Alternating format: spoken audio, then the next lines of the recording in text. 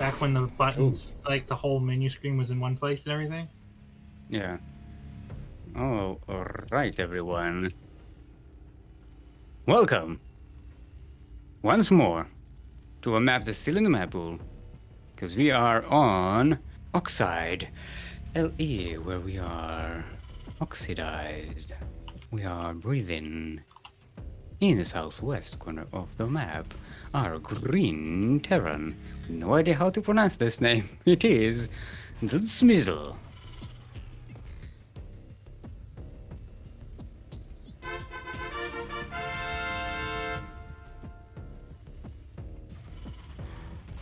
And in the northeast corner of the map, our red Terran. It is known on the bracket as Malupeyt.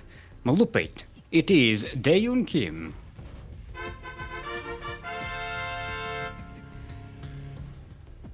Nice. So DLSMIZEL already proxying out on the map. It's only one Rex. God. So nothing super crazy. Are we about to see a Cure Dream series again? Oh, why is the barracks constructing? Why is it orange? Am I stuck on a weird? What's wrong? I think the colors are different than what they're supposed to be. Why is everything orange? I have green and red. No, it is green, but okay, never mind. It's just the skin. Yeah, it's the skin. Ugh. Yes, we found another reason for me to hate the skins because it looks like it's an orange. If we were casting someone like an orange Terran versus a green Terran, it would look like it was an orange barracks being constructed. All right, I think somebody knows what's going on because Daeun Kim is throwing down bunkers already. And yeah, Daeun Kim did go for a worker scout, so definitely saw that there was no barracks at home for DLSMIZEL. The DLSMIZEL. I think we just need to call him Mizzle. Oh no! Speaking of which, he's pulling the boys. Ooh, all the boys are being pulled. DLSMIZEL going all in here.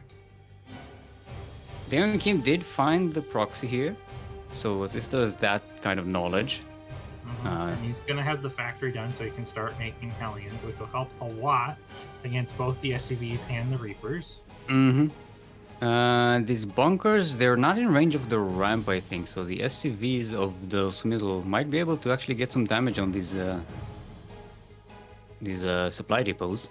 Yeah, he's more expecting just a standard like Reaper all in. Oh, the Reaper's jumping in for the bunker. There's nothing to get in the bunker. One Reaper manages to get in the bunker, and the other one goes down. The Hellion is on that slip. It's going to go down. Oh, the DLSMIZEL. All of their Reapers are still alive. The DLSMIZEL lost nothing so far. Yeah, but because the boys are pulled, he doesn't. As long as he just keeps making things. Also, the Reaper grenade threw some SCVs into the base. Yeah, that's beautiful. Alright, the SCVs are surrounding the barracks. Daeun Kim cannot even make anything. They're supply blocked. Yeah. Oh, jeez, what a Reaper grenade. What's going on? What is going on here? It's a massacre. Well, the Hellion is... the DLSMIZEL is not attacking the Hellion. The Hellion is doing so much damage. Yeah, all of DLSMIZEL's SCVs are dead now. So all... Yeah. And Daeun Kim has lost enough that he's producing again. Yeah, but the DLSMIZEL actually... now losing a lot of those Reapers. They might actually all get cleaned out here. It is... And Mizzle is making SCVs at home. This is a TVT. The worker count is now 8 versus 5 in Mizzle's favor. However, Daeun Kim does have 2 command centers, though. That's, he doesn't have any money. Yeah, that is correct. No orbital commands for Daeun Kim either, so no mules, which is going to make a lot of difference for this game because this DLSMIZEL already making a lot more minerals per minute, just thanks to mules. And he's also making Marauders with concussive shell. Yeah, they're a lot beefier and a lot more difficult for Hellions and Reapers to deal with. Yeah, there's no wall, so they can actually waltz right in. Yeah, I would love to see Day and Kim sell these bunkers. They're not going to be that useful to him anymore, and he desperately needs the income. I mean, actually, they are going to be useful against the Marauder. I mean, no, the Marauders can definitely kill them quickly because they will do damage against the buildings. But oh yeah, they don't keep building more bunkers. At least this one is blocking the entrance.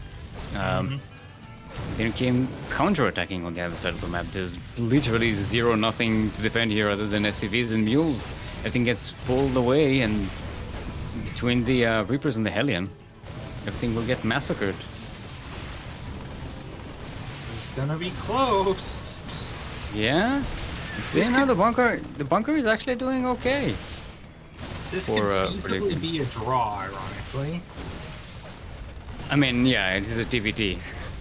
The option is always there. One more Marine will get out of the barracks before it's done and goes immediately into the bunker. Another Hellion is on the way as well. Darren Kim floats one of the command centers away. Load your SCVs in it. Yeah, you can load it. There's nothing that shoots up. Do you think it can carry? Yeah. The one time you can use this ability, like, effectively, it's not being used. Kim is just laughing. Darren Kim did kill all of the DLSMIZEL's SCVs. He does, however, have an orbital, so he can call down mules, and he has 480 minerals. Yeah, I think DLSMIZEL has this. Darren Kim was in a better position, but losing all of these SCVs. Oh, actually, not losing all of them. Yeah. You're gonna be tucked behind the bunker.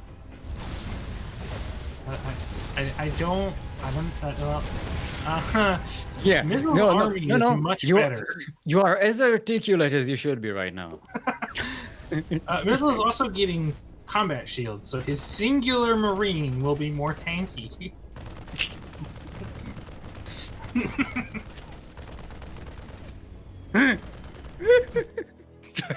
This game.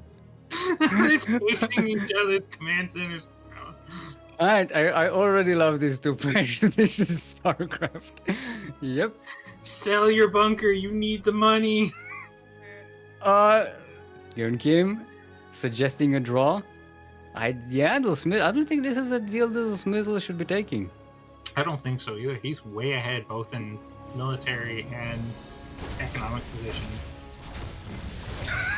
Darren Kim killing the rocks. Why is that necessary right now? His Reapers are bored, okay? It's just something to do. You need to keep your units occupied. Oh, Darren Kim gonna find the expansion for DLSMIZEL.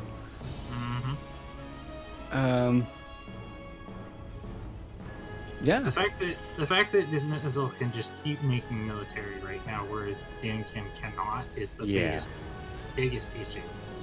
Yeah. Also, DLSMIZEL has barracks. Darren Kim has no production. He hasn't built a building yet since he came over here. Yeah. That's what I was saying. He needs to salvage that bunker and throw down a supply depot. He has to make a depot. Yeah. Darren Kim is basically starting from scratch. DLSMIZEL still has forces around the map. He's not just starting from scratch. He's starting from scratch with a Heroes of the Heart of the Swarm worker count. Yeah. And with the Brood War command center. GG is finally called. Darren Kim understands this will not go on forever. This is one of my favorite TVTs ever. I gotta say, this was a lot of fun.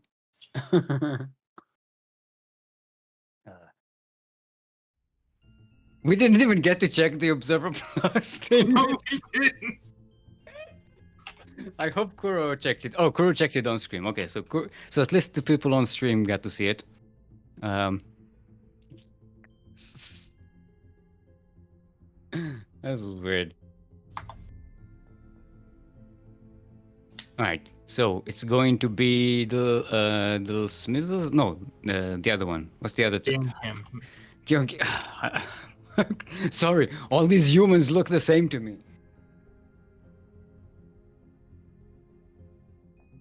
Let's make sure we hydrate our hydras. You know. After that much excitement.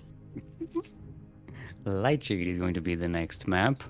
Actually, shall we just invite them to party and I shall create? Go for it. I don't see why not.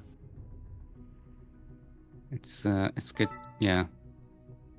Let's just get them into party, and then we can create the map. What server did we play on last? Did anyone catch it? I don't know. Aren't they both Southeast Asia? I think so? Question mark? I'm not actually sure where they're from. SG. Okay. I just got a whisper, and it apparently is DLSMIZEL or De Los Santos Mizzle. De Los Santos Mizzle. They're his initials. Oh, I like it. It's a contender for Caviar Marquises Acampado.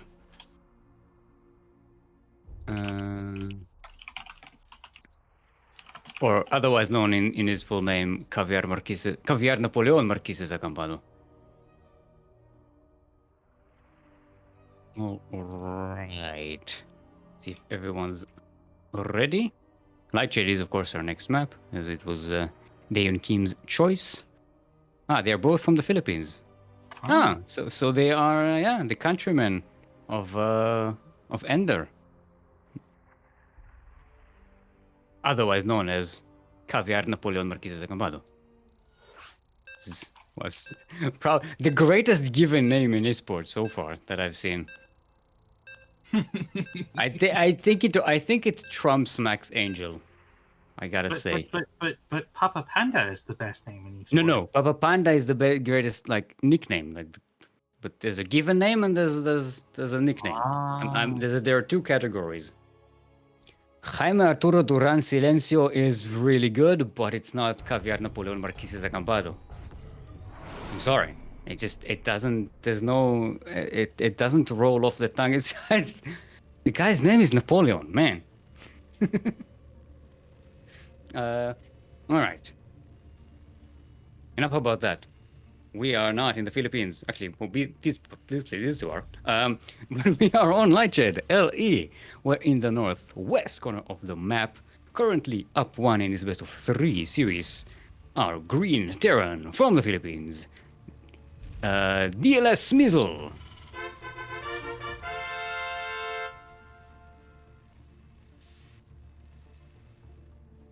And in the southeast corner of the map, our red Terran, also from the Philippines. Give it up for Dayon Kim.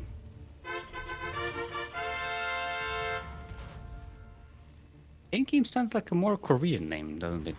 Yes, it does. Or somewhere in that part of the world, at the very least. It's Malupeyt. Malupeyt. I keep saying Malupeyt because it sounds Russian, but it's Malupeyt. See, I'm thinking of like Tibetan ways of pronouncing like things like that. See, this is what happens when no one proxies. We got nothing to talk about, but yeah. Like, oh boy, they're both barracks expanding. What are we gonna? I can't cast this Dally. I don't know what to do with this kind of game, Dally.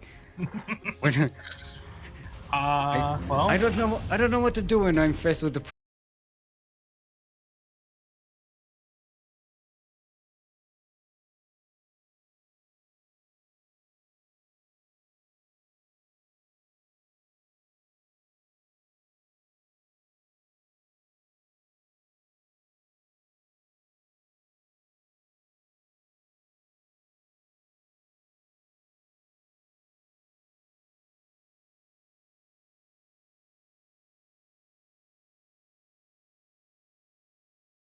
Factory. I'm gonna make sure you get that safety tank behind because his orbital is so much later. Yeah, and already losing one of these workers to the Reaper on the other side of the map. There's that orbital breaking out of that ugly, awful texture. You can really see the difference in their economy because look at how much later this CC started for Dan Kim. Yeah. Stop showing us this horrible stuff, Glor. See, it's orange. It looks orange. It's gold. It's even shiny. It's. Yeah, but if you had like an orange Terran versus a green Terran, wouldn't you think this is like a proxy or something? When it's Of a glance, you would think this is a proxy. possibly, yeah. If I remember correctly, when they're yellow or orange, there's a way of telling with this skin. It's all very chrome. Don't get me started on Chrome, please. Chrome is a lie. Witness me. Chrome is a lie. Also, Dannington went for this aggressive opener and has elected to stay home. Yeah, they He's both seem to be gonna, playing defensively, and DLSMIZEL is not bringing enough. No, he's not. If he runs in here with this, it's gonna die. Yeah. Like, 4 Reaper. Dannington has literally doubled his forces. Yeah, but MIZEL takes one looks at this and just nopes out of here. But now that he knows that those are what they're, he might be able to pressure a little bit. No, he's just gonna dance around. Safety tank at home, getting Marines, switching to the bio. Darren Kim is getting a Liberator though, so that's a nice little harassment that going to pay off in the next couple of minutes. He may also use that to pick off the safety tank on the other side of the map. Because there's no Marine. Oh no, there's 2 Marines finally. There's a Cyclone for Darren Kim, so Darren Kim kind of preparing an all-round situation. It doesn't look like it's going to be McLaren yet. I think we'd see another factory if Darren Kim was going to commit to a lot of Cyclones. Losing all of these kills and a mule kill was not worth those losses, and now there's not anything to hold at home. I mean, Darren Kim, like I said, did get a Cyclone, getting a Viking as well, just for some extra vision. No safety tank at home for Darren Kim. That's a bit dangerous. Why did the Liberator? I was gonna say, why did DLSMIZEL pull his whole SCV line? It's like, the Liberator's there. And it's now in the natural, so everyone gets evacuated from the natural. Well, that is a lot of switches to the main. Oh my God. Yeah. But this MIZEL isn't actually losing SCVs to this. No, it's just also not mining at all. Yeah. So I suppose like it should be expected to lose a couple at least, and you still should be okay. All right. Cyclone doing a lot of work here, but DLSMIZEL tank dropping into the vein of Darren Kim. This Cyclone is already in within the range of the tanks, out of the range of the tanks, too close for comfort. And these two are going to get cleaned up, especially with the Viking on top. Like Darren Kim was super prepared for this.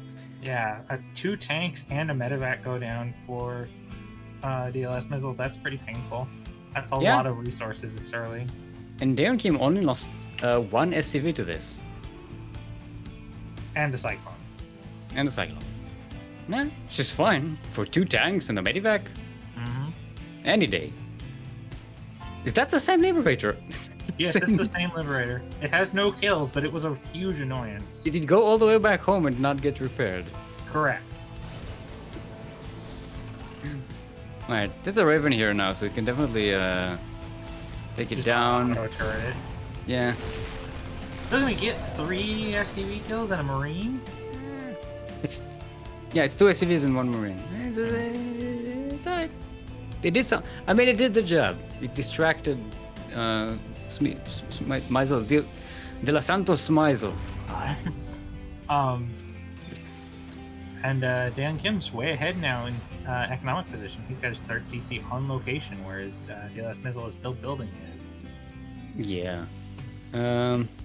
They're okay in terms of upgrades. Kind of equal. MIZEL now starting Steam. Darren Kim hasn't started Steam yet. Yeah, Darren Kim doesn't even have a tech lab on barracks that he can make upgrades with yet. Raven drop here. Gonna get a couple of SCVs, 4. When I say couple, like 2 couples. That's math warriors. Dayon Kim not getting stim. That's a rhyme that could have. Yeah, it's just another reactor on the barracks. He does have one with the tech lab now. He's just not using it. Oh my god. Okay. High-tech auto tracking? Yeah, high-tech was tearing before Steam. You heard it here. Kerwin, what's your opinion? Hold on. 1-1 and high-tech before Steam. Can we drag Kerwin for an opinion? Actually, Thermal did this and I think there's a build like that and it works pretty well. Except for when the other person has a brain. 1-1 and stim before you go. Yeah. Dayon Kim is getting a lot of Marines and no stim. This is bad. No, not good. Dayon Kim, it's not just a lot of Marines, it's just most of Dayon Kim's army is Marines. Mm-hmm. And he's getting ship weapons and now he started stim. Thank God. Okay. 9-minute stim start. That one SCV found it. See that this one SCV was like standing around, milling about, not doing anything, looking at the tech lab like, why aren't you working? Why aren't you working? I was like, I'm gonna tell on you. See now we told on the SCV and the SCV got called to work. This is what happened. Vigilance. That's the important thing.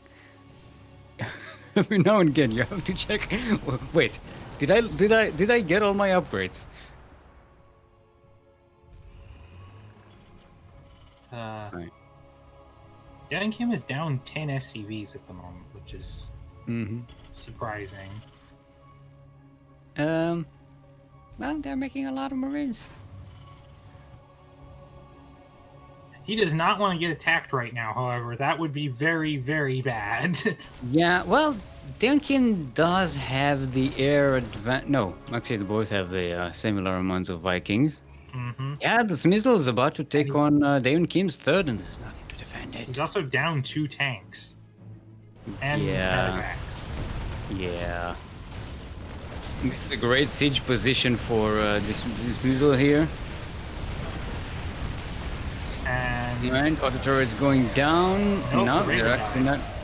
Yeah, but the Vikings of MIZEL are taking the air advantage. The third base of Dayon Kim is down. I mean, absolutely destroyed.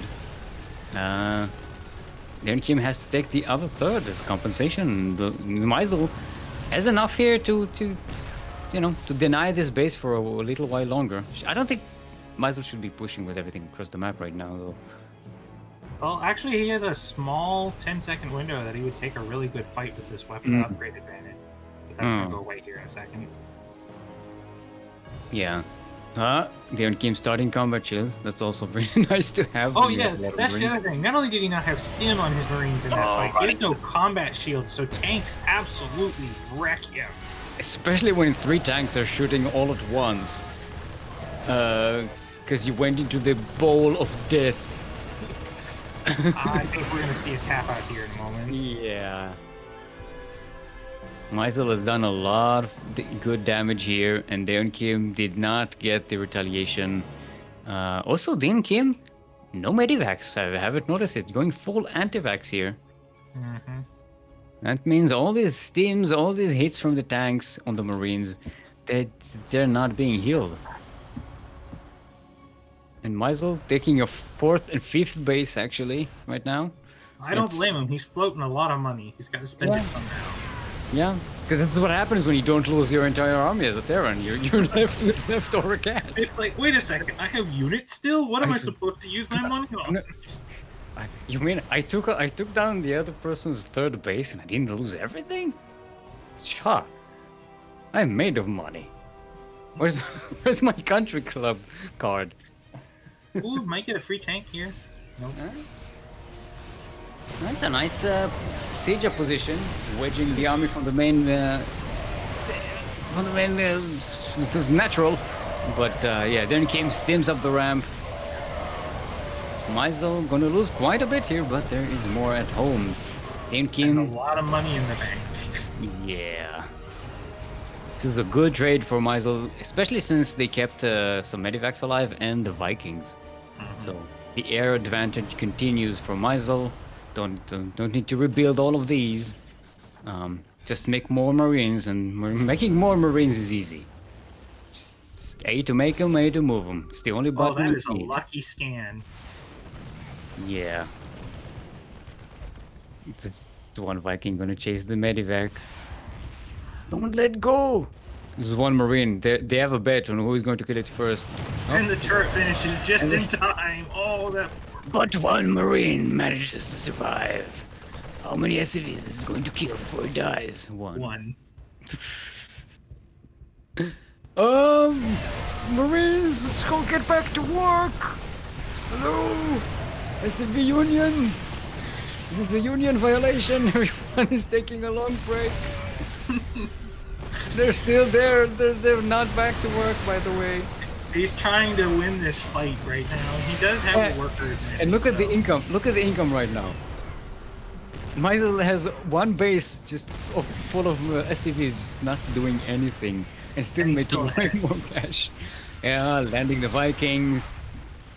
Take care of the production. This is a chokehold here, I think. I don't see how Dayon Kim can get out of this. Trying to go for a backstab or a surround, but look at these Marines. They're so low in health. Look at the supply. Look at the supply. The soup does not lie. And the tanks are on siege. The Marine jump on top of them. He's But just the gonna Medivac, boost his the Medivacs just picked up. The tanks are so low in health. But that's not that. Even if they die, that won't be enough. GG is called. And De Los Santos MiZeL. De Los Santos or De Los Santos? De Los. De Los Santos MiZeL wins the game, wins the match. I might say it's MiZeL-tov. Huh? Huh? I was doing pistol fingers, and then I remember I don't have a camera, so I'm doing pistol snaps. Yeah, I got a ... from Kuro. Thank you all for your proper reaction. I have the laugh of shame from DallyCat. Not sure if it's not sure if it's a shameful laugh for me or for her, but it's a shameful laugh. All right. All right. So MiZeL going to continue. Then we do have a double elimination bracket. So Malupeyt, otherwise known as Dayon Kim, is not out of the tournament just yet. They'll have a chance to redeem themselves in the lower bracket. Let's see if we have another series ready. I think Baillie versus Techno. I don't see them in. Looks like we might be waiting on somebody to finish because I think they're all in game currently. Yeah. So Baillie did show up eventually. We intended to cast Baillie versus Yakuzaku, but Baillie was running a little late, so we jumped on a different series here.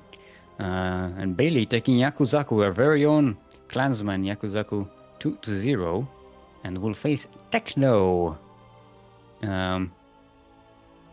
Also, we have nobody waiting on Gunner and Nihongo. Just no one there. Nobody at all. Nobody at all.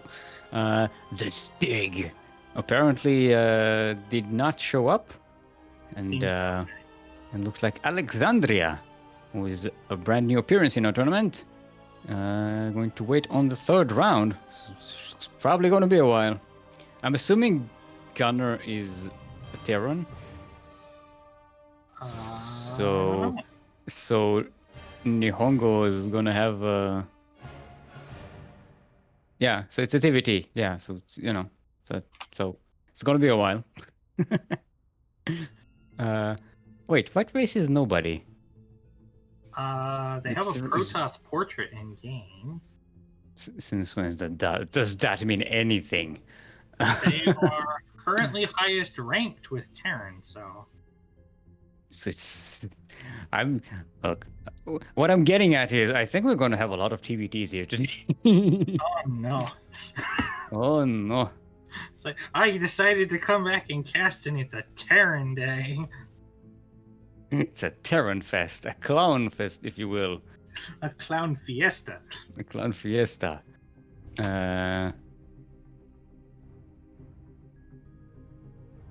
Wait, why don't I see? Yeah, nobody is Darren. Nobody is Darren. But by that I mean everyone is Darren. And by that I mean everyone is Darren. I love that name. I love nobody. Well, that's just Yes, rude. I can't believe you say that. I got an SMH from Kuro. Thank you very much. What's the combo? What's the combo I'm going for? I got a ... an SMH. What's the next one? A face bomb. Still please. Or still please. Still please and oh no. Let's see if I can get them all in a row. Well, I mean, don't you have an oh no? Or no, that's a not like this. No, it's a oh no. We have the platypus. Oh no. Yes. Yes. Which you can have too as well, dear viewers, if you subscribe to the CranKy Ducklings channel right here on the CranKy Ducklings channel on Twitch. If you do that, there you go. That's in chat. It's been in chat for 2 minutes. The CranKy4 oh no emote. You can use that. And also, you get replay packs and access to the subscribers only channel. And, you can help Yaku with his homework. But you also get the oh no emote. Custom made for the tournament. Not tournament, for the team. I meant team and said tournament because they start with D and... Yeah. It's all my brain needs, really. Yep, I got it. There we go. I got the oh no from Krupp. All I need is the still please. Let's see if I can get that here. my achievement list for today. Okay, Alexandria is saying they are Zerg. Dream of Alexandria. Ooh, I like that name. Girl, I think Steel took all of Yaku's Milo today. I still don't understand what Milo is. It's just like a cocoa powder thing. I don't understand what that is. Group explain. Yes and no. No, see, that was a combo breaker. I shouldn't have asked about the Milo. God damn it. You have been fooled. Krupp is talking to me instead of being judgmental. I've broken the combo. Combo breaker. Combo breaker. Right, so we are waiting on either Baillie Techno or Gunner NihonGo. Correct. These are the two series, the plural of series. The series is the plural. Series is. No, it's just series. Wait, series is the plural of series? Yes. Are you serious? Yes. Just like sheep is the plural of sheep. Did you miss the pun, or did you? I said, are you serious? No, I didn't miss it. God damn it! I was expecting some reaction, but no reaction is the worst reaction. I got a blob, not like this, from Kuro. Not like blob.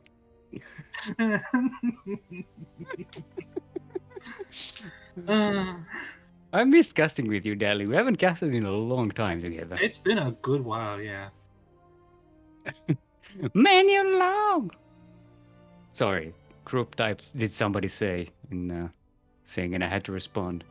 See? Yeah, nice. Yeah. Should probably make the live feed visible to the viewers so that they'll know what we're talking about. This is the worst entertainment. We're entertaining ourselves. No. The stream knows that you just talk to yourself and your imaginary friend, and nobody says it, because then we would be acknowledging the fact that you've gone insane, and that would be rude.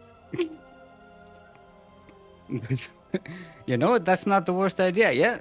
See, here's the thing. Kuro can type in-game chat and the viewers can see it. but we cannot, the other casters, because we don't see Kuro's client. And Kuro can type in the live feed channel, which you, the viewers, cannot see, but we, the casters, can see. So it's like a weird vortex of miscommunication that's going on, which is She's a ghost. thing. Group does not exist. No, the worst time was in our first streams. For the first couple of streams, I think, Kuro was actually unmuted. She was muted on stream while she was observing, but she was talking to us, the casters. And Oh, I didn't know. Super confusing. I didn't know that. I didn't know that she was muted. So I was talking to her as if the audience can hear her. And nobody decided to tell you this for several streams. It took a while. I don't know. I don't remember how long that it lasted, but it was, yeah. It must have looked really weird from the outside. All right. We are still waiting on our players. Don't worry. We haven't forgotten. There are series I, Serie, the plural of series going on, which apparently the plural of series is series. For series. Yeah, I was milking that. That should not have gotten a reaction. And you did not get a reaction, I'm proud of you.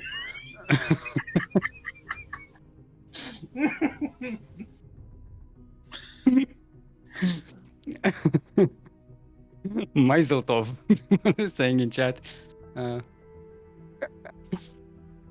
Yes. De los Santos. Mazel tov. Mm-hmm. It's good. It's a good name. Mm-hmm. Hello, I'm De los Santos Mazel tov. You killed my father. Prepare to die. Oh, Gunner and NihonGo just came out of game. Whoa. Yes. So we may have Please thing. wasn't their first game? Let's see if they're finished, or if not, we can just join them. Probably finished with game 1 because it's been an hour since we started. Just a TVT. Yeah, NihonGo is a really fun Terran. Also, the current runner-up, the current. Hold on, I haven't seen what happens. Last week we had a bit of an upset with Matrix coming in and taking 11 out. And yeah, NihonGo's still the reigning runner-up for two SDOs in a row. NihonGo has been in the finals. NihonGo is cosplaying as Sue, is what you're telling me. Yeah, NihonGo is the current Kong of the tournament. And looks like NihonGo is going to go up against nobody. Well, that's good. That means he can just keep going. Yes. Let's get NihonGo and nobody. Huzzah! That is nobody's team. Team Huzzah! This is on Oxide again, by the way. Yes, thank you for reminding me. I may not have remembered to check. I'm gonna have to wait for everyone to join the party. Yep, there we go. There's everybody. Привет, everyone. So NihonGo is from Russia. Nobody is from what was it? Bangladesh. That's right. So I'm assuming you assist, or maybe you can go switch to you. You want? Let's ask the players what servers we prefer.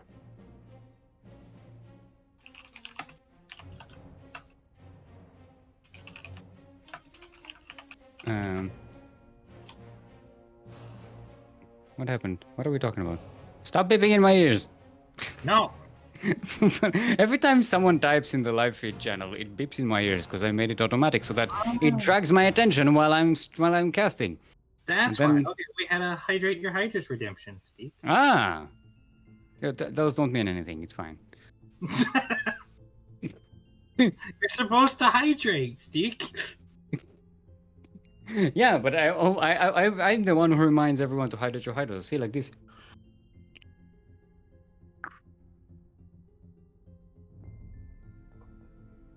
Okay. US West is is the one.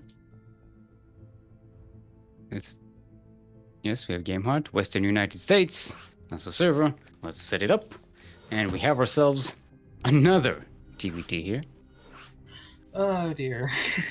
Maybe we'll see another shenanigans-filled first game. I mean, here's the thing about NihonGo. NihonGo is not a typical Terran in that they have like a variety of builds that they're doing. It's not like just one thing. NihonGo can go mech in one game, bio in this next game, proxy another game, you know, and then do something, and then go something weird with banshees in a different game. It's you know, they've got range is what I mean. It doesn't get stale. Yeah. Let's see if everybody's prepared. Oxide is of course our first map. Both players are ready. Let's get right on to it. Now, we did see nobody play last week in Masterson Open as well. That must have been really boring. That it was kind of tough. They did go up against Red Gunner Guy in the first round. Red Gunner Guy is a Zerg. See, now you're ignoring the pun. Yes, I'm not used to people punning towards me. I didn't even register it. See, it's not the first time that I've encountered this problem. See, I'm so used to making puns at people, and no one does it to me that they could totally go over my head. If nobody was playing an MSO, it must have been a really boring tournament. Yeah. Steak, intro the players. Is this what it feels like to be on the opposite end of my jokes? Yes, it is.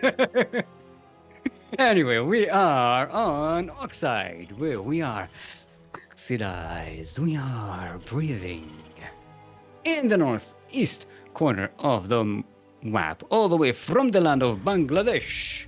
Representing Team Hosdo, our not so teal Terran is in fact nobody.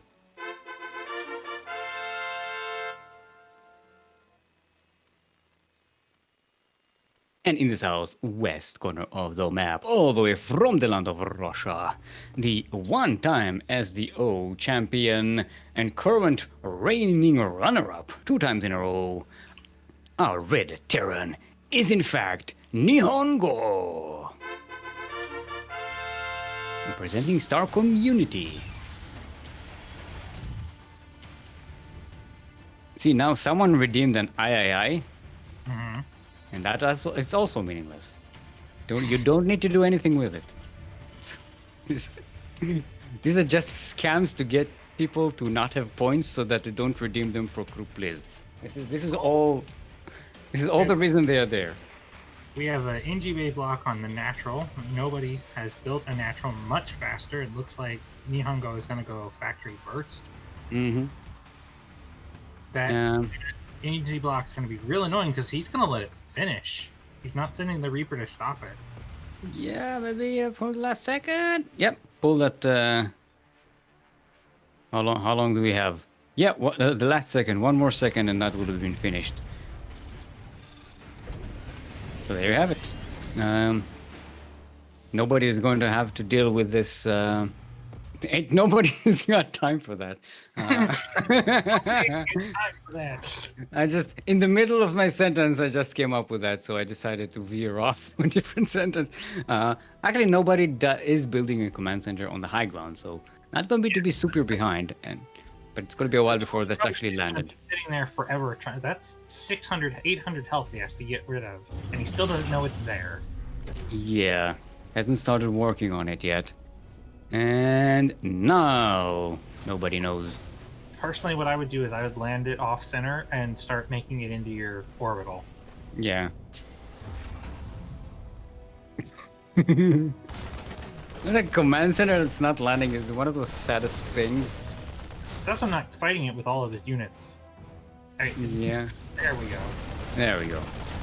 That's more like it. Oh, no. There Nobody you go. almost landed it back home. Actually, but at this point, just Yeah.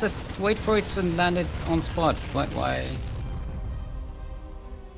If we had done it right away, it would have made more sense. Oh, look at this. NihonGo is going for a very quick thingy. It has a name that I remember definitely. Fusion Core. I was about to say Cyber. I was about to say Cybercore. He's going to make stupid unit. Yeah, this is a stupid unit build. Like I said, NihonGo, a very versatile player, always switching it up. It's very nice to see. I actually saw Pig do a build yesterday where he went BC tank, pure BC tank, and it worked. Yes. I don't know the chat. What are you talking about?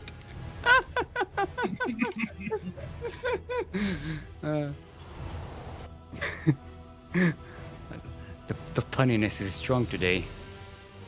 Yes, there's the battle cruiser. The stupid unit is coming. So what does nobody has as anti-air? A lot of Marines. He's kind of a Raven, which will at least And a help Raven. lock the BC down temporarily. Yeah, He has it can the help. capacity to make cyclones, which would be Yeah, cyclones would be the thing here. Oh, we're going straight for Yamato NihonGo. Not forgetting the upgrade that a lot of people forget about. It's actually really useful because it does like 300 damage for almost free. It makes turrets a non-viable option to deal with them. Yeah. Alright, and most importantly, nobody is scouting this. I mean, NihonGo is scouting this, but nobody else is. Mm-hmm. The other person who's nobody. Get it? Nah? Nah? Yanko is supply locked, however, and I don't see him making a depot anywhere. There we go. I mean, it happens when you make a battle cruiser that's like 6 supply each or something Yeah, like but that. he's also floating money. He just forgot to start more depots. Yeah. Alright, the battle cruiser. Waddling across the map as you should with it. They should be sneaking around so you have the jump away ability. I mean, the Raven is here. The Raven interference matrix can stop the jump away. So that's dangerous, but And it'll also nobody... keep him from using Yamato. Yeah, nobody doesn't have a lot of anti-air. It's just Marines, they're not upgraded yet. And battle cruisers have a lot of health. They don't even have a stim. Yeah. They I mean, might. Steam is about to finish. Yeah, Steam is about to finish. Maybe even +1.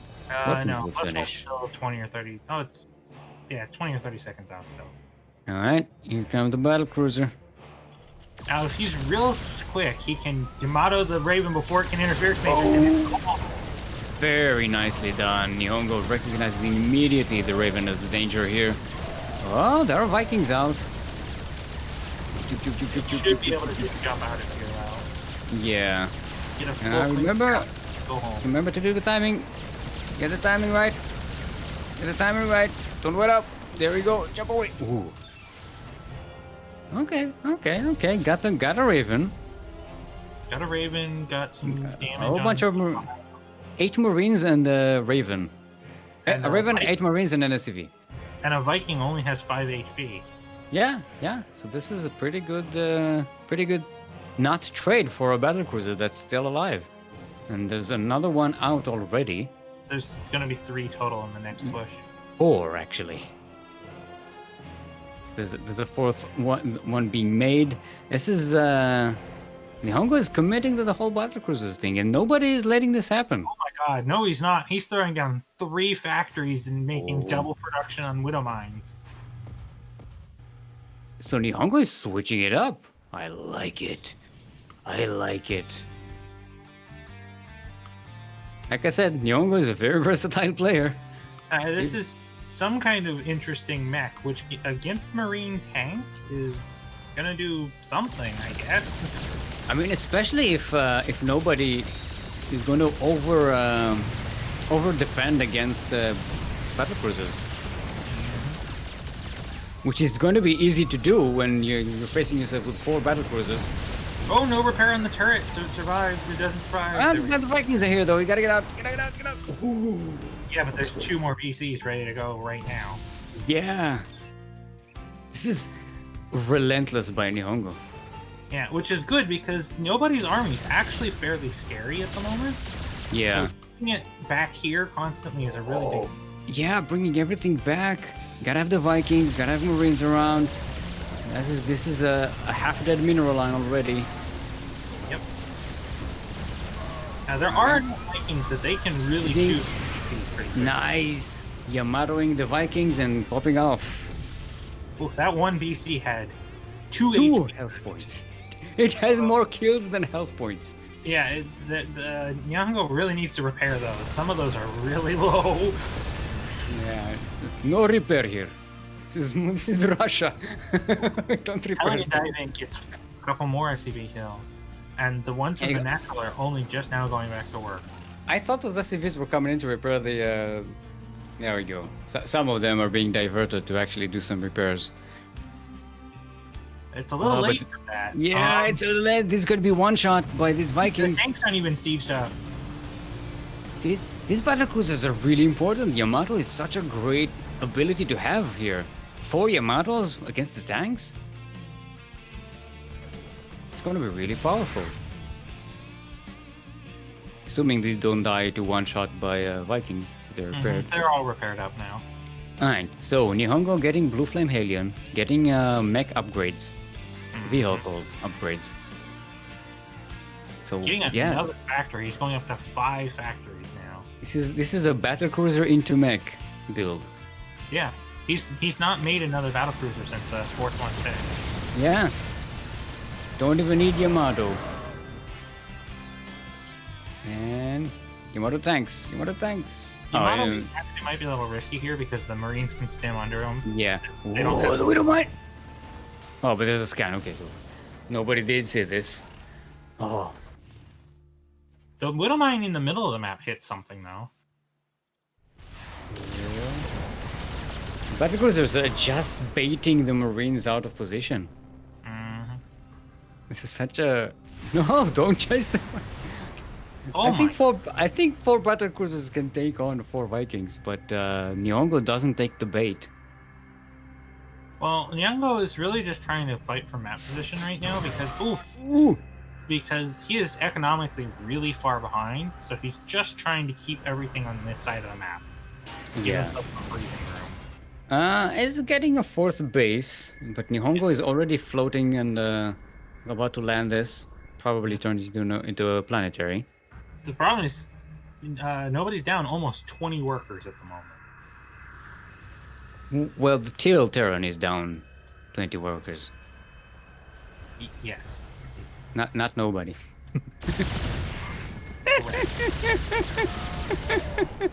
No, you're supposed to say that's true. Then I would have said no. True isn't here. Isn't the We need a cure for speed. Cure. I don't know what. I don't have any news about Cure to say, so I don't. I messed it up. I'm sorry.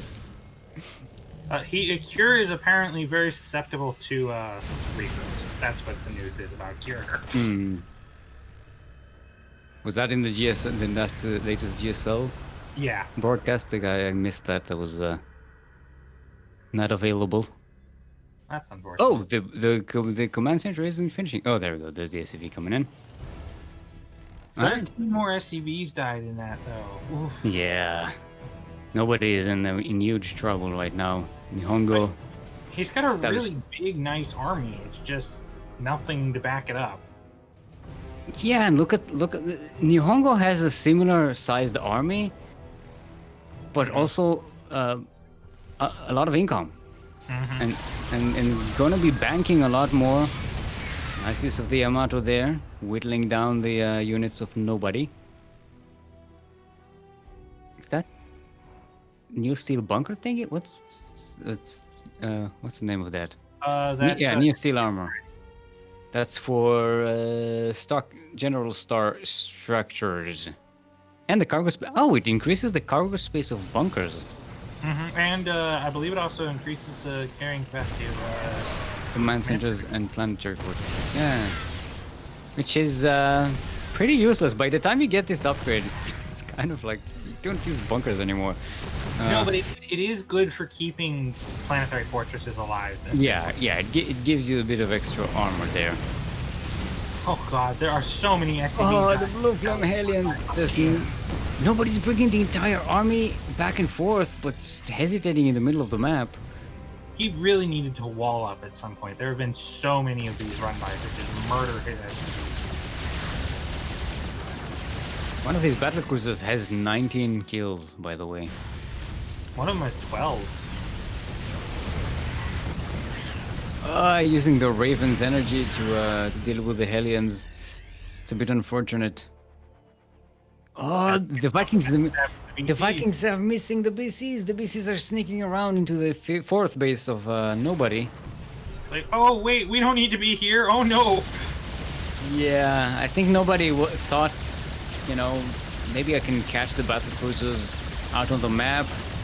Oh, the Ravens are here though. And the Vikings are here.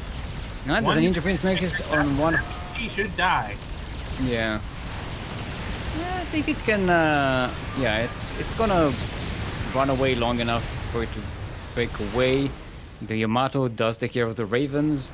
But there are more Hellions in the natural. Oh no. Happily, there are no SCVs to kill you. Yeah, there's just 21 SCVs literally sitting in the main doing nothing. In the meantime, NihonGo is 69 SCVs. Nice. And this CC is burning down. Oh no! He's moving all of his workers to a CC that's burning down. Oh no, the one in the fourth base. Nobody. There's no repair. No repairs. The mules are there, but nobody is so starved for resources right now. Not even caring. Come on, repair, puppy. Repair. Don't pull a Yaku. Alright, nobody is concentrating on this attack. This command center is going to go down. This orbital command. I mean, he is kind of in a fight for your life circumstance regardless. Yeah. He's so far behind. This is a nice joke. NihonGo is going to lose a lot of units here, trying to push in. Not a lot of Hellions here anymore. It's mostly tanks and Thors, so... Oof, there goes the PCs. The orbital is about to burn. It's now on 70 health points. Goodbye, income. It had there were mules and SCVs the entire time. Look at the income of nobody dropping after losing this. Oh no. Oh no. Oh, GG. No, he saved it. That's one way to save your orbital command from burning. It is now the Schrodinger orbital command. It is neither dead nor alive. Look, this is the honorable way, you know. You surrender before all of your units die, you know. It's an honorable position. Anyway, NihonGo takes a first win in this series. Let's see what the next map is going to be. It is nobody's choice. Schrodinger's is command center. How do we get somebody to pick? If it's nobody's choice, how do we decide who picks? Nobody picks. It's nobody's choice.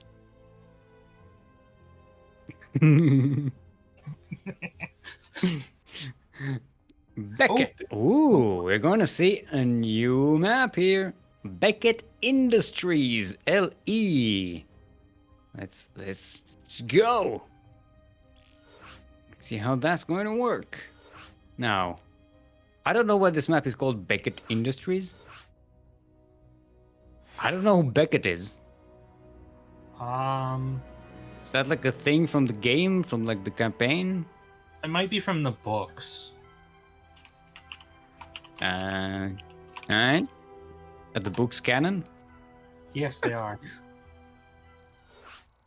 Alright. It's a good thing that we're playing TVT, because it's gonna have a lot of cannons around, right? Yeah, that was a very weak one. Superman map, so there's gonna be some. I'm worried about the redness of the background. My understanding is this map has a teeny tiny rush distance. It's a bit meandering, but yeah, it looks pretty short. Like, the actual direct path from base to base is smaller than submarine. Mm-hmm. Oh, yeah. All right, everyone. Welcome to our very first time casting anything on this map. Beckett Industries, LE. Oh, it has cables going out of the Vespin Gazer into the command center. So why do they need SUVs? They could just pump it through in the southwest corner of the map, all the way from the land of Bangladesh, representing Team Huzzah! Our not-so-teal Terran is, in fact, nobody.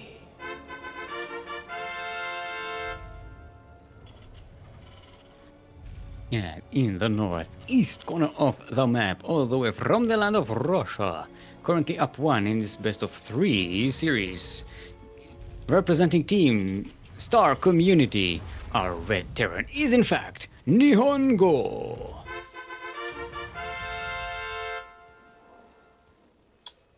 Well, so Are far... you hearing? I'm hearing... just like something going... that might be... You might hear my cat squeaking at my door. No, it's coming from the game. Oh. I don't have game sound up high enough for that. Yeah. What is that floating in there? There's something floating in the... Is that a Baillie? That is a really, really big Baillie. Yeah, it's a giant Baillie. With like one of these things that what's it called? Jellyfish have. Like they have this like skirt around their face. I don't know what the term for this is.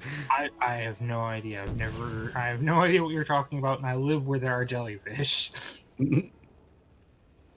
Brenda Beckett from 12A.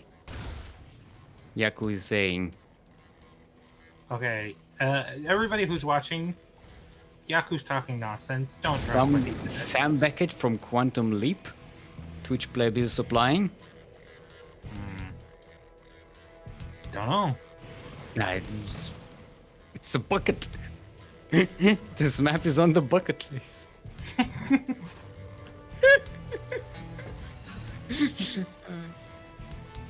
Look, it's my thing. I try to find jokes for every map, for everything. Oh! The Reaper gonna go down. Doesn't see anything. Yeah. It had it like got stuck trying to jump up the cliff. What? What? Krupp has abandoned us. She just stops observing. My jokes are getting to her. Alright. So nobody's being aggressive here. And if I say nobody, I mean nobody. Like no one. Like not either a player. I did literally say nobody is being aggressive and then remembered, oh wait, one of the players' names. God damn it, this name is confusing. I love it. I love when names are confusing. Except you don't like when anything else is confusing, so come on, Steve. Well, I'm always confused, so it's just like business as usual. Reaper's got a good scout. Didn't get any real damage done. Also, you isn't playing here today, so I don't know what you're talking about. Neither is I. Yes, we have players sometimes. One of them is called you, and one of them is called I, as in AYE. I can't wait for the you versus I show match. What happens when there's an O?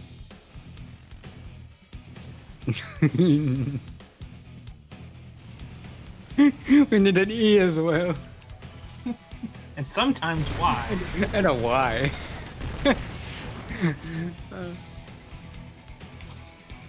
Oh, it's from Dairy Girls. Oh. Brenda Beckett from 12. I don't remember that. That was a very like obscure reference that I would never remember, Yaku. Why would you? How would you remember that? Since when did you remember things? Everything that's random. His brain latches onto stuff like that. No, I'm pretty sure you just went and did a search for Beckett, like on Google, and like series, television and movies. Beckett characters called Beckett. To me, the Beckett Industries sounds like a very industrial revolution era British business. Like Lord Beckett. I don't know. It sounds more cyberpunk to me. Beckett Industries. We make your life better. Beckett Industries. For a bright and happy future, where we get all your money. And you do all our work. Alright. This time, NihonGo is actually going mech, full on mech, skipping the battle cruisers. Which is a variation. Well, in the meantime, nobody is going bio, getting steam, getting more marines. This little attack here, trying to threaten the third base of NihonGo, isn't really doing anything because there's no third base yet, so going to pack it away and try and reach the natural, but this is... He's kind of trying to find the third. Or at least the third. This seems to be a pretty defensive position though for NihonGo. Yeah, but NihonGo doesn't really have any bio. He doesn't have any, he had Reapers and those kind of went pop, so... Well, yeah, he has more tanks than, well, nicely spread tanks at least. There's the Raven, the Cyclone as well. She's actually getting repaired. NihonGo paying attention to the needs of these machines. No, because he's ignoring this Hellion. This Hellion has 4 hit points. Aliens are expendable. Oh, now it's getting repaired. Beckett Industries will repair your Hellion. Beckett Industries. The tank is not getting repaired though. She's gonna sit there and be judgmental about all the unrepaired units. Right, nobody's circling back again towards the third base location here. Oh, manages to dig in the Widow Mine, but there are Ravens for NihonGo. Oh, a Raven sneak attack! Gonna get immediately denied by the tanks. There's just too many tanks. Yeah. NihonGo is going to be able to push nobody here. Oh god! Auto turrets everywhere! When actually nobody loses both Ravens and NihonGo keeps the Ravens alive. Yeah. This did not work at all well for nobody. Look at the units lost tab right now. Nobody has been sacrificing so much and gaining so little. That said, it's gonna be a while before NihonGo gets very with a tank a tank heavy army. You're not gonna be racing across the map at 300 miles an hour. Tank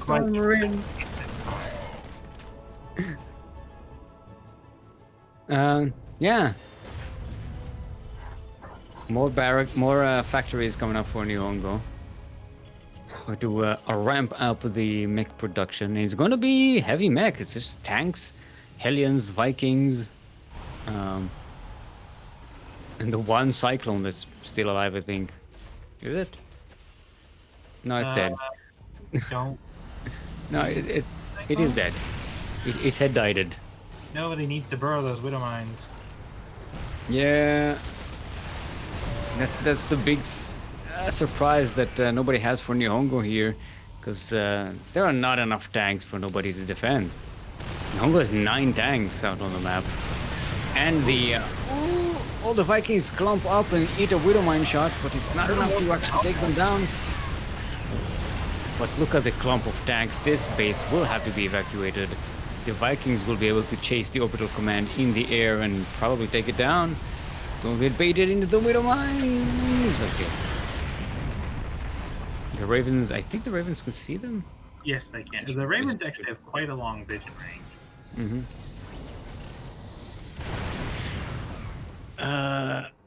We got light in chat. Solid tank position from nobody, and by that I mean NihonGo.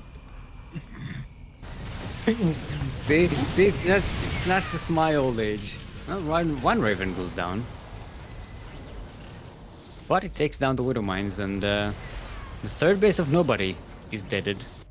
Yep, Nobody's taking a on the low ground over here. This is a bit. Honestly, I like this base a little bit more than that one. This one's a little bit harder to siege.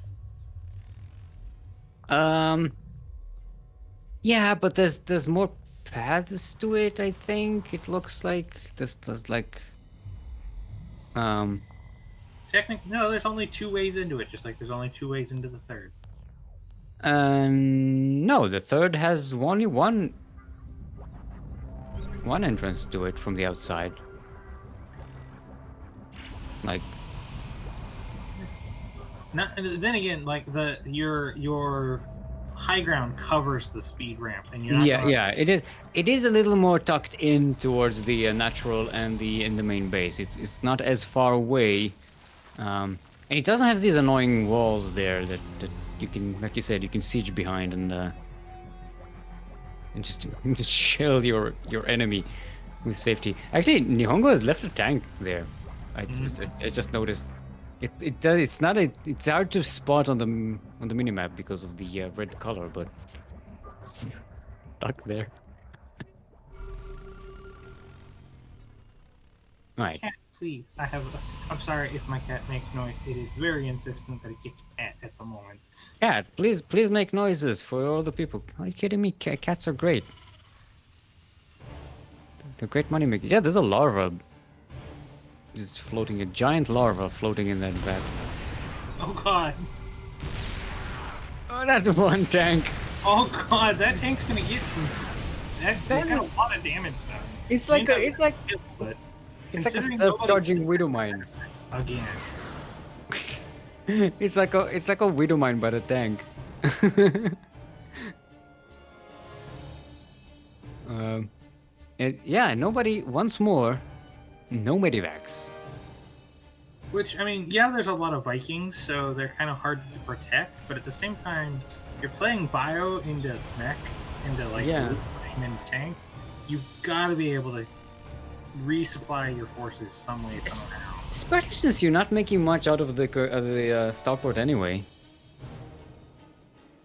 I mean, it's making ravens. You don't need that many of them. It's better to have a few medivacs.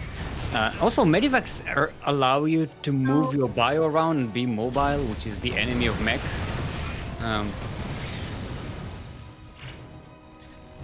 7 kills on those Hellions. Yeah. And once more, nobody's falling quite behind in terms of worker supply. It's 2,000 resources in the hole and units lost. Yeah.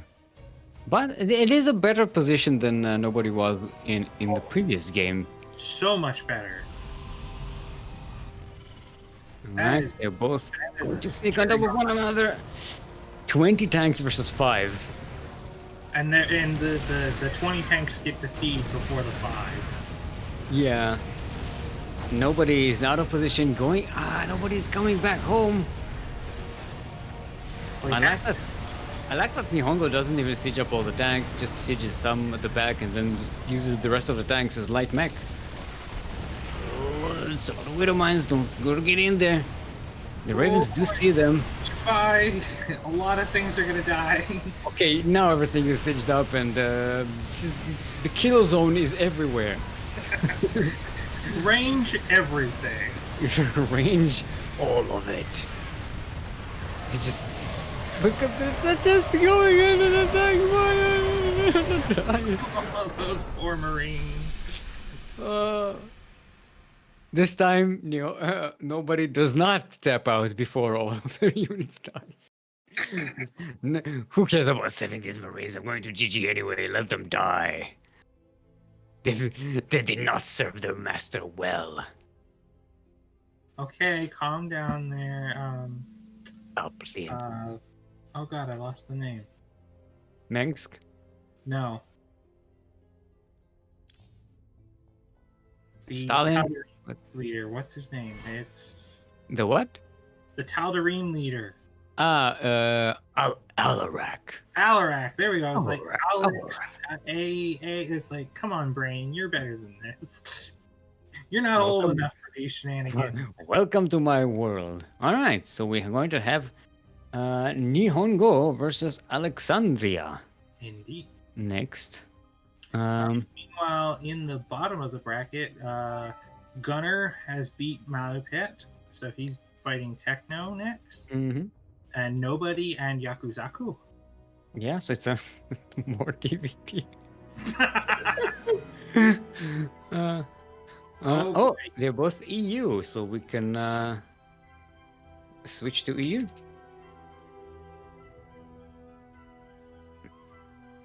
Channel CranKy Ducklings. Okay, there we go. Let's switch to EU. EU. Yeah. My ping to EU is probably trash. No, achievements go. No, don't. I mean, you should have the. Other than Kuro, your ping to EU should be better than mine. You're way closer. You haven't seen the past. I've had like 1400 ping to EU in the past couple of broadcasts that I did from EU. It's yeah.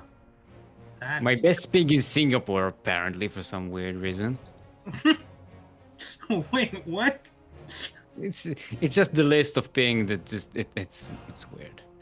All right, let's start collecting everyone into the Euro party. Euro party. Euro party.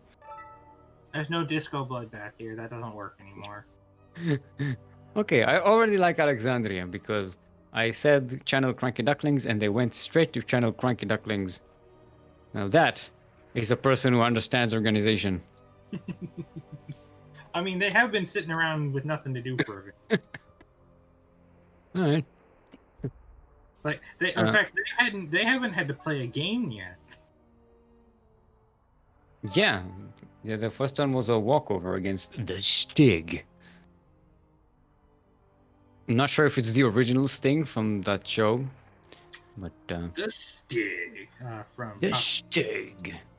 But we just call him the Stig. Ooh, look at that. We are going to see 2000 atmospheres. Mm-hmm. Which I still think is a bit of an exaggeration for one planet to have. Doesn't it refer to how much air pressure is present in the atmosphere? Or no, it refers to water pressure. It is equivalent to that many atmospheres of pressure. It is a measurement. Yeah, you're right. You're right. That could be. Although I'm pretty sure 2000 atmospheres means you are like in the sun. That's a lot of pressure. All right. Both players are ready. Alexandria is a Zerg player. Oh, good. We have a different series. And one could say that the players are now under pressure. Din din din din din din din din din din din din pow pow din din din din din din din din. Get it? It's a song under pressure. I made the joke. I know. No, I'm not doing that. I'm speaking to the viewers. You have to remember this is an old ass song. A lot of my viewers. Yeah, but David Bowie and Queen are very well known. Are they though? Young people don't know crap. Huh? Young people don't know crap. David Bowie was in a lot of like recent stuff aimed at younger people before he passed. I know David Bowie still famous recently, but is that song still famous? I mean, it's very fitting for the time of existence we're in right now. Yeah, that is a correct assessment. Speaking of pressure, we are on 2000 atmospheres in space. We're in the southwest corner of the map, representing Star Community, current runner-up of SDO, one-time champion of SDO, our blue Terran from Russia. It's NihonGo.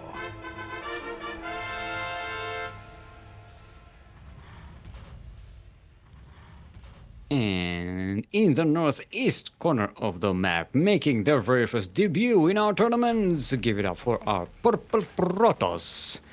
Representing Berserker, it seems, Alexandria.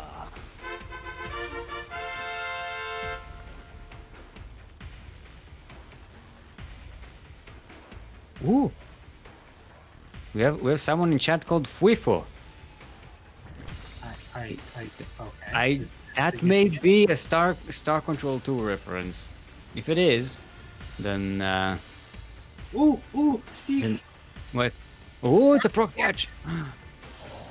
It's a hatch block. It's not a proxy hatch. It's fine. It's relax. Let's relax. It's just a hatch block. Nothing too crazy. I mean, it's just a hatch block so far. It might turn into a proxy hatch. So far.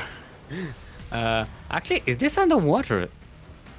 Yes, that's why there's bubbles and stuff coming out of it. Ah. That's why I said it's an. That's why I think it's 2,000 atmospheres, because water pressure is measured in atmospheric pressures. For some reason. So is gas pressure. So. Oh no, actually that's well, a lot of it is in psi, but. Yeah, pounds per square inch. But that's only for Containers. For containers, not for like altitudes and stuff and stuff like that. Well, I know you can use PSI to describe water pressure acting on an object as well. Like submarines have so much PSI acting on them at certain depths. No, submarine isn't even in the map pool anymore. Daddy.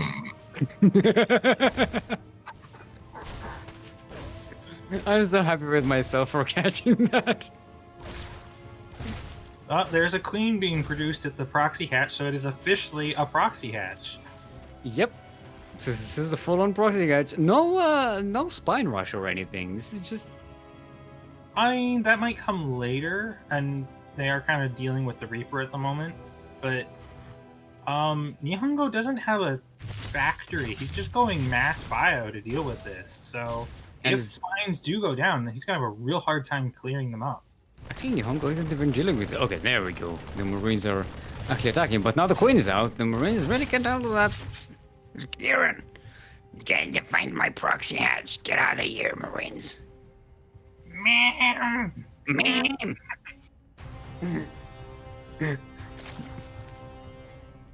Yay! It is a reference. Hello, fellow Hunam. Kuro says she's leaving. No, she said she's live young. Live young, die hard. That is a lot of Marines, and there's not Yeah. many Lings here. Well, the thing is, the Ducklings will keep them away from the Queen, and the Queen will do damage, but yeah, it's not. There's also a second Queen here. Oh, they're floating up. Did you see they're floating up? Like in a... Yeah, it's the underwater map death animation. They float up. Yeah, but not all of the map is underwater, though. Goodbye, Queen! See, that's the thing. Not all of the map is underwater. What do you mean, not all of them? Just the lower parts are underwater. There's a water line. If you look at the cliffs. Oh, yeah, I see that! So why is everything floating up? Because they like that death animation, and because the kills happened on the low ground. The fishes, the pink fishes, they're really cool. Yeah, so are like the pulsating vines everywhere. It's like it's a mixture of like HOTS assets. Mm-hmm. I like it. I like water maps. They give me good names for names of planets in my Stellaris playthrough. This is one Marine is left to clean up after everybody else, and he's probably going to die. There we go. Yep, he's super dead. Now, what Alexandria could do to be really annoying is turn one of those larvae that's left behind into another drone. And since these guys are all leaving, just throw down another block. Yeah. No, actually, Alexandria is switching to Spire. I mean, he, she, they has been sat at home pretty much unmolested so far this game, so... Man, sacrificing a hatchery and a couple of queens and 10 zerglings and Yeah, but there's 20 workers up at the moment. Yeah. The big deal is that Alexandria was able to expand, while NihonGo was not able to expand, not comfortably at least. Now, this is a big bioforce, and you do not have speed bangs yet. That was a really nice connection there. That put a bunch of bio in the red. Mm-hmm. Alright, the man is rolling into the man. Nice splits, puppy. Great splits by NihonGo. Dozen Marines with solo and head. Oh, no. That one queen corpse just went flying. Bye, Marine. Alright. We need to be practiced for these kinds of maps so they can fly into our face. 8 SCVs died here. Yeah, a couple of lings ran into natural. Yeah. Alright, Mutalisks are about to come out. Alexandria going for 4th base. NihonGo it had a really rough start, but going to establish a 3rd base finally. Gonna really have to ramp up worker production here. He's now down 24 workers.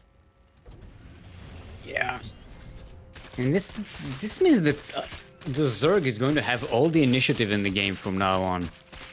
For a good while, yeah. And that they can feel comfortable droning up even harder. Yeah. Ooh, there's like things pulsating in the depths back there. Yeah, that's the vines that I was talking about. Ah, right. They're like overmind tentacles, and yeah, they're like this planet is already Zergified. Is that why everything's purple? Yeah, probably. It's very confusing. It's actually really hard to see some of these Zerg units on this map. It's very confusing, especially with the spiky foliage, spiky skin on the Zerg units in the purple. Oh, there's a floating whale there as well. Look at this, all the nice little animals. Yep, you can see. Oh, there it is. Fish are the most impressive thing. The what? The little floating glowing fish. Yeah, I love them. They're really cute. They're not quite pugs, but they're still cute. Mm-hmm. Alright, NihonGo going for a drop. Should I say swimming for a drop? Does this mean Terran vehicles work underwater? I mean, yeah. Look at the Bissell Rift. They were all floating underwater. Alright, adding some Widow Mines here. More. Alexandria is making a lot of Banes. So it's going to be full-on Link Bane Muta here. How many Mutalisks? 10. We are up to a problem of Mutalisks. Yes, but we're also going to have a problem where this drop might cancel both of Alexandria's ground upgrades. Ooh, that's going to be a really great cache. There is a Spine and a Spore here, so I'm going to have to be slightly careful. NihonGo so far going for workers. Oh, the Banes! Gotta evacuate. Okay, NihonGo actually gets away with most of these units alive. Kills 6 drones, but that's... That is... That's the rest of the drop, though. What? So, my numpad wasn't working. I was wondering why I'm not getting the income advantage tab, and I thought I forgot GameHeart for a second, but just my numlock went off. Yeah, the income advantage has been in Alexandria's favor, heavily in Alexandria's favor for a while now, almost 5 minutes. Well, I mean, Alexandria is on 81 drones to 46 SCVs at the moment. Mm-hmm. Alright, more Mutalisks are being added. Ooh, Widowmine drops. Those are oh, no respawn! Boom, boom! Only 6 drones. Yeah? That's only 2 kills per Widowmine. That's pretty unfortunate. There's no detection! Alexandria has no detection here. No overseers. Yeah, they're Okay, throwing now. spores everywhere all of a sudden. Yeah, but by then the Widow Mines are going to be out of cooldown. Yeah, And they're there's going to gonna have be another volley. And boom, boom, boom. Okay, 5 more workers. It's nice. It brings Alexandria into the number of 69 workers. levels of workers. Yes. All right, NihonGo in the meantime, establishing that third base. Well, in the natural, it's been a third. It's been a weird day for NihonGo. It's been a weird game. Nope, signs of a fourth yet. And Nihon. Alexandria coming in for a sneak by, a Ling run by. This is actually do a station pit at home, so they're getting ready to go up to high. Widow Mines. The winners want to under dunk in. That Bio Force is actually really small. If those Widow Mines don't burrow, those Lings actually might do some damage. Yeah, in the meantime, on the other side of the map, the Widow Mine drops do get more drone kills. NihonGo doesn't suffer any worker kills for the Ling run by, but the main armies are clashing. Baillie roll into the Marines, they go into the choke, split puppy, Widow Mines shoot a lot of the Zerglings, but not the green. Oh, the base goes down to the Widow Mine. Very nicely done. NihonGo manages to survive. Widow Mines can be such a boon to your success. They can also blow up your own bio, though. Yeah, it's very dangerous. But in this case, one Widow Mine took out, I think, somewhere about like 10 Bailings, something like that. That said, NihonGo's army is tiny now. It has 16 Marines, 2 Marauders, and 6 Mines. That's it. Yeah, and the production isn't really ramping up. I mean, NihonGo has how many? NihonGo has 7 barracks, say, but not producing fully on all cylinders. He's got a really big gas bank. He's over mining gas. I'd say the Widow. I mean, NihonGo is going to rely on the Widow Mines to at least keep the Mutalisks away. Oh, there's a drop into the main of Alexandria. Oh, the Widow Mine, everything's clumped up. Ooh, nicely done. This is slowly starting to even up the score. These mutas really need to be more proactively looking for these drops. Yeah, they're called a problem. They've not been much of a problem for NihonGo so far. I don't think they're a problem anymore. There's 17 of them. Yeah, 17 is a problem. I thought 10 was a problem. I don't know. No, between 10 and 20 is a problem. Oh. 20 and above is catastrophe. Speaking of catastrophes, the Pennings roll into the bio. Nice splits by NihonGo, gonna survive this. Yeah, sort of. Ooh, the Thor might get some good connections on the mutas.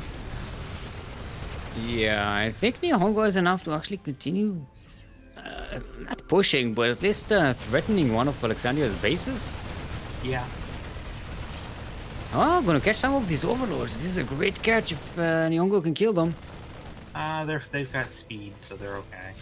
Mm. Oh, that is risky. Oh, the Widow one. Oh, I think they did a lot of friendly damage there. Bailings roll into the rest of the Marines. This might get cleaned up. We're dead. Yeah. That's everything. That was NihonGo's whole army. That was not a good engagement for NihonGo. Even the Medivacs are going to get cleaned up. Yeesh. NihonGo has a Thor, 5 Widow Mines, and 11 Marines now. That was what I was afraid of with NihonGo pushing in too hard, because it was still on creep, and the chance for surround was just so risky as it happened. Yeah. I think it has some worker saturation problems, which would help them. I keep assuming her because of the name. I don't know.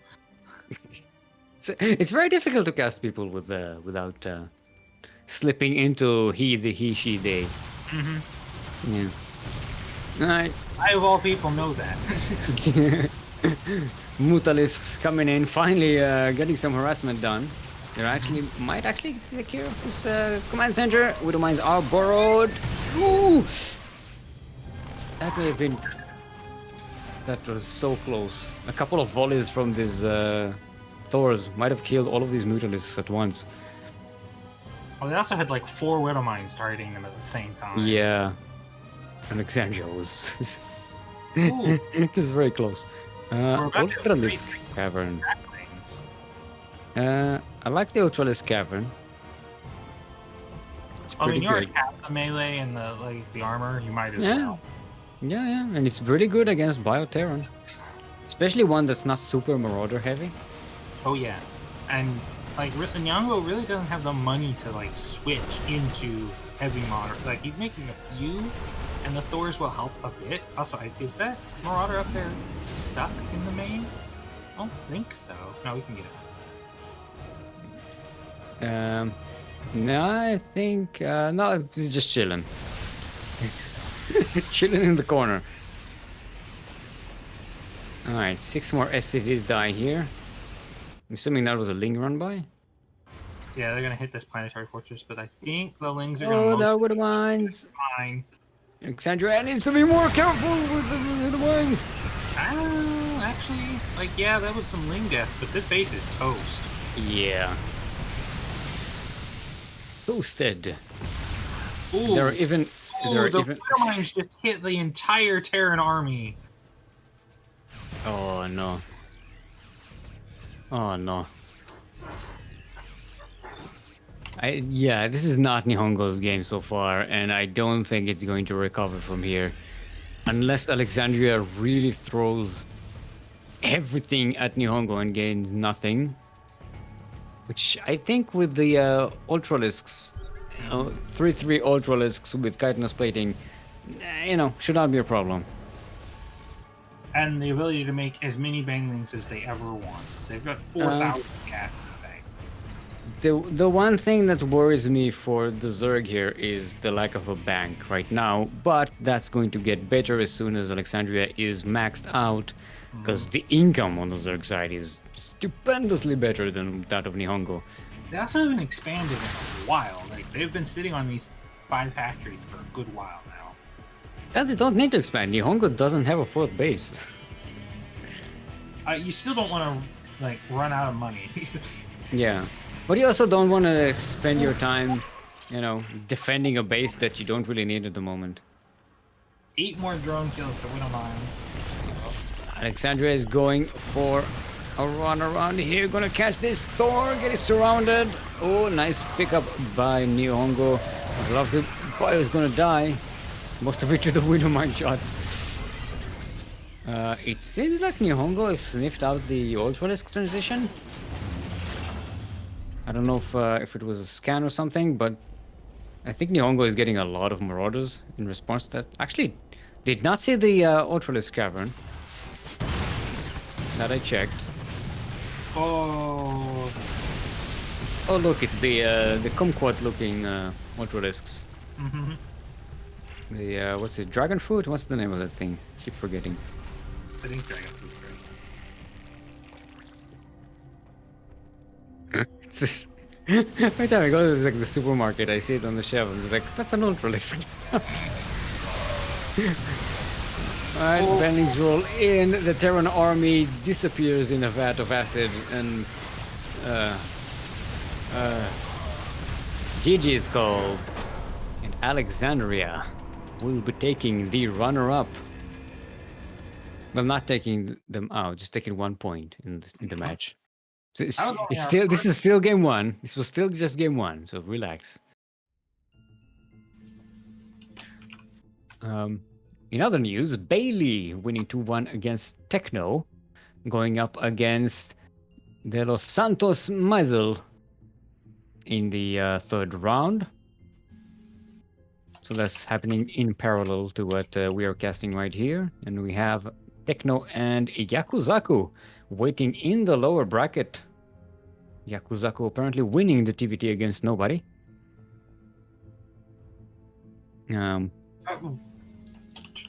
Yeah, you got confused. Yeah. It's NihonGo's map pick.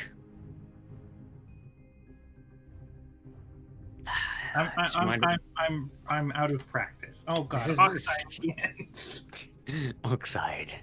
We are breathing. I'm assuming we're going to see that map a lot because it's what happens when you get new maps. The older maps that everyone used to hate suddenly become the favorite maps because. Well, nobody really hated Oxide. The ones that were really hated in the last group were Submarine and Jagannatha. Well, one of those survived the purge. Mm-hmm. Alright, let's see if our players are ready. Remind everyone to hydrate your hydras. Alright, good luck, have fun. Let's start it up. And drink some water.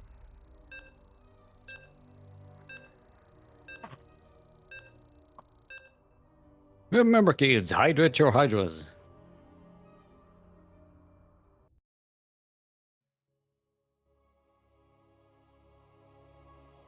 Nova versus Kerrigan here. Yeah, it's Kerrigan versus Nova. A very battle of the ladies here. Alexandria is up one. Yes. Sometimes I forget the scores, even though like the match happened like 20 seconds ago. So. I mean, we have a lot of things going on in our heads doing this. Yeah, I was about to say in our heads, not in actual like in the broadcast. Anyway, we are on Oxide LE. We're in the northeast corner of the map, all the way from the land of Russia, representing Star Community. A current SDO runner-up and one-time SDO champion is NihonGo.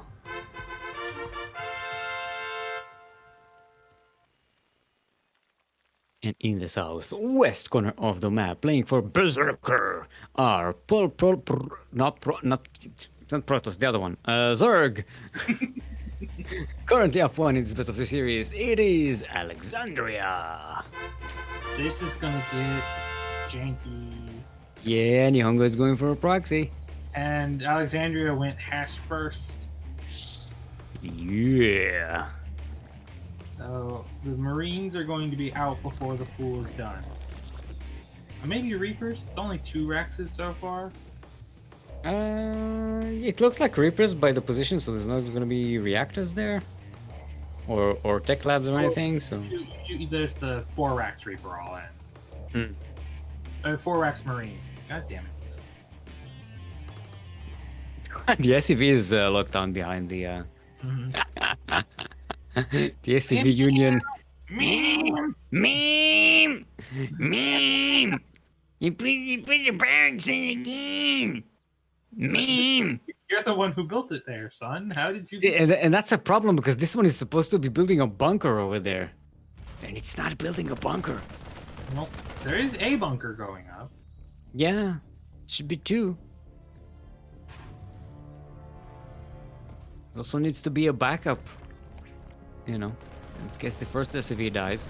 This bunker is in range. The bunker is in range of the hatchery, so that's nice for NihonGo. I would try and throw one at the top of the ramp before those spines get done. All right. The second bunker goes down behind. I'm not sure what about this position though of that bunker, because what is it for? It's not threatening the hatchery. It's not blocking an expansion or anything. It's just. I mean, bunkers are salvageable. It's just there to be irritating, give you another place. Yeah. Fair enough, because you know it's preventing Alexandria from taking these extractors right now. But other than that, yeah, nothing. Spines are done, and they will outrange the bunkers. Yes. I don't see the bunkers reach the ramp, so they should theoretically be able to come down the ramp. Here comes the high ground vision with the barracks floating up, which means our SCV, our SCV is free. Meme. Yeah, NihonGo sees the 3 spines, decides to pack it up and go home. I'm gonna keep the bunkers down there just to force Alexandria to deal with them. No, actually bringing the barracks back for a second look-see. Oh, he's across the map. There's Cyclone? Yeah, there's a cyclone going up. There's a second command center. NihonGo got the contain here and got the delay on the hatchery and just going to try and turtle up at home and get ahead. 'Cause, I mean, this is a lot of Ravagers right now. This is a very scary siege army here for Alexandria. Well, I'm gonna stay back and deal with the bunker and kill all of these Marines. NihonGo doesn't have much left. If Alexandria goes for a backstab here or a retaliation. NihonGo's going full mech. That's 3 factories. Yeah, but NihonGo is still on one base and gonna be a while before you're able to expand into a second base. Alexandria is going to make sure of that. I mean, I like- it's only 4 Ravagers in a row. I like the safety tank. But if it gets boiled down, and 5 Ravagers can easily boil down a tank. Gonna have to go up the ramp to Violet. Wait, there's no overlords for high ground vision? Nope, not over here. Ah. I was assuming there was an overlord there, but there was not. The Overlords are all in the main base, all 6 of them. Mm-hmm. Alright. Barracks coming in for a second look-see. Ah, the Cyclone killed the other one. Kruk is saying. Ah. NihonGo thinking ahead. It's like, oh, you made a bunch of Ravagers to protect my tank. I need to get rid of your high ground vision. Alright. NihonGo finally taking that second base, the natural. The natural. It's floating these barracks all over the place for vision. It's always... It's just a really big Overlord. Yeah, it's always fun to me. Like, when you go make, it's just the barracks there, just this useless thing. I mean, you usually use one to make your add-ons to your factories. Yeah. I suppose. Yeah, but as vision is kind of more crucial, I suppose. Getting that extra thingy, because it's not gonna take the same time to build the add-on. Well, the point is the barracks can be building it while you're building the actual factory. Yeah, but then you also have to float them and switch them, and that takes attention. And you might as well just put the barracks over there, and it's less chance for mistakes, and it's more vision against any kind of weird drop shenanigans. Right? Or in this case, actual scouting, so you don't have to sacrifice any units for it. Hanging out. Alright, Blue Flame Hellion. Blue Flame for the Hellions about to finish. Third base is being constructed on the high ground in the main base for NihonGo.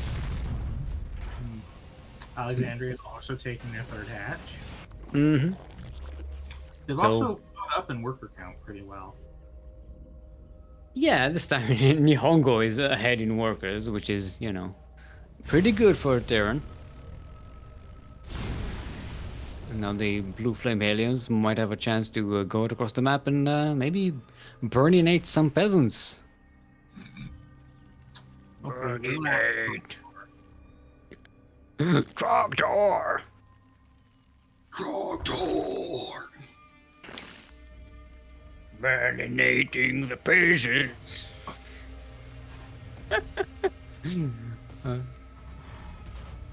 Back in the day when Strogbrand was funny. You had Trogdor, you had the Ultimate Battle of Destiny. I don't remember a lot of it. So I used to like watch all of this B-mail stuff, and I forgot a lot of it. I did buy one of the games, like they had like a point and click adventure games. Mm-hmm. Some of the most boring games I've ever played. They were so bad. They were not funny. They were not interesting in terms of gameplay. They're just like cash grab things someone made. It's not. I was nah. Nah. Very disappointing. I did get them on a Steam sale, so it's this didn't cost a lot of money. Speaking of things that are going to cost a lot of money, NihonGo is building up a huge mech army. We're up to 4 tanks with 2 more about to finish. We've got 7 cyclones, so it's going to be a mixture of light mech and heavy mech.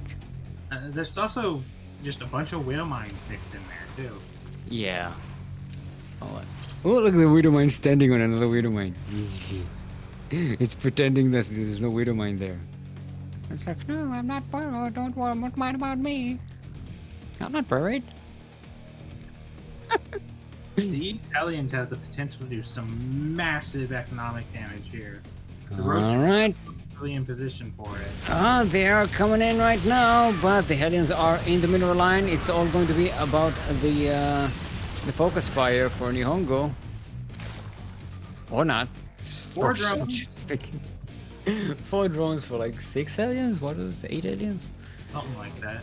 It did soften up a lot of the other drones. So it means that if they swing by again later, they might get a bunch more. Yeah, I don't know if NihonGo is going to be sacrificing this anymore. I mean, like that. Against nobody, that was pretty much a constant thing. But just throwing waves of Hellions into the base. Nice scripture by Alexandria. It's decent. It's okay. Especially considering NihonGo wasn't really available to clean it up.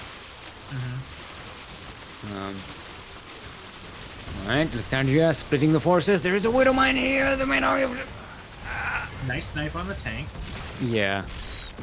Almost eating a widow mine shot there, but it was a pixel away from getting targeted by that. But they drive by at the back. You get 5 drones and manage to drive away. Or not. A little early though. Don't stop. You're in race cars. Why did you park? Keep your foot on the gas. All right, 5 not disruptors, infestors. I keep getting confused with derp festers. It's disruptors and derp festers. They don't really have any energy or neural parasite or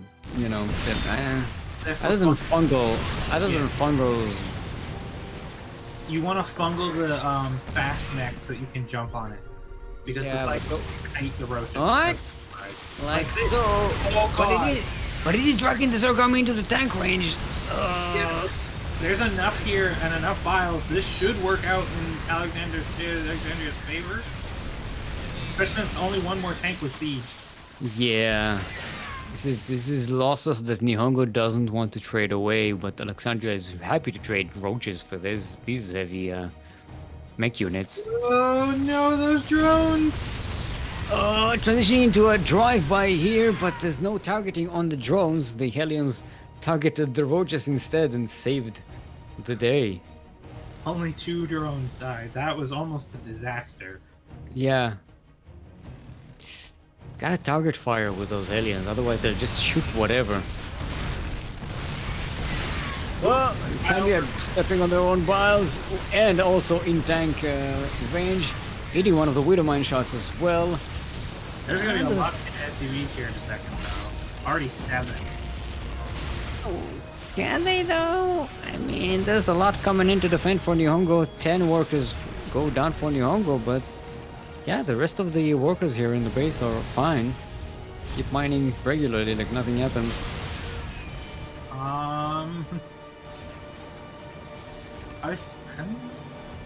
Right. Also, I didn't see the 4th base for NihonGo going up. Yep. There's also a 5th command center being set up somewhere on the map. Actually, no, there's one already finished. We have a spire coming down. There are two. There's an orbital and a command center in the main base. There's just spare ones for the NihonGo. Well, I mean, technically the main's also basically a spare at this point. Does the minerals gone? This might actually do damage here. There's no target fire on the drones though. Still 10 of them, 11 of them die. Yeah, that's pretty good. Still, Alexandria is slightly ahead in workers, and with these swarm hosts that look like I don't know. It's weird. It's weird, like pink. With the pink, see, like torchlight. See, the thing is, it's gonna look pink no matter what color your player color is. Oh, nice use of the fungal in conjunction with the locusts, but the blue flame usually takes care of the locusts rather nicely. Yeah, but there's only 2 Hellions in that army. Mm-hmm. And they're not even Hellbats. So much trouble. Yeah, it looks like Alexandria is going to be taking this game. This is way too much. NihonGo doesn't have anything that can deal with this attack, and the production line. It's just gonna like losing one base. I mean, the NihonGo is going mech. You can't really be on 3 bases right now at 15 minutes into the game. Look at the income for NihonGo right now. It's army is still mostly roaches and Thor tank, blue flame. Mm-hmm. Like, yeah, he's being overwhelmed here and there now, but Alexandria has swarm hosts. They have infestors. Broodlords are on the way because there's a great aspire coming. Yeah, Broodlords will be real helpful. That's like, it's like while the infestors and the swarm hosts help, the Alexandria doesn't really have them in enough numbers to overwhelm this army. The Broodlords are what? Oh my god, the vials. Yeah, this is not enough Terran to deal with all of this. There's too many tanks back in the natural sea stuff. There's 5 tanks hanging out over there. Yeah. NihonGo doesn't have all of their armies at the same place. And just moving the swarm hosts into tank range. I'm gonna lose one of them, but the locusts are out. The army is small enough that it's just losing way too much. The third is now in danger. There's one Widow Mine here, but it's on cooldown.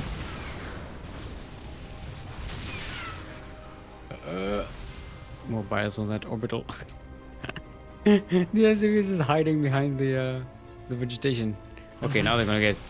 Oh no! Run away!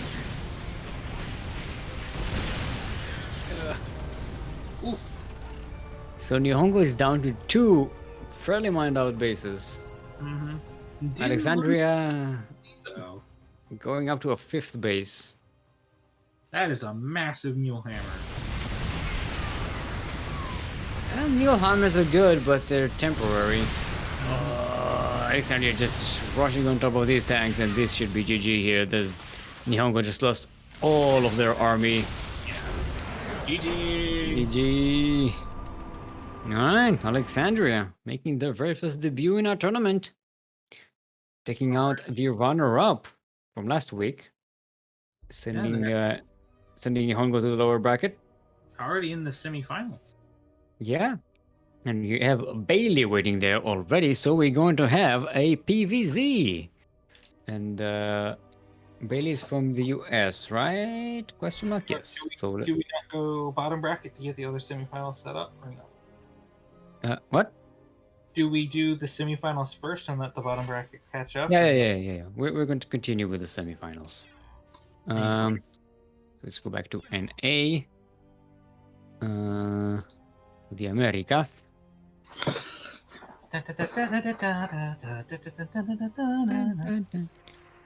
Usually try to avoid the lower bracket, guessing the lower bracket, unless we don't have a match available. Although in this case, if we don't have a available match in the upper bracket, then usually the lower bracket is waiting for us. Jaco, by the way, is on his way. Yeah. Yeah, cool. He was in the final four last SDO. You know. You got both of you. Let's get Alexandria and Baillie. Alrighty. Do we know what race Baillie plays? Protoss. Oh, goody. So we have an entirely different matchup. Yep. Make sure you hydrate your Hydras because PVZ. If you thought TVT was good, or TVZ is going to go long. PvZ usually is pretty quick these days, isn't it? It tends to meander. It depends on the openings. Oh, righty. It's a what server? US East versus EU. So. Yeah. So US East. Okay.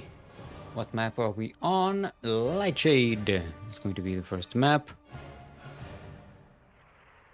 And it's Eastern United States. You can play like Alexandria. Practice. Practice. Play mini games. Set yourself a goal. Like, I'm going to practice this one build 50 times in a row. Yes. Get good and prosper is the mantra that I have for everyone. I like it, you know. Don't dream about playing better. Get good and play better. All right. Alexandria, get out of chat. You should not be in there. All right, everyone is ready. Let's see. All right, and NihonGo versus Techno is going to be in the lower bracket, but we are in the upper bracket, so we don't concern ourselves with lower bracket until we meet them. Those filthy peasants down in the lower bracket. I didn't say peasants. I meant lower bracket people. They're not beneath everyone. They're just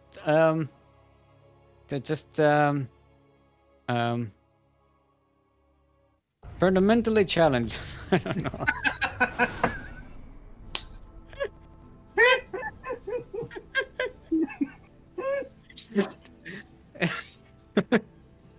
This is the politically correct term, I think. Yes, because there's a politically correct way to put yourself above another person. Oh my! Go fast. Alright, everyone. Welcome to Lightshade LE, the lightest map in the map pool, except it isn't because it's all gray. Also, we have much brighter maps now because it's a new thing. And anyway, in the southeast corner of the map, all the way from the US of A, our not-so-teal Protoss is in fact Baillie. And in the northwest corner of the map, going pole first, our purple Zerg from the lands of Europa. Give it up for Alexandria. Now, is this an all-in pool first? Is this just the I'm gonna try and snipe the pylon build? Could be Link Team 6. At least going to deal with this pylon block really easily. Generally, if you get the pylon block, though, you know that means that they went for an early pull. It's 8-no thing, and Baillie did not see that coming. They do see the pull, and now it's kind of obvious. Yeah. Alright. So we have 4 Zerglings dealing with that pylon. Alright, that's already dealt with. The natural is going to go up for Alexandria. The wall is being set up by Baillie. Yeah. Yeah, I think that's... I don't think that's blockable by one unit. Should be. Yeah, it is. It is? Okay. Yeah. You... And because of the pylon block, they actually get enough forewarning to keep it before the lings. Normally, the lings would sneak in and get on the pylon before the first unit pops out. Yeah. That's a lot of surface area that on that cybernetics board. Yeah, and with 8 Zerglings, you can get that done. There's 8 Zerglings versus 2 Zealots, so the Zealots can't even really fight this very well. Yeah. But they are going back and forth, which is what you do, trying to prevent damage on that cybernetic score, at least until the Adept comes out. And Alexandria doesn't want to fiddle with that, instead going back home. already forcing a reaction from Baillie is you know, is enough. Oh yeah.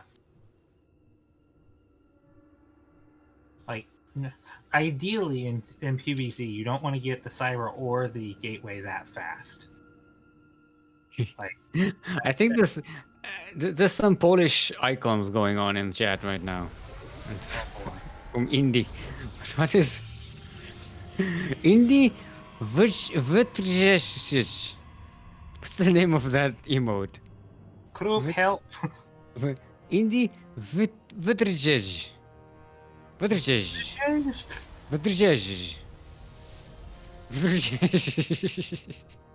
Robo. Easy.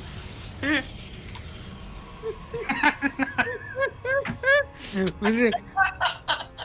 It's Wytrzyj. Just type Wytrzyj. What do you mean?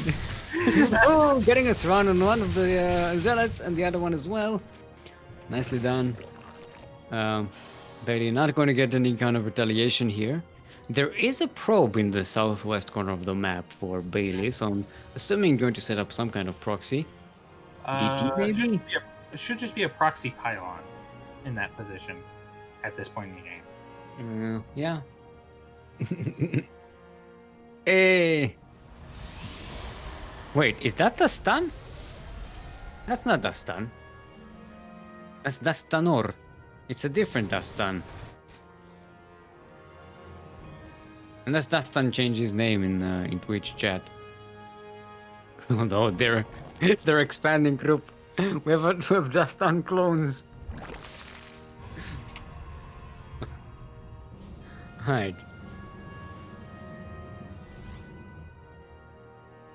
What? I don't know what the English word is, but it's like staring as if your eyes are gonna pop out. Ah. I don't think that there isn't really a saying or a term for that other than like your eyes are bulging. Yeah. Googly-eyed? No. English doesn't really do the whole like. We have a name for a thing. Yeah, it's just you are doing the thing. Mm-hmm. See, it's a different Dastan. It's not Dastan. Stream Elements does not recognize this Dastan. Stream Elements is Dastanor has only been funados un veces.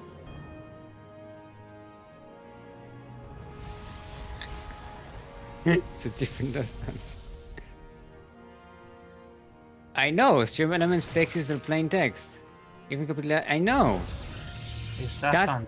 But that's proof that this is not the same Dastan. Unless Dastan changes his name, this is what I'm saying. Yeah, you see, Light is finally figuring it out as well. He's 2 minutes in the past, so he's taking his time. Alright, in the meantime, in this quickly evolving game, we have our robotics bay coming up for Baillie. Alexandria is taking a lair. So yeah, it's gonna be a while until they're ready to set out. I look at the little wings on the Zerglings. Is the one skin type thing I like is the Zerglings with the big wings. Look, I'm allowed to like something sometimes, okay? I don't think that's just their raptorlings from the campaign. Yeah, but they have bigger wings, so when they get the ling speed, they have like this. Like, right, but they're locusts. That's just a campaign reward. That's not even really like a skin. Yeah, I know, but mostly I really hate skins in the game, but this one I like. Yeah, well, you're old and grumpy, so. What? What are you talking about? Who are you calling old? Boggling. Yes, boggling might be a good word for this. Yes. Like ogling and bulging, boggling. That generally refers to like being confused rather than intense. Like I'm boggled means I don't. I am confused. I'm disoriented. Why is Dante speaking Spanish in chat? That why, Steel? Why are you asking what Dante is doing? Why are you questioning the ways of the Daunted? Speaking of questioning the ways of the Daunted, we have a Dark Shrine coming up for Baillie, as well as Disruptors. So the Robotics Bay has supplied us with one Colossus, a couple of Disruptors, and we have Charge coming up for Baillie as well. Alexandria just making more Colossus. It's just they were forgotten. I don't know. 2 Robos. Maybe because Baillie saw these roaches, so Colossus aren't going to be as good of a thing. So it's not going to be like Biozerg. You can call it that, Light Zerg. I don't know. Is there a term for this link? Because see, with Terran you say Bio-Terran, Mech Terran. With Protoss, you say Mech Protoss. You can say Air Protoss. You say Warp Gate Tech. Yeah, there's like all kinds of terms. But with Zerg, it's like you literally say the names of the units in the composition. Like they are making roaches. Lingbane Muta. What does it have? Lingbane Muta. Roach Hydra. What's in Roach Hydra? Roach Hydra. Hatch Tech. No, because you kind of get all of them for Hatches are layer tech. I mean, you get hatches, but nobody does that. You get the lair and the hive regardless of what composition you go for, really. Right? Only just now starting roach speed at 10 minutes into the game. I have a feeling it was forgotten. Yep. Now that Alexandria is finally moving out, and I was like, wait a minute, these roaches aren't moving out fast enough. Like, wait a second, why are these so slow? Alright. Yeah, the Disruptor shot! Boom! Taking out a couple of these Ravagers. Yeah, but the main attack's here down at the 3rd base, or that's actually the 4th base. Yeah, there are cannons to delay, and there's a shield battery and some warping charge lots. And the main army is going to be here in time to stop the attack before it does any damage. Shield battery used up to the north, so that these 3 zealots can hold the return of that little split army. Yeah, Baillie not taking any damage from this, serious damage from this attack. But Alexandria, look at the army supply right now. Alexandria is maxed out.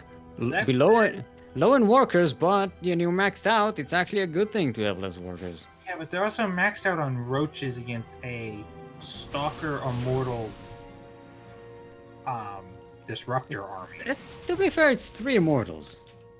It's 3 Immortals and 4 Disruptors. Yeah, that is a good point. Baillie going in for a run-by while attacking into the 3rd base here. It's a sneak-by, actually. These are DTs. This is like, hello. Like, hello. You can't do anything about us. Alright. Nice round. Vipers are grabbing units, but there's nothing to actually shoot them. All of the units that the Vipers grabbed stayed alive. So yeah, the Vipers also grabbed them out of a ling surround, which is kind of cool. But there's so much roach here that just the army here. And Alexandria is making 28 roaches. There's a lot of Vipers siphoning energy from that hatchery. This is. I don't blame her for making a ton of roaches because there's not much Protoss left. Also, Blink is just now being made. That's DT Blink was done first. Yeah. When you have 28 stalkers in your army, you might as well get Blink. Alright, Disruptor shot! Ooh, that's a great one. Second one, boom! Great Disruptor shots by Baillie. Going to maybe even save this base. Oh, now the Disruptors and the Colossus are being kidnapped. Only one of the Disruptors goes down, though. This attack gets pushed away. Only 5 workers die for Baillie. And meanwhile, across the map, the DTs have killed 2 hatcheries now. And Alexandria's making a bunch of spines. The DTs are blocking the hatchery there. It'll be annoying. Blink, puppy! Blink where? We are going to die. We might as well take this extractor with us. Alright, DTs sneaking in here into the third base of Alexandria. Going to take down the spore and the hatchery. Yeah, the hatchery that those vipers sucked all the health out of. Yeah. Wait, who is that player? Was it Techno? Who siphoned their own hatchery? No, it was 11. It was 11. Was it 11? It was 11. Yes, it was 11. Yeah. It happened in the finals against NihonGo, and it almost cost 11 the championship. that one move, killing your own hatchery with the Viper. I don't think that singular is oh, that's a DT. Huh? Yeah, one DT can do a lot of damage when there's no detection. But Alexandria is moving into the third base of Baillie. Yeah, and the whole I can count. Out of position now. But the DT is on the other side. Going to cancel another expansion. Yeah, Alexandria is not building spores on any of these bases, so they just keep dying. And the choppers are in the Novas. Once more saving this base. Ooh, those Vipers are super exposed. One more blink forward and those Vipers could all die. Yeah. The DTs on the other side are just cleaning out all the expansions for Alexandria. And this is rough for a Zerg. 14 drone deaths, too. Yeah, look at the income for Alexandria. It's just so low right now compared to Baillie's. Ooh, big army fight. Ooh, nice. Alright. There's Novas, one more big Nova. Again, here. Yeah. Again, the Vipers are just kidnapping units, but there's nothing to kill anything. GG is called, and Baillie will be taking game number 1 after being on the back foot for most of the game. Yeah, like if you look at like the resource collection and the army value graphs, bro, like it was very, very close until basically the end. Oh, Beckett. Beckett Industries.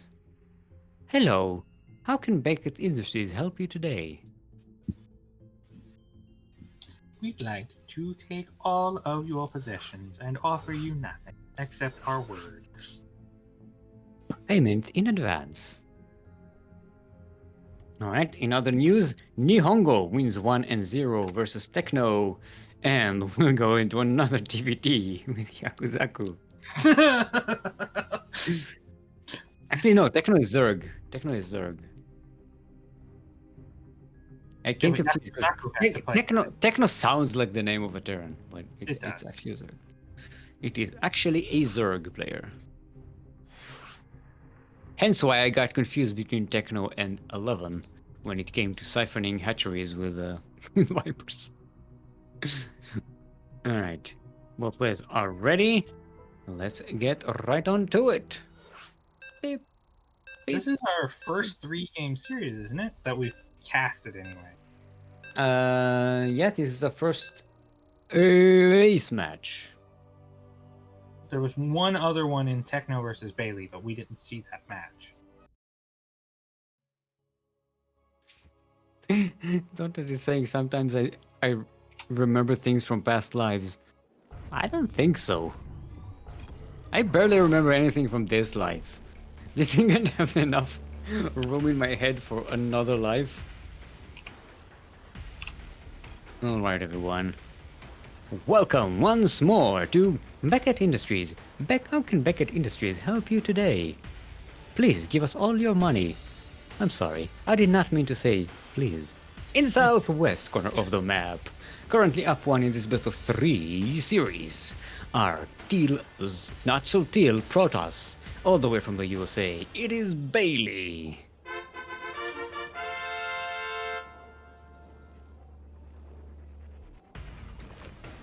And in the northeast corner of the map, not going pool first this time, it is our purple Yes, that. Actually, maybe going pull first anyway. It is our purple Zerg, Alexandria. This is a fast speed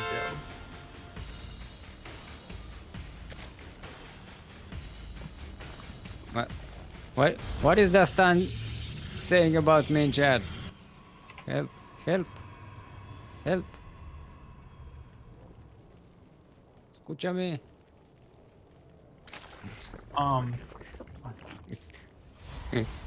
Time for Google Translate. By the way, is it just me or there's like a pixel art version of like the crystal of the Nexus visible on the actual map? I've never seen that before. Oh, what? Look at the Pixel Nexus art? on the ground next to it. Like you can see the crystal on the ground bobbing up and down. I've never seen that. Oh, like the shadow. Yeah. Yeah. Is that normally there? Yeah. It depends on your shade. It depends on your shadow settings. I've played this game for like, what is it, 8 or 9 years now, and I've never seen that.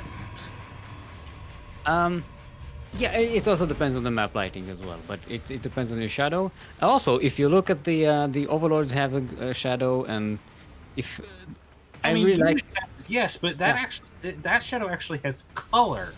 yeah. Oh, color. Yeah, the crystal is blue in the shadow. Oh, that's on your end. I don't. In mine, it's just a shade. The shade of shades. The shade of a shade. I think you take a screenshot, share with the class. I think you might be facing a bug there. You're glitching. All right, so roaches it is for Alexandria. The natural base was blocked, so taking that distant third, which on this map makes you pretty close to our enemy, actually. So if you spawn some more roaches, you can get them quickly across the map, or in this case, Ravagers. So see, I didn't even see the Zerglings there. I have trouble seeing the purple Zerg units on this map. I'm not gonna lie.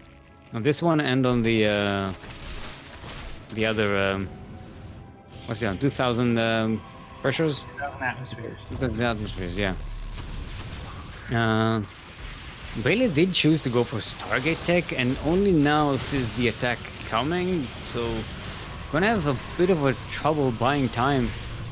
There's no Nexus, so no shield overcharge. Nope, and that shield battery's down, and the wall is open. There's another shield battery coming up, though. Yeah, but there's so much just flooding in now, and that shield battery won't be done in time. I mean, there's a nice choke point here. The probes are doing a good job preventing the Zerglings from surrounding the stalkers. Yeah, I say that as they're surrounding the stalkers. There's a stalker, and the shield battery is now out of energy. Yeah. This is 12 probes dead.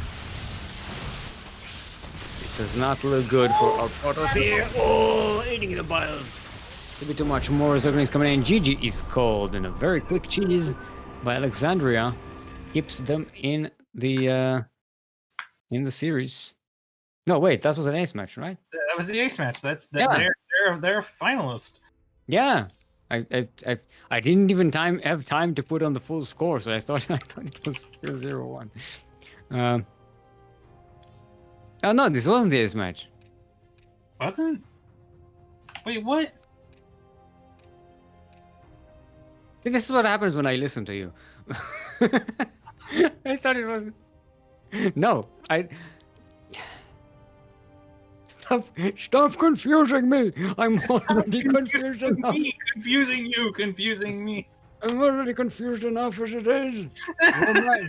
Romanticide is going to be our next map.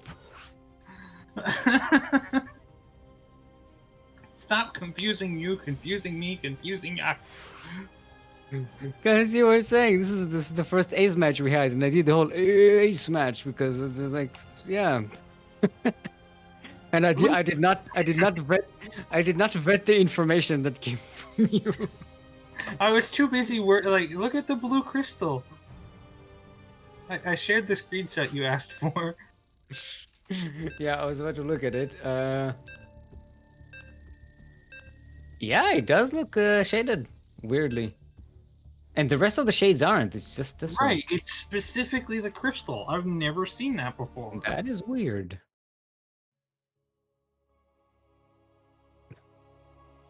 All right.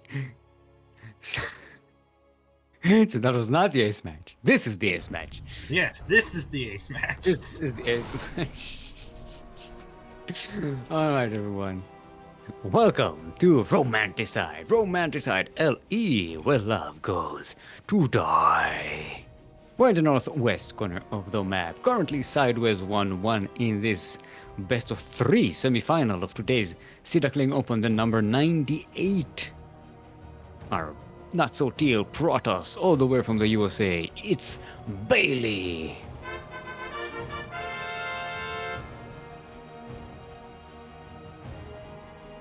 And in the southeast corner of the map, all the way from somewhere in Europe, also currently sideways 1-1 in this series, representing Team Berserker, our purple Zerg is Alexandria.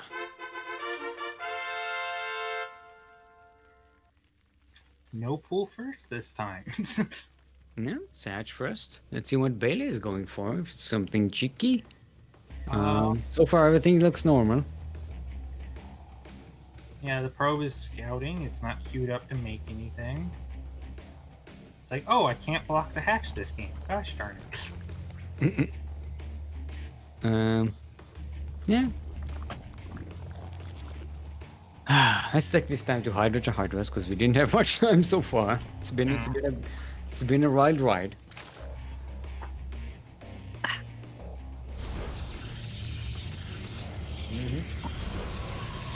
The natural base for Baillie. So nothing crazy.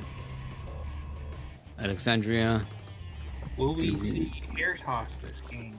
Or will we see proverbial void rays? Baillie did try to go with Stargate last game. This is a bit of a different map though, so don't know. I mean, Skytoss versus Zerg really isn't super map dependent, unless you're like abusing a specific proxy spot. Yeah, but it also means in some maps, the survivability in the early game is going to be much rougher as a Protoss, and that's usually the thing that annoys Protoss the most. You know, early game survivability. Like, oh, I died to 6 lings because they can get here faster than I can build your unit. Okay. Yeah. So there you go. There's a Stargate being tucked all the way back there. Because I don't think Alexandria even saw the Stargate in the previous game. No way. Because it was like they never went up the ramp. Yeah. The whole game ended on the low ground. So why shouldn't it work now? I mean, it's not a revealed strategy here by Baillie. Especially since you know that Alexandria is playing more macro-oriented this game. Like, they're already on their 3rd hatch. Yeah. Alright. So it's going to be a Void Ray, which you have to avoid. Or could be Phoenix. To avoid the Void Ray. No, but it's a Void Ray. Dally, we've been over this. This is 2021. This is a PVZ. This is a Stargate. This is going to be a Void Ray. There's not much else you can gate. I mean, orbitals aren't any weaker than they used to be or something. They're just not made. But speaking of things that are made, Garboham made another subscription to our channel. 12 months. That is 12 quacks. Let's go. Do you want to join me for the quacks, Dally? Sure, we can alternate. Alright. Quack. Quack. Quack. Quack. Quack. Quack. Quack. Quack. Quack. Quack. Quack. Quack. There we go. We can both count to 12 and do quacks and not other noises. Like Yaku and Lai too have abandoned the way of the quack. They just make weird noises now. If you can even get them to do anything. Yeah, it's so rough. The one thing you can give is some quacks. Yeah, but you know, we've always known that Light was lazy. Well, he does supply the prize money, so you know, there's only so much. He's already giving. He's still lazy. Yeah, that is correct. I'm sure Krupp will agree. She's probably typing in chat right now a message of agreement, of concurrent. All right, 4 gases coming up for Alexandria. All we got was a Nah. We didn't get Krupp to turn on Light. You know, it's a lot easier to get Light to turn on you, Kuro, than it is to get you to turn on Light. Look. Alright, so a Twilight Council and a Robotics Bay coming up for Baillie as well. So not going to be... Oh my god. Not going to be heavily committed to the Stargaze. It's not going to be Skytos.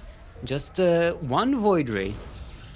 And then practicing Void Ray avoidance. Baillie is. Yeah, it's just jump. That's a lot. Like making disruptors at a Twilight Council and a Forge. That is a lot of gas going places. It's not used for a while. Yeah, but considering you getting a 3rd base and your Zorg opponent is playing greedy, maybe Baillie thinks they can get away with it. Speaking of greedy, it's a 6 minutes 4th base for Alexandria. Yeah, but the Protoss is already on 60 probes. Mm-hmm. It's like, oh, I guess we're just going to no rush 20. Yeah. Okay, at this rate of expansion, they can start rushing at 10 and still have, you know, late game tech.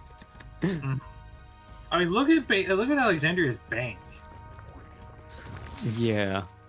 They had 1,400 minerals for a moment, and then they spent a bunch of it. Yeah, spend it all on Zorglings. Yeah, Light is saying, I'm jealous of their Skra album. Skra!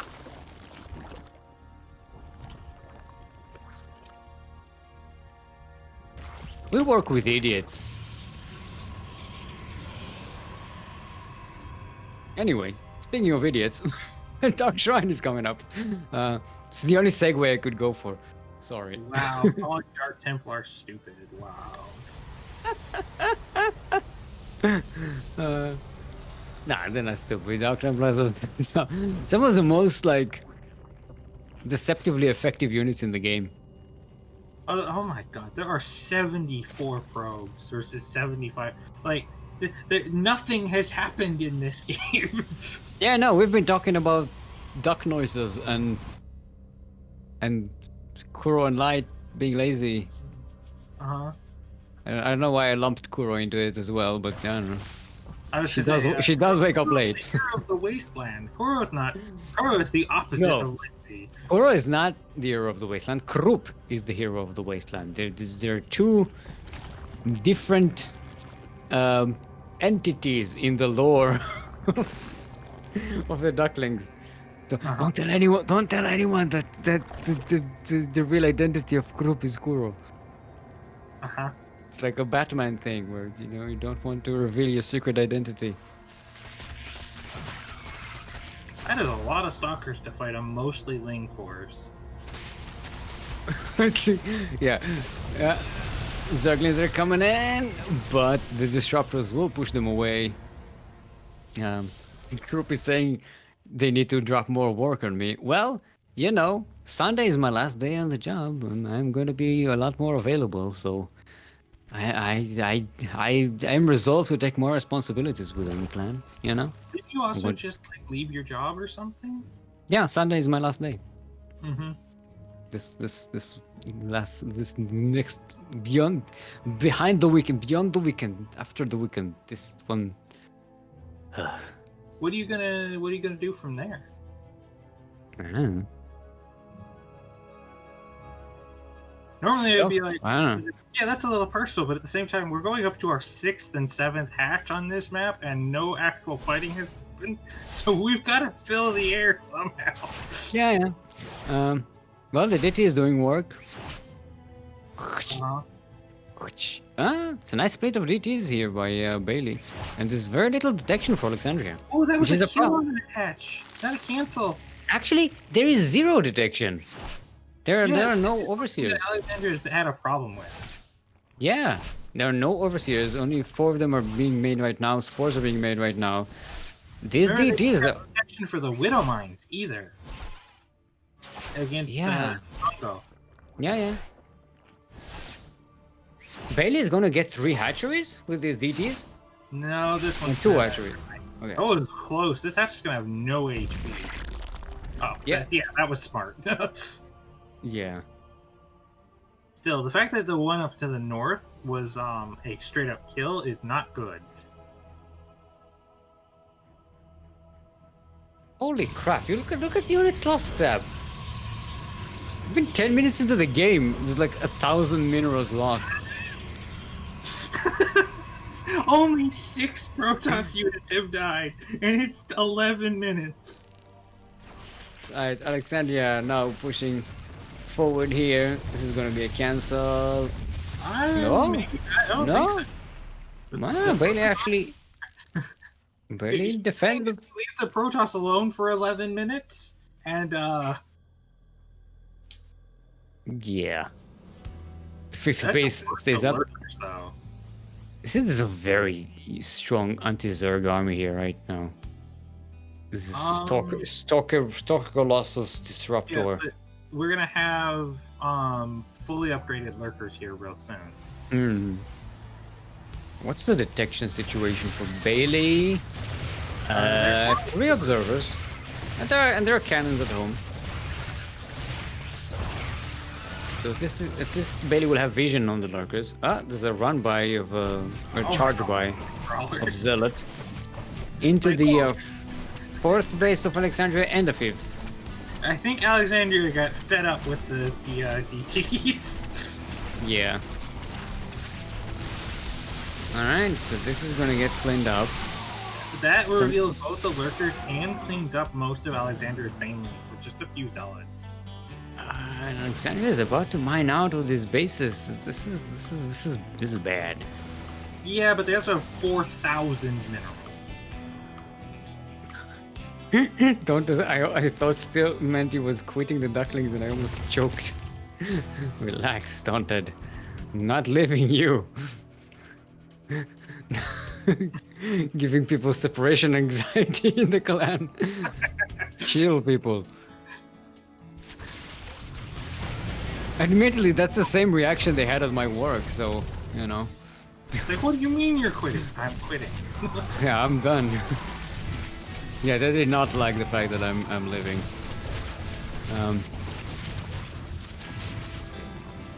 I don't think I've ever had a job where they were happy to see me go. Except at McDonald's. McDonald's really liked me going away because I actually, yeah. Oh, those Novas!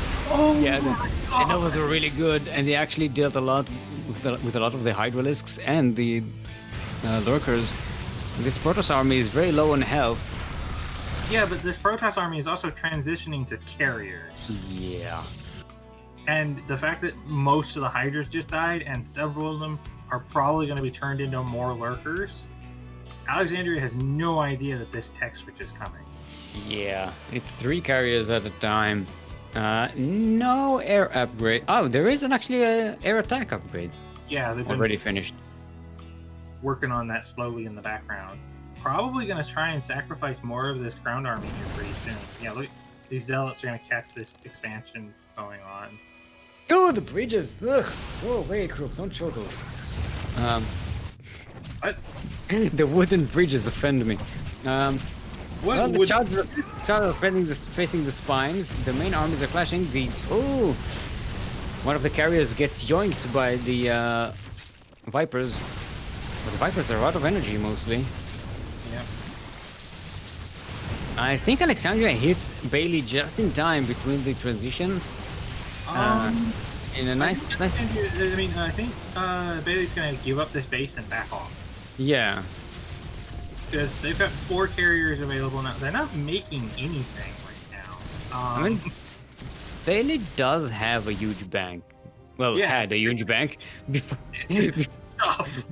before 10 High Templars were made and 3 carriers. There we go. That said, 5 Archons on the ground are going to help the carriers deal with a lot of what the Zerg have on offer right now. A lot of those carriers here now. It's like, Man, we said 20 minutes, no rush. I think that one DP is still just hanging out there blocking that same hatch. Yeah. Ooh, I think that's all the detection gone for the Zerg, so the observers can't be sniped anymore. Yeah. The yoinks on the carriers do not pan out. They do not actually die. The Hydralisks were busy. In fact, Alexandria lost almost all of their Vipers that way. Yeah. And there are 2 Stalkers attacking this base down here. They look so casual about it as well. It's just so, you know, I think I'm going to stop killing hatcheries, you know, one day. Oh, those poor zealots. Lurkers are attacking the 4th base of Baillie. The main army of Baillie is coming to defend, though. Yeah, they get repositioned, but the Archons should be able to overwhelm them. Oh yeah. Especially since there's no detection to snipe the observers. Yeah, this Zerg army is getting cleaned out. Despite the huge income of Alexandria and the huge bank, this how much larva does Alexandria have? 28 larva. Well, most of it has been used on Zerglings now. Yeah, because they don't have any gas. And Zerglings do not shoot up. No, they don't. In fact, Zerglings don't really even fight well against these zealots. They're 3-2-1 zealots. Yeah. This is another hatchet. No, Baillie will back away. One Colossus walking all alone. Suffering from path issues. Go. Ew, creep. Let me stand on creep. Has Alexandria remade any of her overseers? No. Hence why this DT is killing things. But there's a spore. Got too close, Icarus. Too close to the spore. It's more of an important thing to have the overseers to snipe the observer when you fight the Protoss army.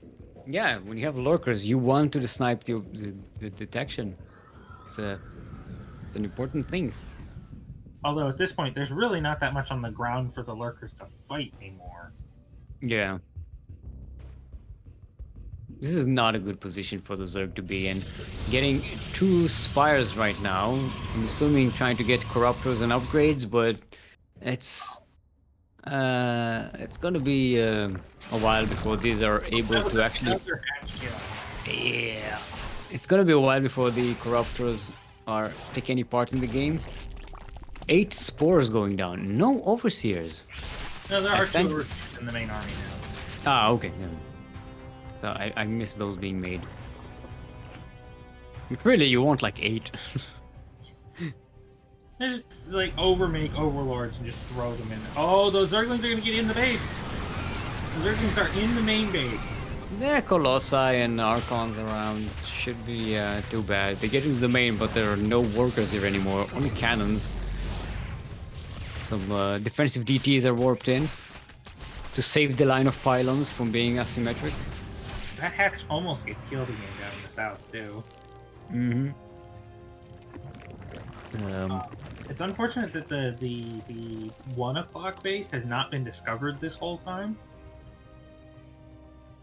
Yeah, it's a good ninja base for Alexandria. It's what's keeping the Zerg in the game so far. That's where the main income for the Zerg is coming from, because everything else is really mined out. Yeah, Bailey's probably like wondering, how do you still have money?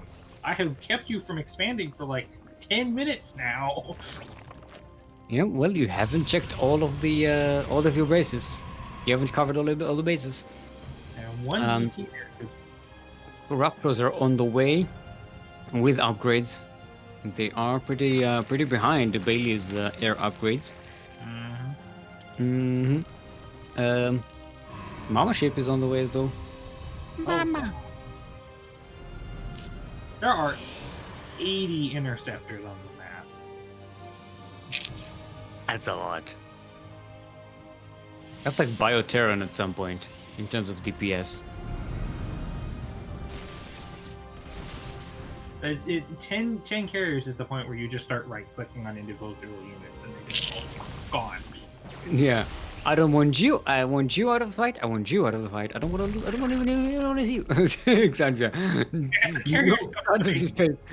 Nope. That drone was like, I'm not getting paid enough for this. Oh my god, this spore forest. Yeah, there is a spore forest, but you know, it's a cleanable thing. I like the fact that there are the lurkers there as well. Yeah, so it's a nice combination. Viper yoinks are gonna kill some carriers here. Yeah, nice. I'm gonna kill one. It's a nice trade. But Baillie is just going where the spores are not. Sporize. The thing is, there aren't really many places left that's the thing. What does this one? I feel like Baillie needs to make some Tempest with that upgrade that nobody uses. Yeah, the siege, the anti-building upgrade. But nobody makes Tempest. Nobody makes Tempest anymore, for some reason. Because they've been bad for a long time. I mean, they're good for their situations. So yeah, but they're also really expensive and have the equivalent DPS of a probe. Yeah, they're not high DPS units. Baillie is choosing Void Rays as the anti-spore weapon here. A little more risky, but cheaper than Tempest. Gotta say. Getting in here when there's no army, so they're gonna get some good cleanup on these spores. Yeah. But the corruptors are here. Yep. Still, that was 8 or 9 spores that got cleaned up, and. Oh, the Mama ship! Mama ship is sneaking in! It's gonna recall! Oh, it's gonna do the open! Oh! Boom! But the corruptors are coming in! Yeah, but the corruptors don't have detection with them! Aha! Very nicely done by Baillie. Let's see if it pans out. The Mama ship gets yoinked. But the corruptors are not in position to snipe it. Now there are... Matter. This whole army's gonna die now. And the corruptors are going to kill the carriers, though. Recall. Can you recall after you? Yeah, because the mothership is time. There's a different. Okay. Yeah. Baillie just lost all of these carriers. That's painful. That was what Alexandria needed. Yeah, this is what you usually say when you want to give a player hope. You're like, well, if this happens, then they're still in the game, and then this happens. I mean, like, Baillie has a 5,000 mineral bank. Baillie looks like the Zerg at the moment. Yeah, but the army of the Protoss is zealots now. Yeah, there are 9 Void Rays. Look at how much Alexandria has stuck in Corruptors. Now, Void Rays do better against Corruptors. That is correct. And there is the what's the name of the upgrade? Flux Veins being researched. Speedy Void Rays, and the Zealots are just everywhere now. It's like, okay, we're just gonna kill everything. And that was Alexandria's last mining base gone. Yeah. So Baillie still needs to trade well, and they will win the game. But yeah, losing.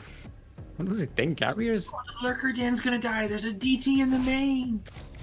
How did that even get there? There's no detection, Dally. Alexandria is not making detection anywhere, Dally. Oh, there's a war prison. Yeah, okay, how did the warp prism get through the spore forest? It's not the same way the mothership got in, sneaking around. The Hydra Den is gone. The DC finally gets cleaned up, but that's a lot of attack. Look at the Baillie nest.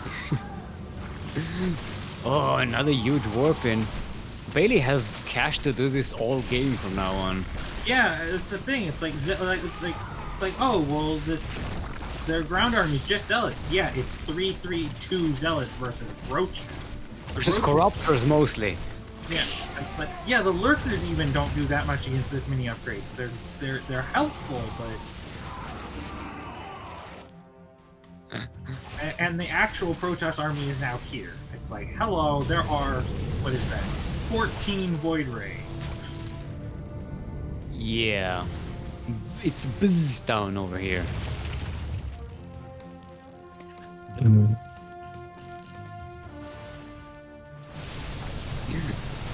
Nice parasitic bomb. Yeah, split puppy, split! Oh god, those corruptors. Are those all gonna die of parasitic bomb? I think so. Baillie is not splitting. Oh no, it times out before it kills them. Okay. So low. Another one will kill everything. Damage.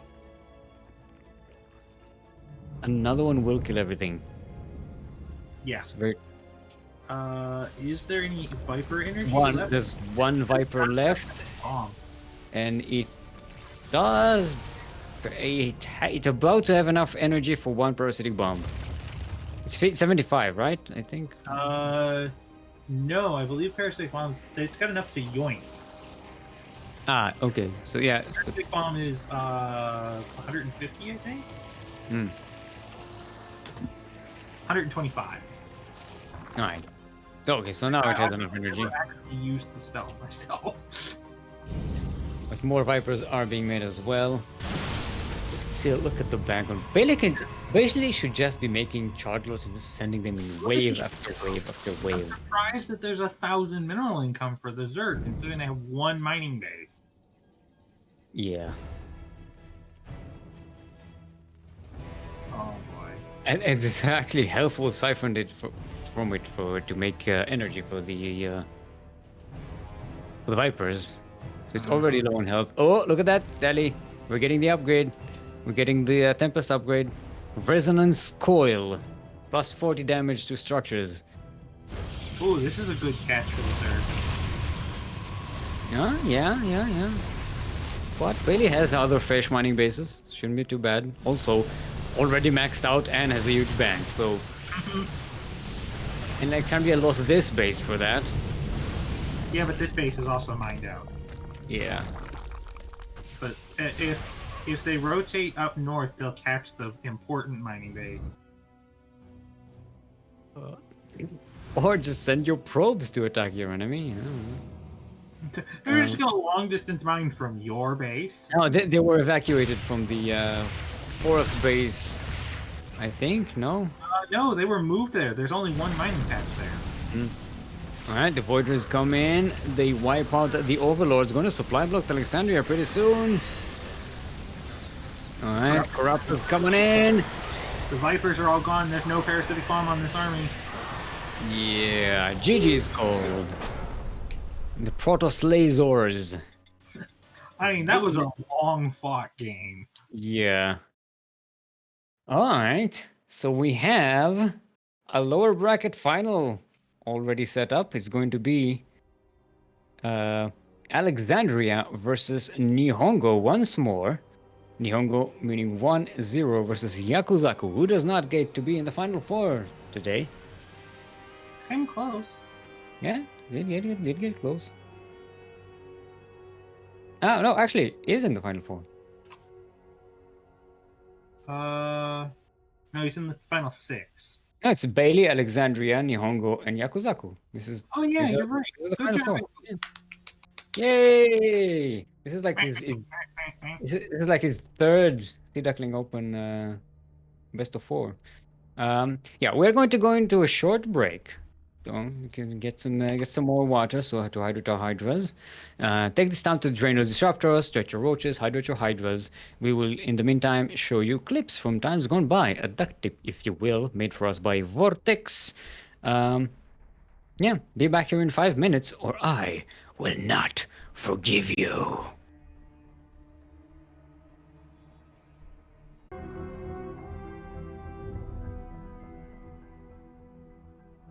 And we are back. Hope you enjoyed the duct tapes. I especially like the clip that was funny. The one with the one with the joke. That's so funny, Dali, right? It's really funny. Ha! I don't know. I don't see them on stream because we are on delay. So I have no idea which duct tape it is. We are setting up. So I wouldn't have known anyways.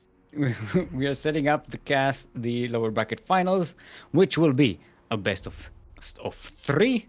Both players are ready. It's going to be Alexandria versus NihonGo. Let's get right onto it on Blackburn.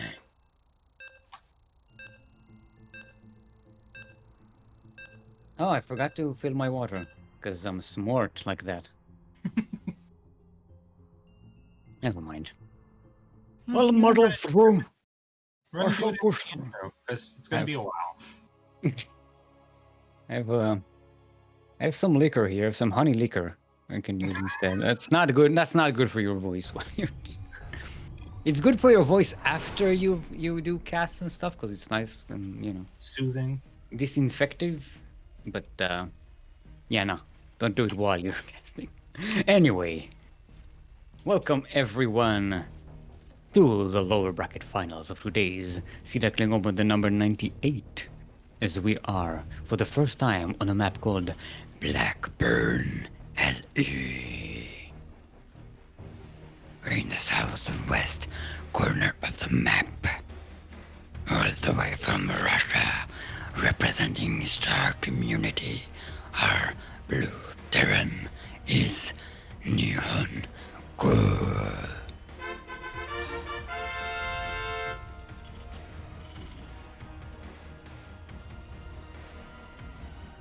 And in the southeast corner of the map, playing Zerg in the purple drops, playing from Europe, it is Alexandria.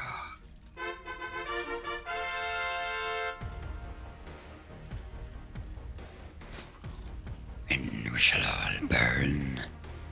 And perish. And perish.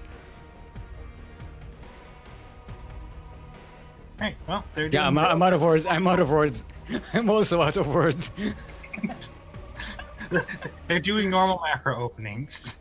Yeah. Oh, there are missiles in the middle of the map. Yeah, it's nice. There's also slow zones. Ooh, slow zones. Also, Yes. I can. If you look, this map kind of looks like a side panda. If It kind of if you look at the minimap. But yeah, there are slow zones protecting like the entrances into the by air, and An ultralisk head there. map. There's also a tank spot on this map where you can low ground tank and then drop into the main base and have it be covered by a tank. Ooh. Oh, are those turrets? What? They're not active, are they? Turrets where? There's giant ass no, turrets with No, missiles. I don't believe those are active. This is not a Total Biscuit meme map. Because I wish we had more of those. it looks very confusing because it looks like it should be active. I don't even know what that model's from. It's a turret. Is it just a turret blown up really big? I think so, yeah. Well, maybe NihonGo will make a turret and then we'll know. Yeah, because it has that seat at the front, It's the same thing. Oh, got a delay on that command center, but not too bad. The SCV does survive. SCV across the map getting good scouting, seeing that this is indeed a roach rush. What? Look at this! There's this guy just fixing the thing. What are you doing there? There's like a battle going on. There's a fan on fire. Look, there's a fan is on fire. What is going on there? What is going on in this place? Well, those look like giant nuclear missiles in the middle of the map. Yeah, this map is weird.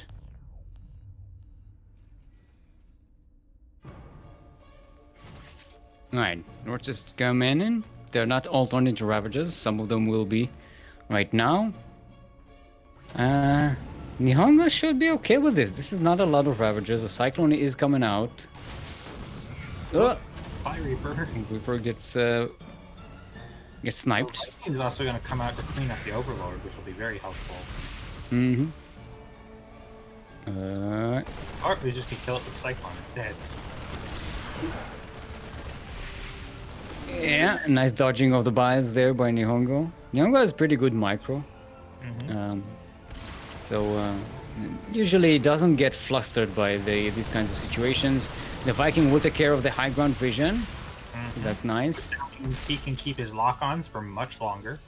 So far, NihonGo lost 1 Marine, 1 Reaper, and 1 SCV. That said, Alexandria is already making their 3rd hatchery, so it's like, yeah, they committed to this, but it's not like enough to like actually put them behind.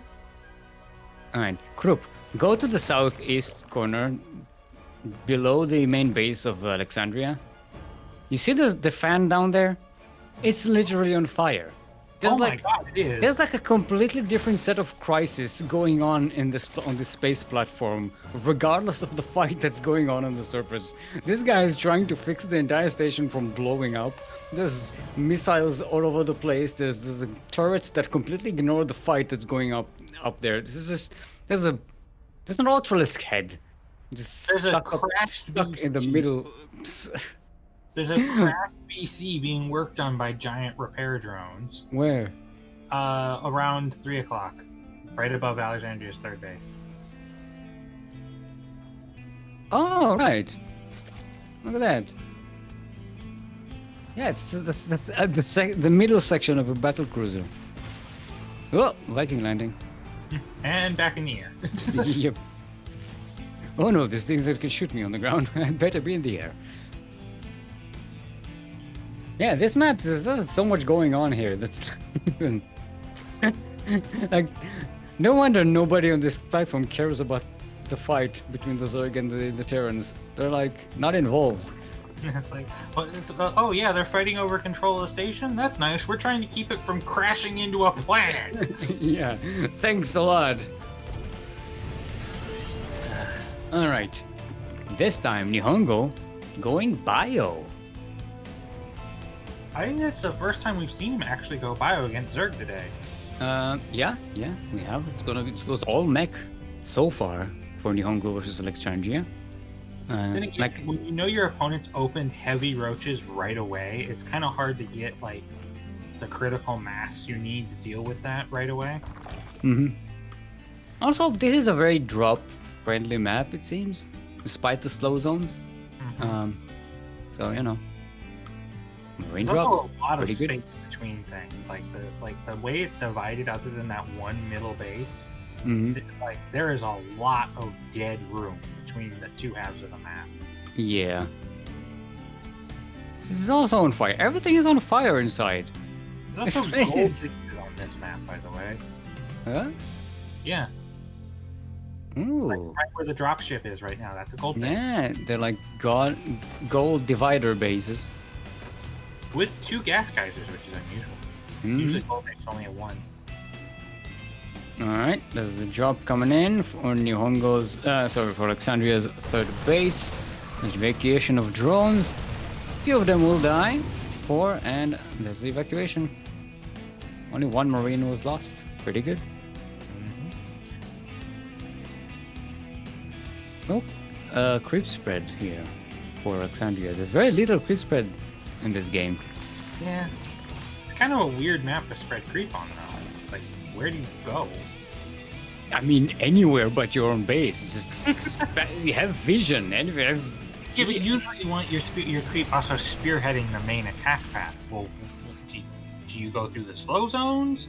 Do you like invite the attack right through the middle towards your base? I mean, just spread everywhere. This see the drop coming. Ooh, that's Like gonna so. Gonna get 2 queens, a few more drones, and the attack gets dodged. Almost baiting Alexandria to buy their own extractor there. Alright. +2 is starting for both of these players. Hydralisk then is finishing for Alexandria. And Infestation infestation on the pit, way. they're gonna go right up the hive. Yeah, Liberator. Yes, this looks like a very good map for Liberators. Make a spine here or something.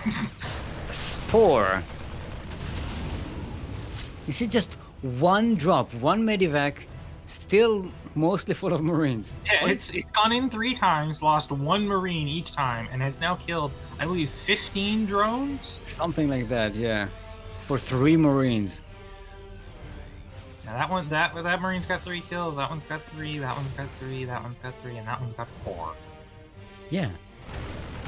They're leading the kill scores. And also the queens, remember. Killed a couple of queens. 2 queens. Yeah, look at the units lost tab. It's just...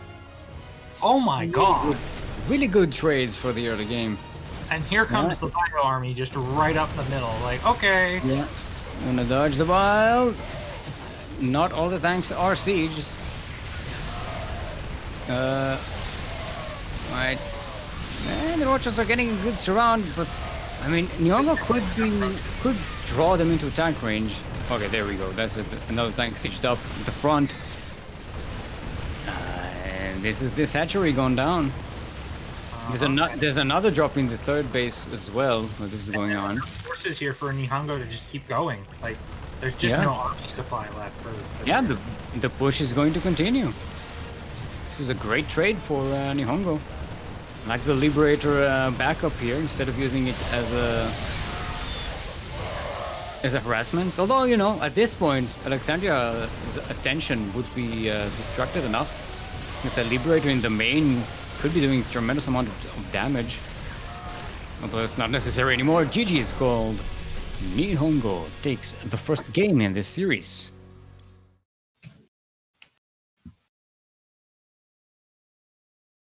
Alrighty. Now remember, last time it was Alexandria going 2-0 versus NihonGo. It was hard fought, but it was a clear victory for Alexandria. This time, NihonGo is starting out with the 1-point advantage. Let's see what the next map is going to be. Also, it occurs to me we haven't talked about our Patreon page! Patreon in chat. We'll send you to our Patreon page if you pledge to support the CranKy Ducklings and our many endeavors with your own money. For $5 per month or more, you will get access to our subscribers only chat in Discord and replay packs sent to you after every tournament that we cast, every tournament, professional tournaments and that we organize and or are involved in, and we have permission to share the replays with. Some of these are really hype from really, really cool players. So get on that! Patreon in chat. We'll send you that. See if our players are prepared. Lightshade is going to be the next map. So we're going from Blackburn to Lightshade. Going from the darkest night to the lightest day. Wasn't that dark? Darkburn, to be fair. Oh, I get it! Darkburn! That's why everything is burning. Blackburn. Yeah, it's burning. It took me a while. Fighting over a station that's literally falling out of space. I mean, makes sense, right?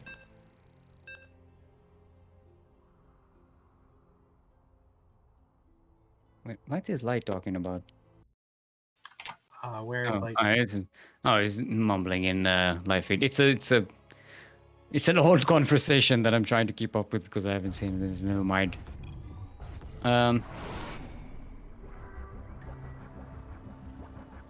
NihonGo was up 1. Okay, there we go.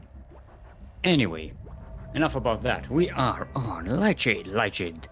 The lightest map in the map pool, except it isn't. It's just gray.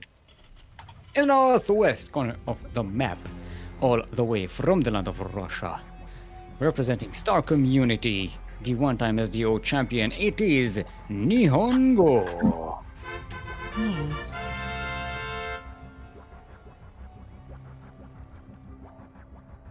And in the southeast corner of the map, in the purple. Playing Zerg from EU for Clan Berserker, it is Alexandria. And my cat is trying to knock everything off my desk. Yeah, it's a cat. Checks out. I'm in the middle of casting, you brat. Shoutouts to Zerg Troll in chat. Unarra Zerg Troll. What's the name of your cat? I keep forgetting. Anise. Anise. There we go. Or Anis. However you want to pronounce that. Yeah, I like anise. I do too. The taste of the thing. Like licorice and stuff. I like cats as well. If you... Oh, that's another thing you get. Follow the Cranky Ducklings and you can see all of Steek's pictures of cats. Well, no, because I'm leaving work on Sunday and I can't take pictures. Oh, I'm sure you'll find somewhere to find cats. You'll probably also go there to visit the cats, knowing you. Nah. I'd find neighborhood cats, so maybe I'll take pictures of the angry dog next door. My neighbor's dog who barks at everything. More like no. It's a snarly bark, like a that kind of thing. Yeah. They did not educate that dog very well.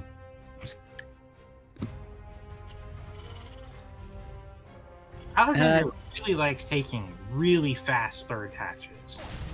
I mean, yeah, why not? It's a big enough map. You can get away with it. And NihonGo, you know, so far hasn't been stupendously cheesy. There was that one bunker rush, but in every matchup so far, they have taken very fast third hatcheries.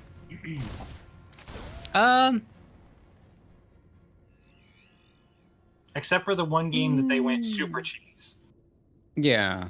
Well, there's also, yeah, that is correct. Thinking I wasn't really keeping up on the third base timings. I don't have enough data to react to that. I'm afraid.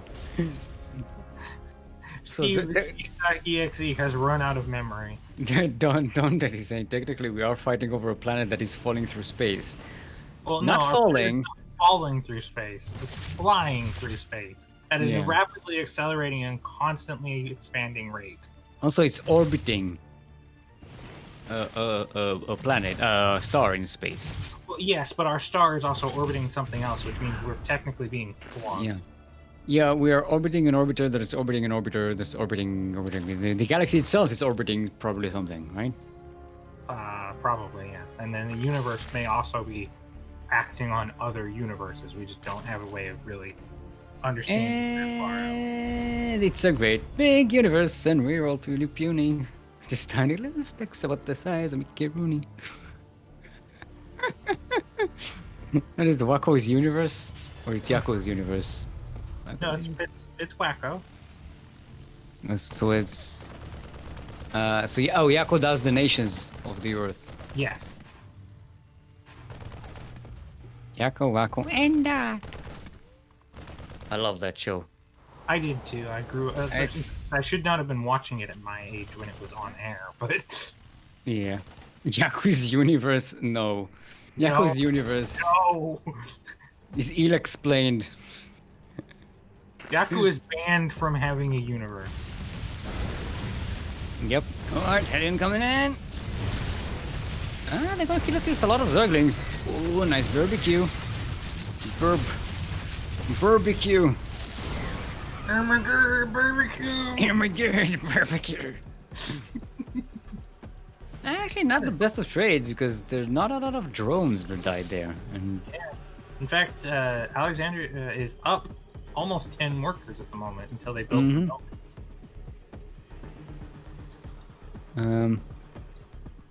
Alright. More Hellions being made by NihonGo. I think we're seeing the Hellion. Yeah, it's yeah. With 4 factories. Yeah. Granted, every time NihonGo did this, he lost, so... I would probably Bio again and see how it worked out. Yeah, I don't know. Maybe NihonGo is trying to win a bet or something about going mech. Alright, Hellbat push. That's something we haven't seen in a while. Yeah, they're blue flame Hellbats too, so these lings really Yeah. about it. Boom! Oh, They all disappeared in one falling. it's like, yeah, you can't use lings against this, and the lings going for the surroundings, just like, There's hope. why did you do that? There was no hope. Goodbye, drones. One volley and all the Zerglings just melted away. Literally evaporated.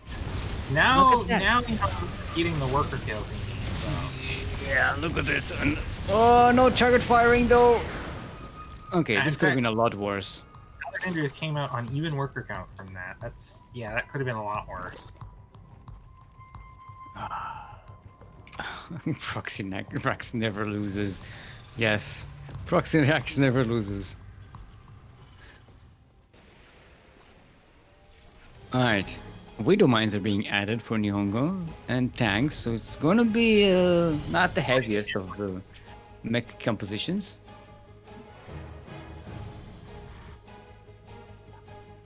Oh, Serian drop.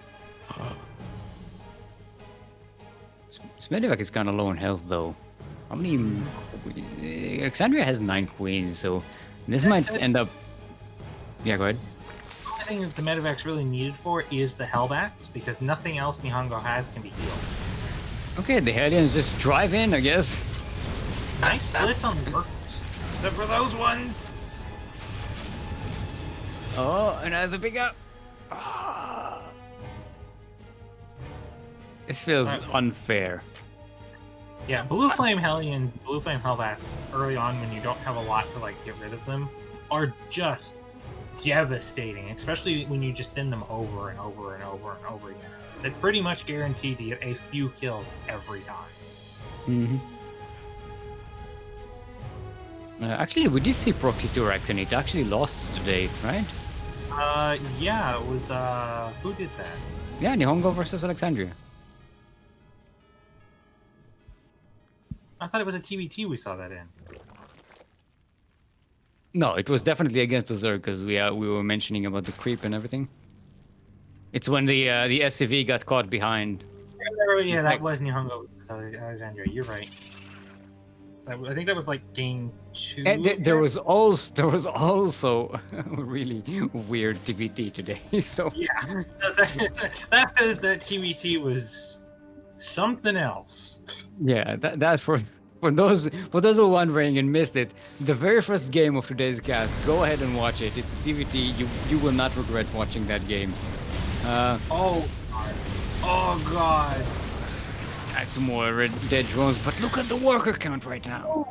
How? It's like this is like it's like the thing you do against Phoenixes. It's like, oh And yeah, Alexandria is making 12 more. Alexandria is going to have more than 100 drones? No, 94. it's like that thing you do against Phoenixes. It's like, oh yeah, you're gonna kill some of my Phoenixes, but I'm just gonna have so many workers that I don't ever care. So Alexandria getting swarm hosts, getting prepared for the anti-mech situation. But how much of an army can you build when you have 92 worker supply? Well, it's not so much about how. So when the reason Zerg can get away with it, it's like, okay, you have less army supply, but you send it. You have so much money that you just constantly pound them with wave after wave of reinforcements. I mean, it probably does help that swarm hosts are, Permanent free units. self-armed. Alright, more Hellion drops, but yeah, I think Alexandria has already countered these drops by just making a ridiculous amount of drones. Yeah, NihonGo probably feels like he's killed a lot more effectively than he actually has. Yeah. He's gonna move out with this huge tank ball here, into a maxed out Zerg. 16 tanks, 1 marine.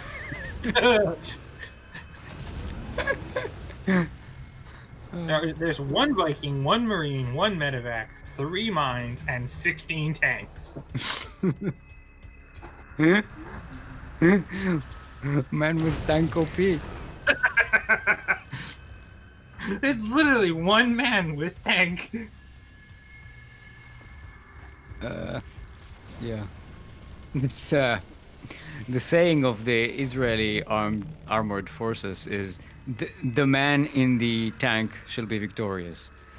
Oh my god, the Hellions are back again. Yeah. But Alexandria it didn't work as, and the Widow Mine drop as well. Yeah, no Overseer again. Yeah, that is a huge weakness that Alexandria has. It's worth noting because by now you should have at least like 4 or 5 overseers with your main army at all times.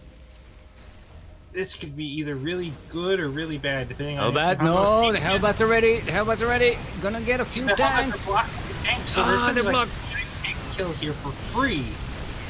Yeah, 6 tanks die. No, run away while still- the Locust reset. There are still 13 tanks left though. But NihonGo can't afford that. Meanwhile, Alexandria very much so can. Yeah. Yeah, Alexandria just maxed out, banking up gas, banking up minerals, has the way higher income. Look at the spore right next to the Widow Mine.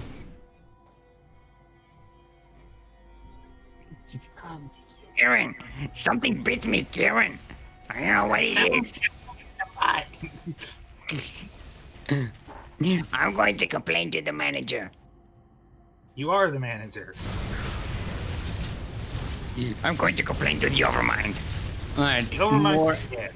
more Hellions, Hellbats coming in. Like the Zerglings coming in, see them turn into Hellbats and then nope out of there. 12 more. How many drones have died this game? 73. Oh my god. And 1 SCV. Bailings roll in here. It's gonna evaporate though. Oh, but the piles! They take care of most of the tanks. That is a huge trade for Alexandria here. Out you go.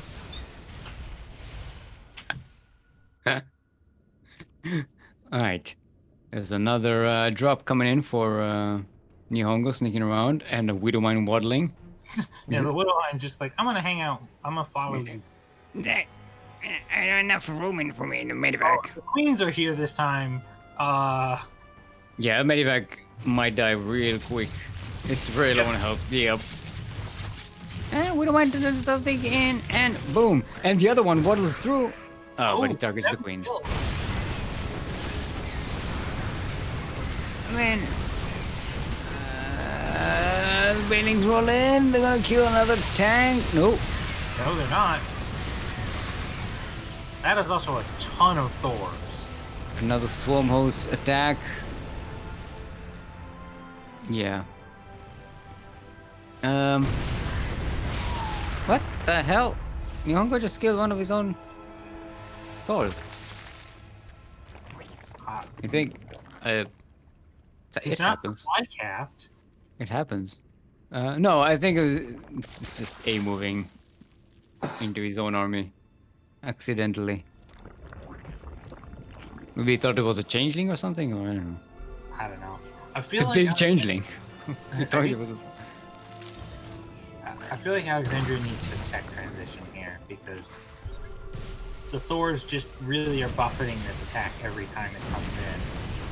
Alexandria is making 60 banelings. Is that enough of a transition for you, Dally? I don't think that's a transition. I think that's a commitment. That's a double down. That's a 60 times down. Look at That's that. called I'm going to blow everything up. Stressable banelings. But that was all of Alexandria's bank. Spending his banelings. Yeah, but all she has to do, all they have to do is break this army once. Yeah.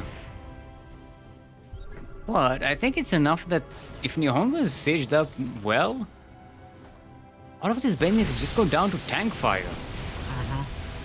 Or just to waste themselves on Hellions. Oh god, here we go. There it is. Boom, boom, boom. A lot of his bendings die without actually connecting, but No, the ones at the back are rolling in. on.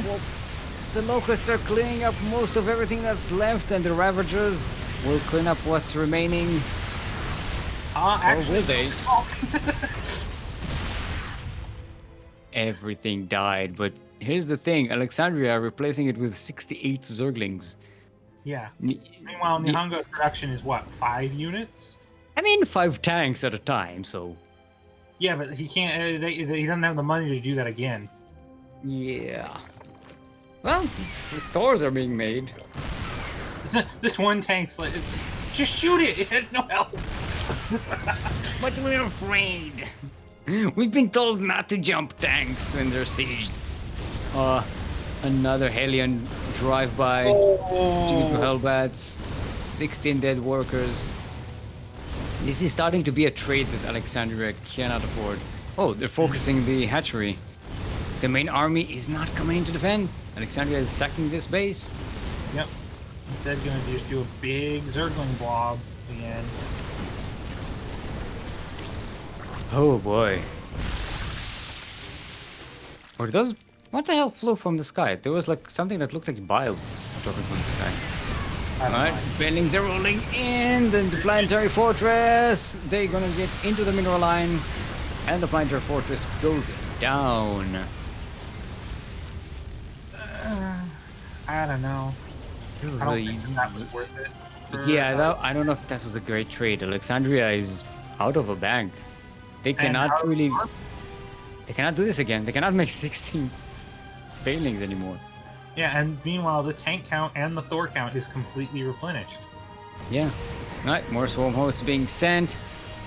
But the planetary fortress is being repaired. Is it gonna be enough? No. It will go down. Okay, that's a.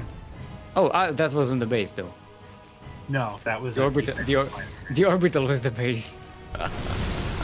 There's also a backup orbital there, just in case that one died. Alright.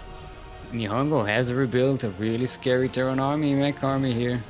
And the Zerg is just Roach Ravager again. I mean, NihonGo is pretty deep on creep, so that should be scary.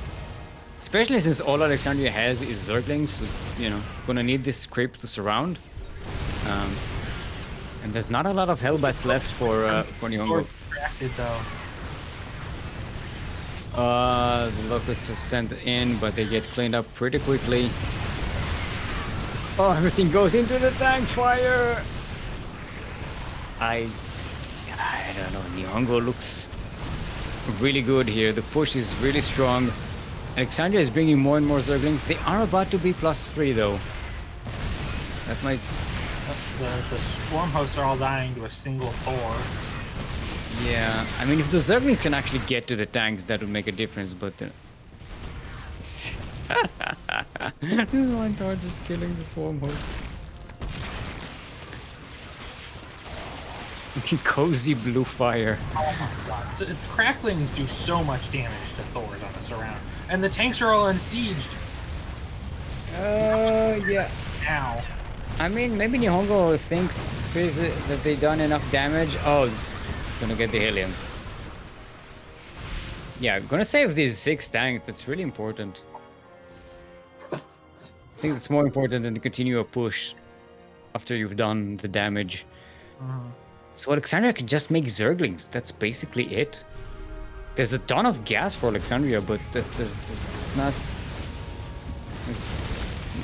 What can you do with it? Just make Banes? Because, like, roaches aren't any good in this situation, really. You don't want more swarm hosts. You haven't set up an air transition. You haven't set up an ultralisk. You don't have any Hydra options. And even if you do have all this gas, there's not enough minerals to make gas-heavy units, because gas-heavy units tend to be also mineral-heavy units. Yeah, like... Maybe some infestors with neuroparasite would have been good, like, 10 minutes ago? Autosec targeting for the 2nd time this tournament. Yeah. I wonder if we'll see Neo Steel Frame, too. For the Neo Steel Frame enthusiasts. There's a cyclone here? Where did that cyclone come from? There's a cyclone here. You know, like the token swarm host? Same thing. Yeah. I am a misclick. What is my purpose? You were a mistake. No! Oh, no. I am sad. Alright, NihonGo going into that northeast base once more.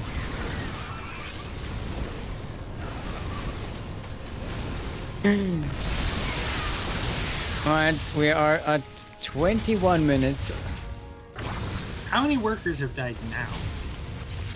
135 drones and 18 SCVs. Oh no! I'm scared to look at the resources lost. Oh my It's bad. god. It's bad. Oh, it's Sir- real. It's kind of equal though.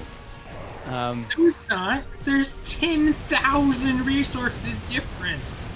8,000. And the Zerg usually is supposed to be trading, you know. Yes, but unfavorably.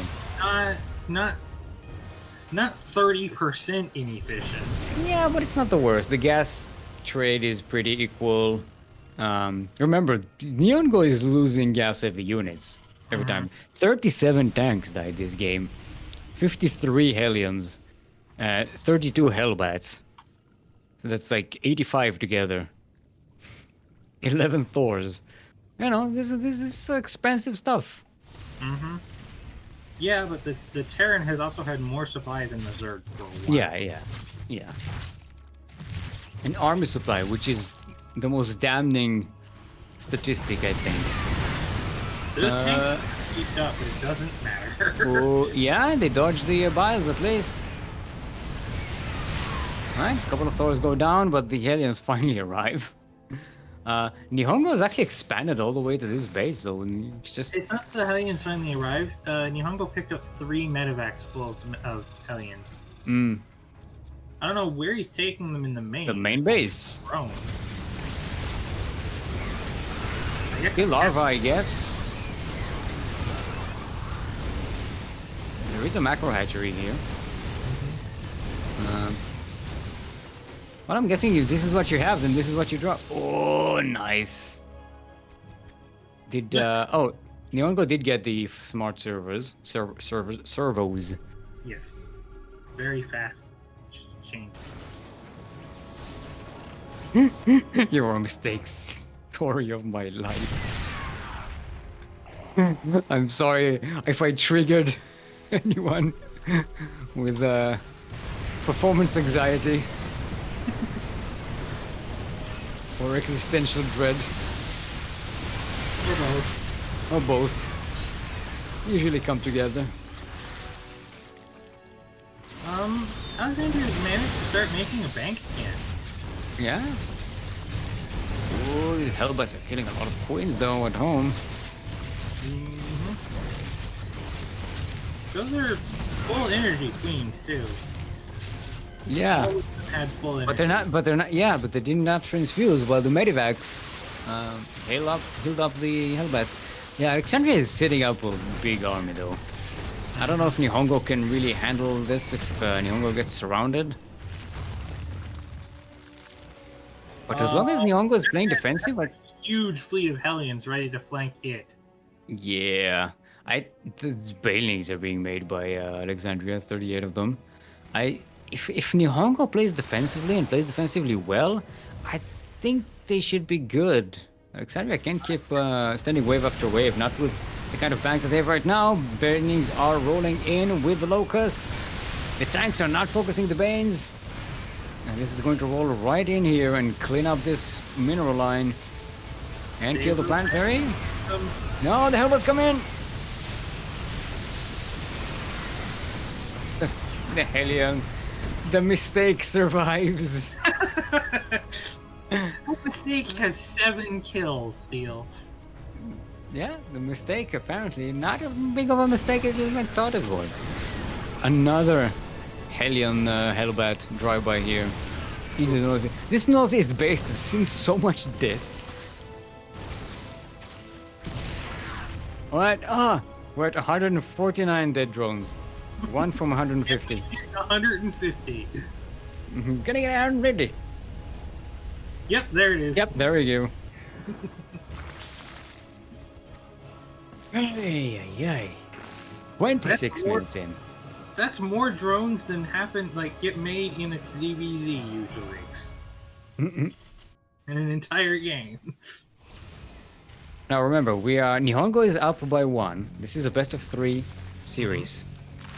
If Alexandria wins this, we're in for one hell of I think a quick ace match. I don't think after a game like this, either of them is going to try and play another micro game.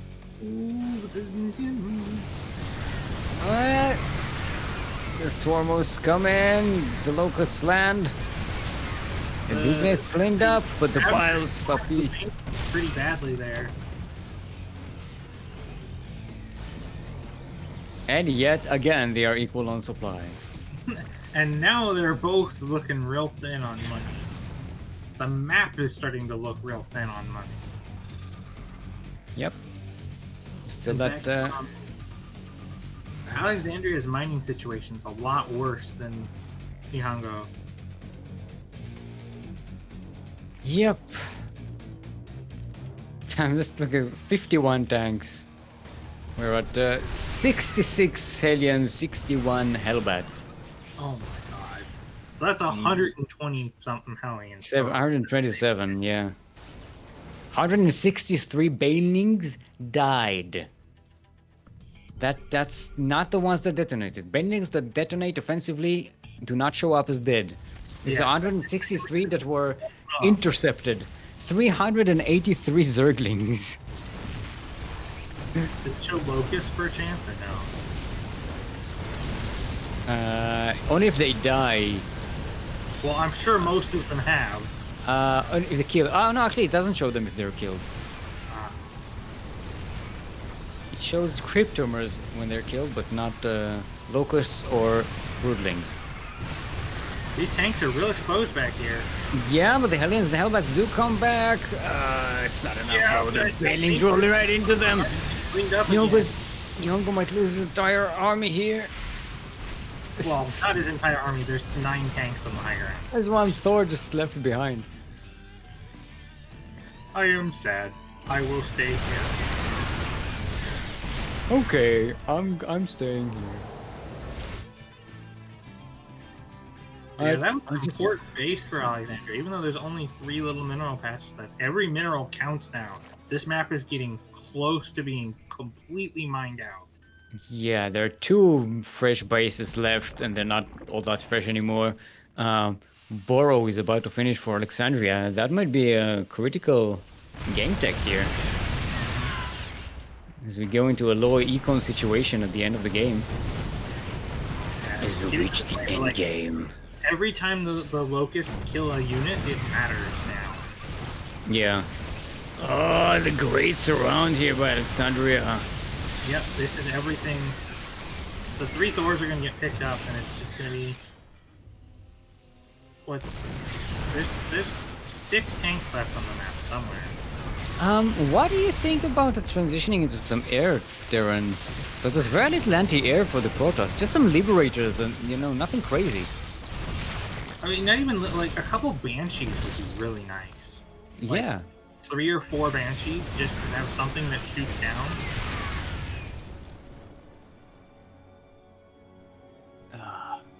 Especially since we know Alexandria doesn't make detection. Hold on, I'm hypnotized by the swarm hosts. They are pulsating.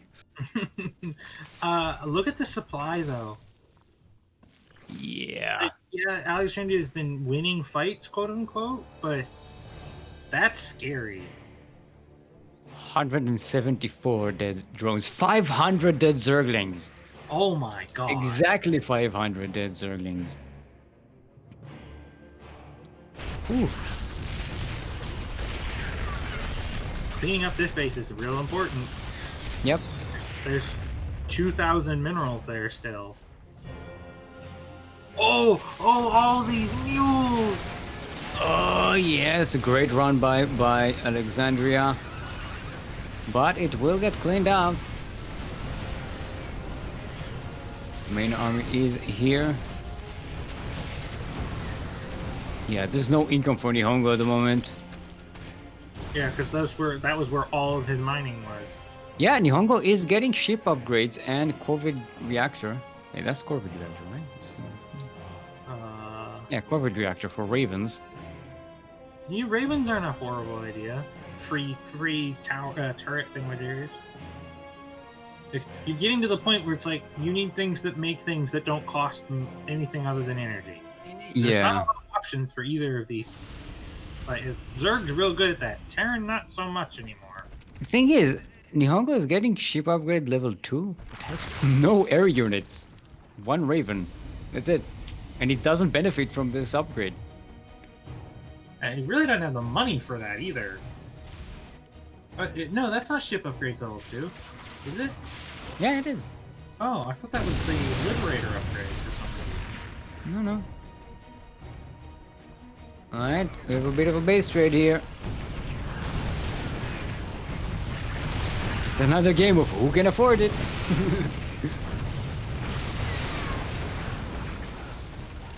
Alright, look at the army supply on Nihon. Just done. Oh no, the Zerg army got caught.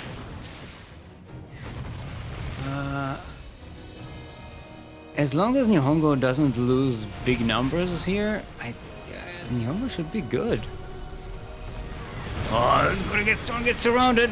There are tanks spread up at the back, preventing a surround, which is great. The locusts are being wasted on the hellbats there. I mean, a tank and at least 2 Thors are gonna die here, so. But Oh, nice Dorito dust. There's not many catches the medivacs as well. GG is called. 33 minutes.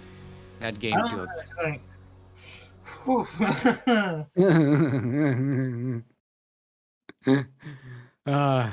NihonGo gonna get into the finals. Oh my god. To face Baillie. Made almost 1,700 units that game. Right, so the final match is going to be a best of 5 with 1 point advantage to Baillie as the winner of the upper bracket. Do we need a break? I'm assuming NihonGo would want a break.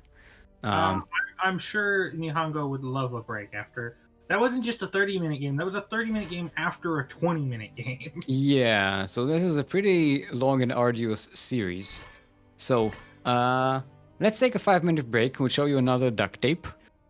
Take this time to hydrate your Hydras, drain your Disruptors, stretch your Roaches, and be back here in 5 minutes, or I will not forgive you.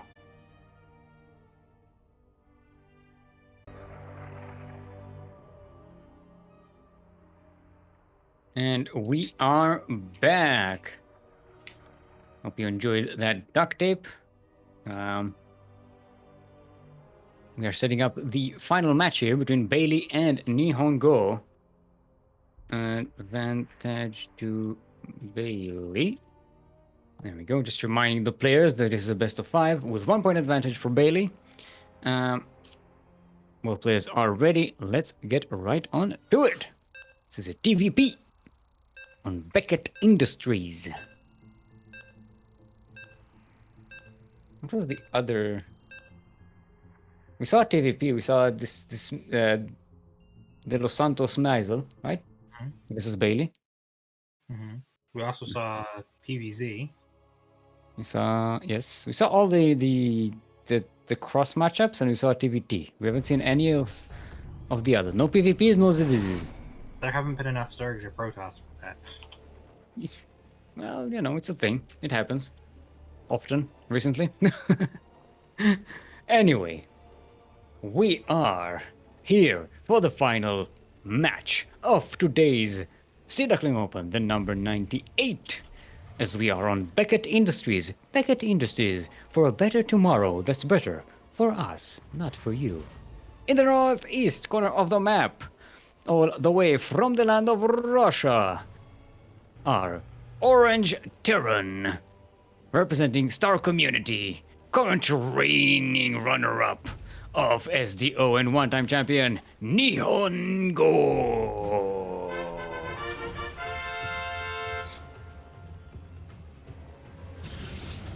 And in the bottom left-hand corner of the map, in the cyan, mining minerals for Beckett Industry, playing Protoss.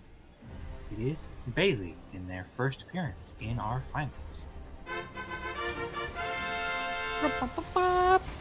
Yes, now of course Baillie has the 1 point advantage as the winner of the upper bracket. Also has 1 point advantage for being Protoss. Oh, shush you. Oh, shush. Darren Sean. It's quality. Speaking of salt, gotta hydrate my hydros. Now, happily, we don't have any proxy openings here.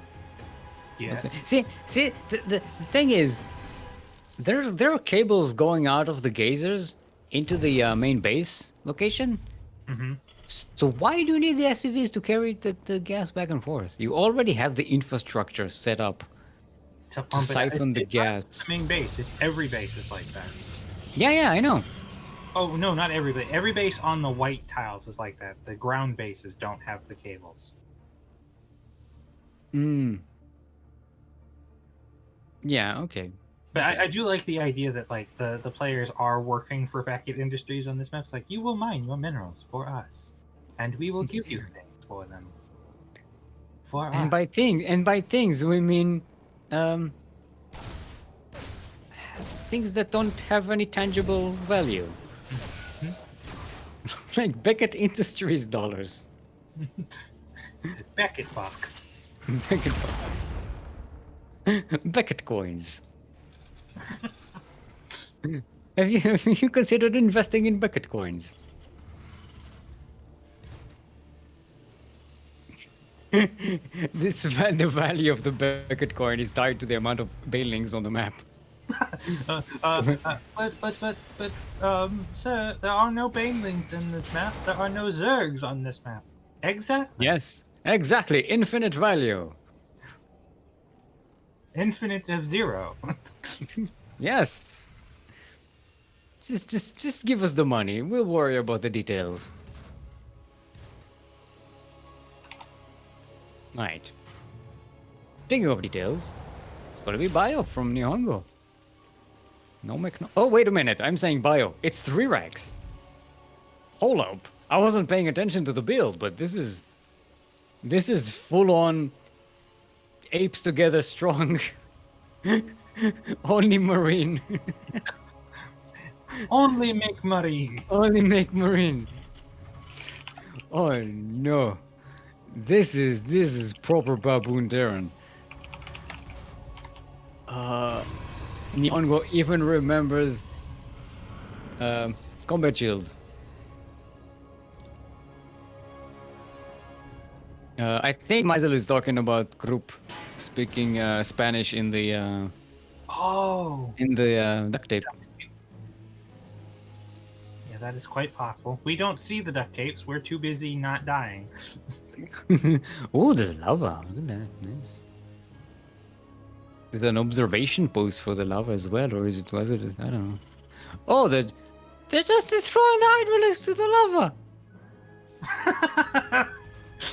This is an execution chamber. Or a cooking chamber. I don't know. Are they trying to cook a hydraulisk? Yeah. What's going on here? This place is messed up. Yeah, this is crazy.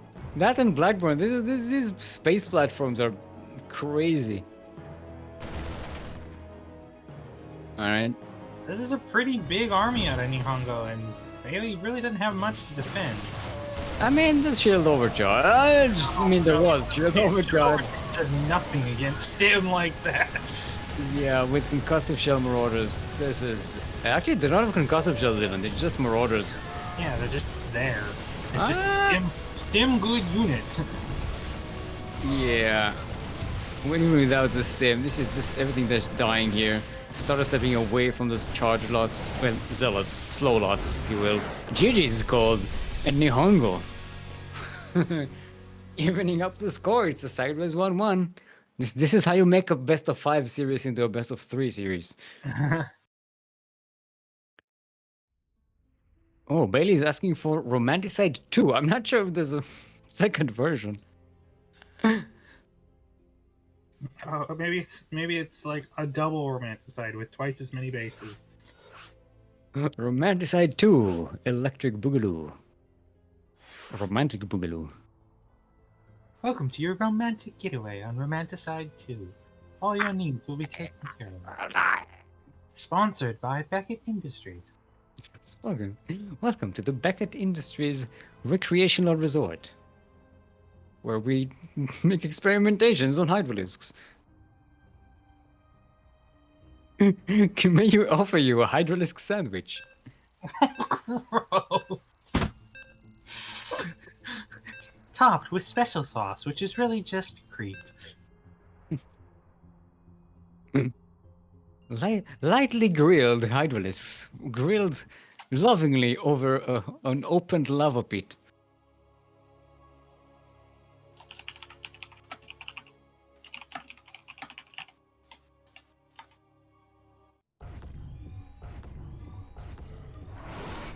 Alrighty. Welcome once more to Romanticide. Romanticide, where love goes to die. And hydralisks apparently as well. In the southeast corner of the map. Currently sideways 1-1 in this best of 5 final match of today's Sea Duckling Open, the number 98. Our orange Terran from Russia, representing Star Community, the one-time champion NihonGo.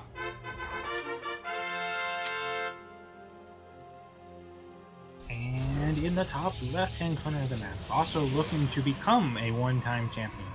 In the cyan, playing Protoss, it is Baillie.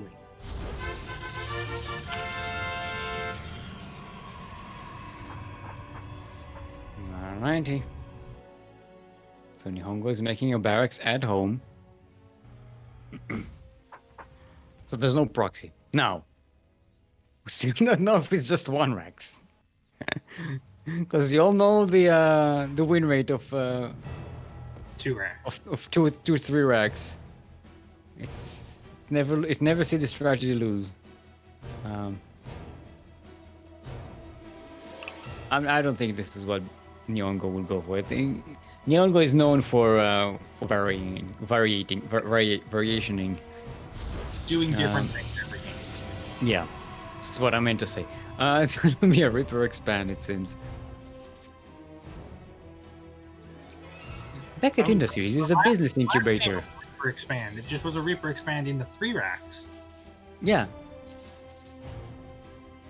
With this probe being super annoying.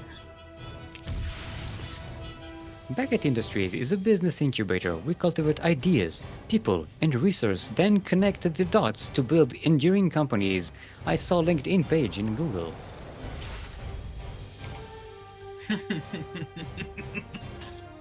It's crazy if like Beckett Industries is an actual thing. Oh, Funara. Wait.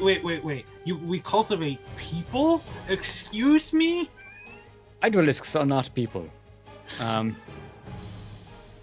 Yeah, the proxy factory gets found out by Baillie. So that's already not the best of starts for NihonGo. Especially since this factory might get delayed. No, it's fine. I'm guessing this is for Widowmine sneak in, you know? Could be for the elevator Hellion play too. No, for elevator alien, wouldn't you get the starport as a proxy? You can do. Some people proxy both.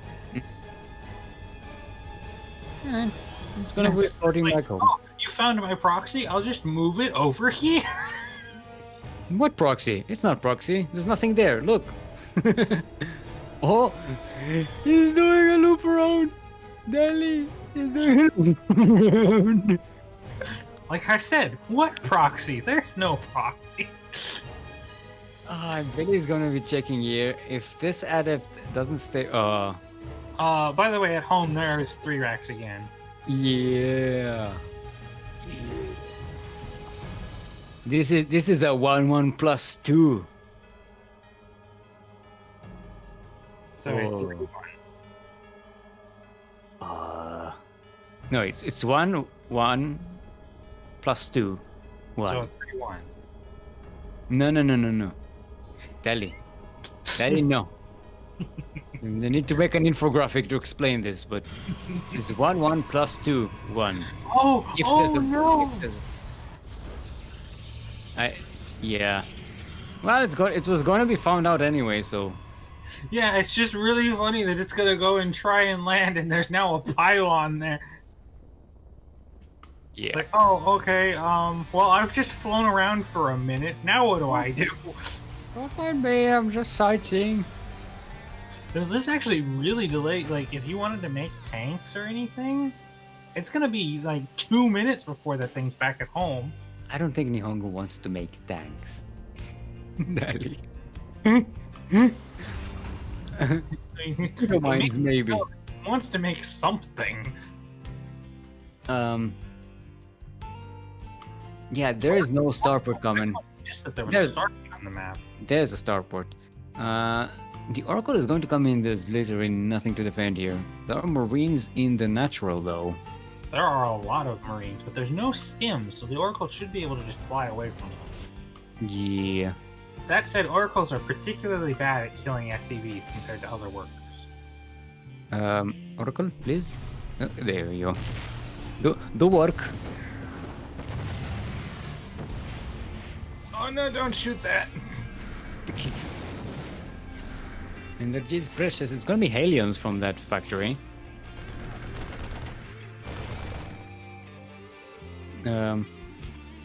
So far, all of NihonGo's plans are being thwarted, and Baillie now with the Oracle. The Oracle now flies over the factory. Yeah, with the Oracle flying over all of these barracks, say, that already like gives up everything that NihonGo is going for. Mm-hmm. And Baillie's immediately throwing down more gateways and getting ready to make Colossus. Yeah. There's already an Immortal on the way. One thing though, maybe NihonGo doesn't attack from here. Or gets a reaction from Baillie. Baillie's going to delay a third. Baillie's going to start making defenses. In the meantime, NihonGo just chills. That said, okay, there's the third CC. He's really supply long, though. Like, really. Ooh, nice job with the stasis trap. Yeah. Yeah, and NihonGo's. There we go. There are the supply depots. There's no medevac. NihonGo's Hellions are waiting for a medevac that doesn't exist. Is there even a... Oh yeah, the medevacs are stuck waiting for supply. Yeah. There they are starting now. Yeah, NihonGo is just fumbling this build all over the place, and Baillie is finding out everything that's coming.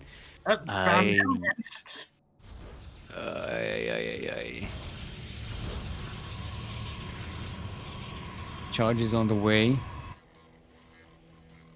Oh, NihonGo is switching to ghosts. For what?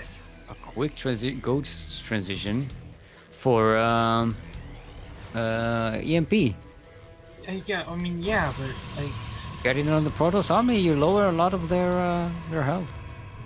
Yeah, you can negate the shields, but it's generally you don't want to go heavy into that kind of concept until you have like a lot to hit them with, because Zealots can kind of just shrug it off. Stalkers stay out of range. If there's Colossi, you're gonna have a hard time really nailing like the good EMP you want to have. The RDT's coming in; they can actually help detect you. I mean, it's also goes against the sentries, you know, trying to block you away, clog you up.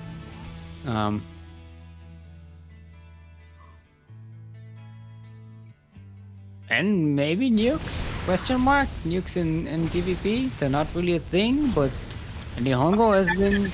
They're not, it's not like they're not really a thing because they're bad, it's just the game never really goes there. They're not as effective. Alright, NihonGo is going to YOLO it. The Colossus is doing so much damage. It does get sniped, but most of the Terran bio army is dead. No, reinforcements are coming in. Yeah, that's a lot of reinforcements. No concussive shell though, so they're not catching this immortal. Oh, the immortal gonna get saved by the overcharge. I just fell on the main. Yeah, it's gonna drop into the main. That's not They're really actually here either. they're hitting the mineral line of the natural. Wanna catch this Colossus? Okay, Colossus goes down and back away again. Whoa! The Void Ray is actually doing a lot of work. Yeah, especially with the Medivacs. And the Marauders, because it does bonus damage against them too. Wait, are Marauders armored? Yes. No, I didn't know that. They are armored biological. That means Archons do bonus damage against them as well. Hmm. I thought they were just not light. Yeah. The Marines are light unit, but Marauders are not light. That's what I thought. No, they are armored. So Stalker, it's funny. Stalkers are effective against them, and they are effective against Stalkers. Yeah. Alright.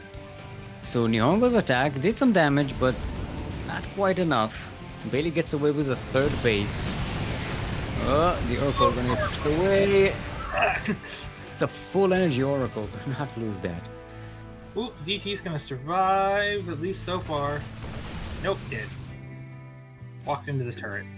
This is where you need ghosts to impede them. No, NihonGo is actually sitting on a lot of scans. Like, a lot of scans. Which is bad because Nihongo really needs the mules to compensate. Just letting these two zealots, NihonGo, Yeah. They look like friendly zealots, I don't know. they look like our SCVs. I don't know what you're talking about. They're totally not murdering all of our stuff. Alright. Oh, Nihongo was probably concentrating on this drop. Oh, the drop's on deck. No, the bear! Why did it stop? Only one Marine.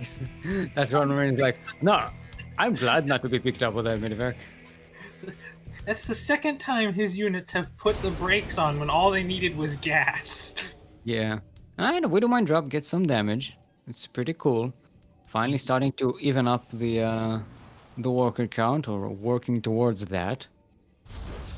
But cannons are going down here. I don't know if Baillie knows that there's still widow mines there. And boom! Let's do. Oh, it could have target fired the other one, but Yeah, one more. Pretty good. NihonGo setting up another drop. This time into the fourth base there of Baillie. Is that EMP upgrade thingy? That's it. I don't remember what it's called. I don't know. It's called Ghosts Enhanced Shockwaves. Ah. Alright, these Marines and one Marauder are gonna take care of that Nexus. That's a nice catch for NihonGo. Mm-hmm. I'm gonna at least prevent Baillie from getting a fourth base, which is, you know, too much to handle. Yeah, but Bailey's just gonna double expand. Yep. This is gonna be canceled. The drop's coming right back.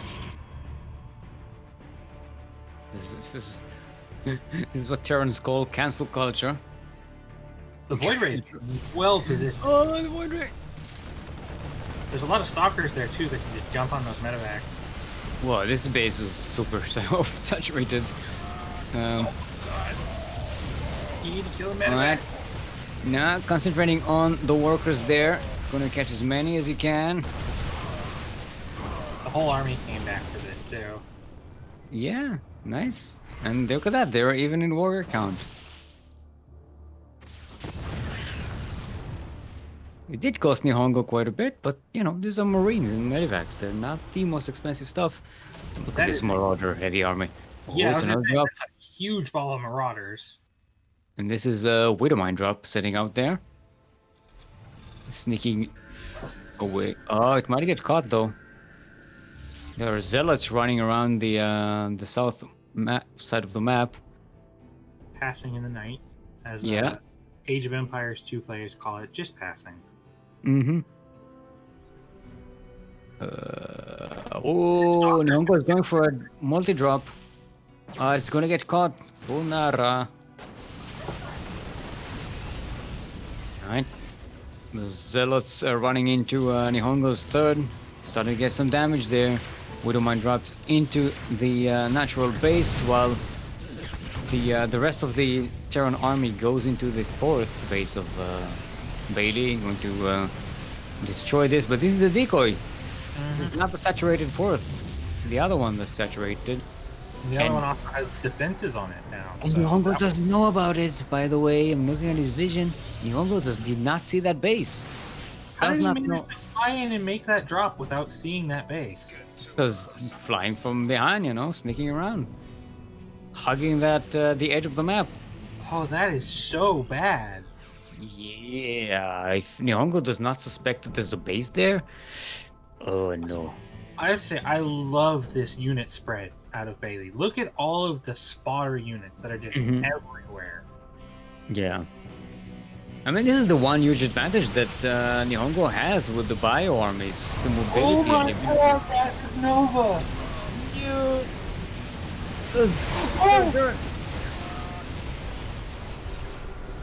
Alright, the Protoss army is pushed away, but there are DTs in that base.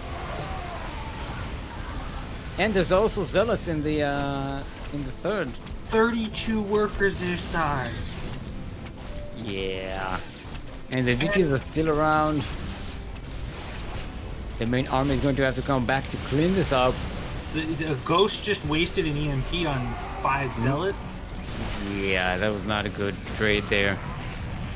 Ah, there was another EMP on the DTs. I mean, I'm assuming maybe NihonGo thought there were DTs there as well. Alright, NihonGo has to push forward and do damage. There's nothing else. Has to do critical damage here because he's now at 33 SCVs or 70 pros. Alright, spending time killing the rocks. I don't know if that's something you need to do. You don't have the time to waste here. You gotta get in there. Taking out the shield 3 battery. Colossi. Stalkers blink forward. There's The a fact is lot that- of like in this army though. Yeah, trying to bait Baillie into the Widow Mines, but the Widow Mines go down. I don't know how much Terran is left on the ground. The It's not a DTs lot. just killed 15 more SCVs while this is happening. Oh, And a CC blew up.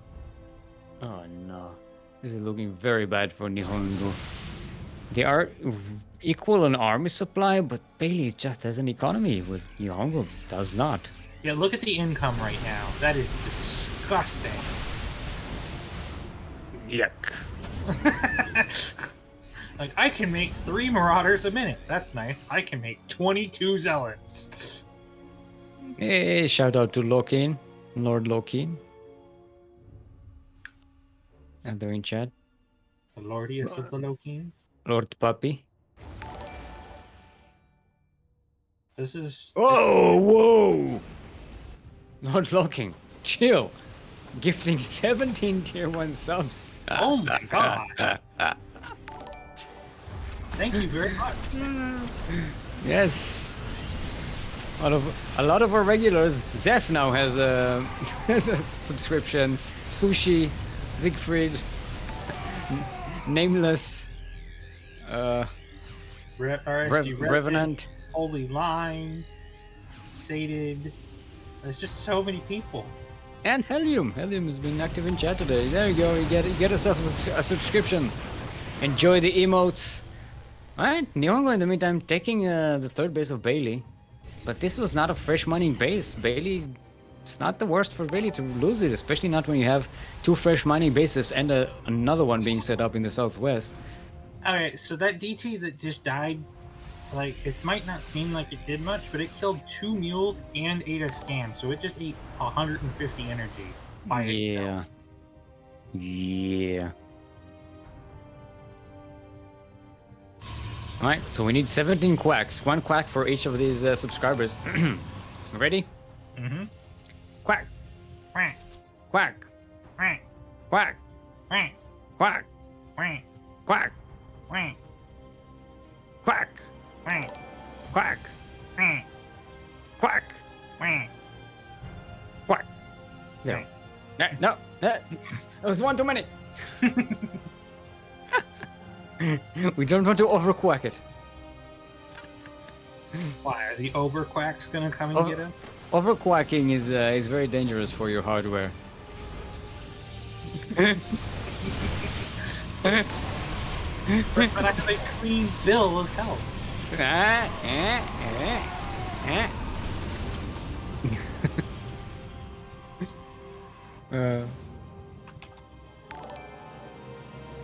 Anyway, this game should have been over. It's still going on though. Yeah, it's 81 workers to 26. There's a 80 supply difference between the two. Baillie is just taking their time. This only sending zealots in. Trying to do a bit of damage here. But Baillie can... I mean... NihonGo has enough army supply that Baillie cannot just outright kill the Terran here, but... it's up to NihonGo to just do damage, and NihonGo does not have the forces to do that. And this is going to get blinked on and just crushed. Yeah, and it didn't really do a lot of worker damage, and definitely not enough. Only 4 worker kills. So, 50 more to go to even up the score. Considering Baillie just remade them all, so... Baillie's also looking to do an air transition again. Alrighty. I like that. I like the, you know, I'm on 3 bases ahead. Why not switch to airport us?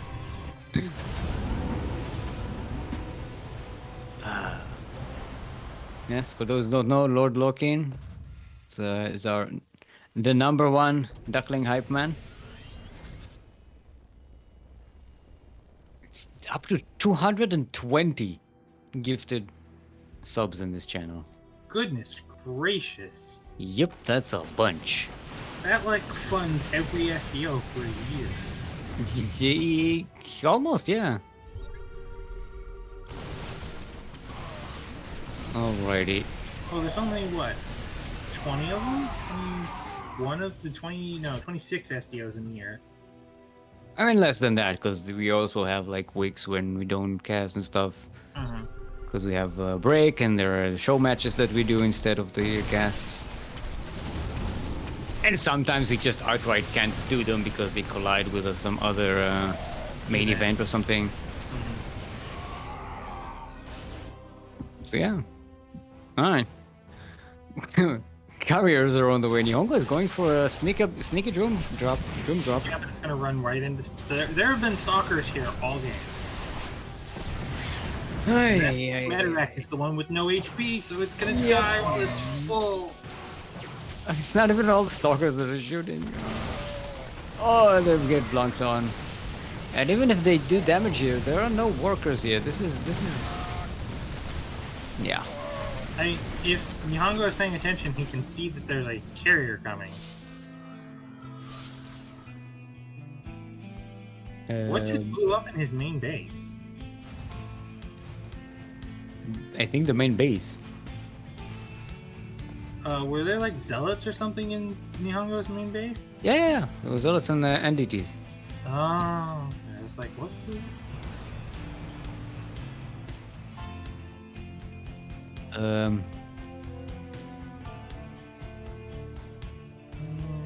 Yeah, this game is going on. I thought this was like a GG a while ago, but NihonGo is sticking to it. Baillie is just taking their time, not pushing in here.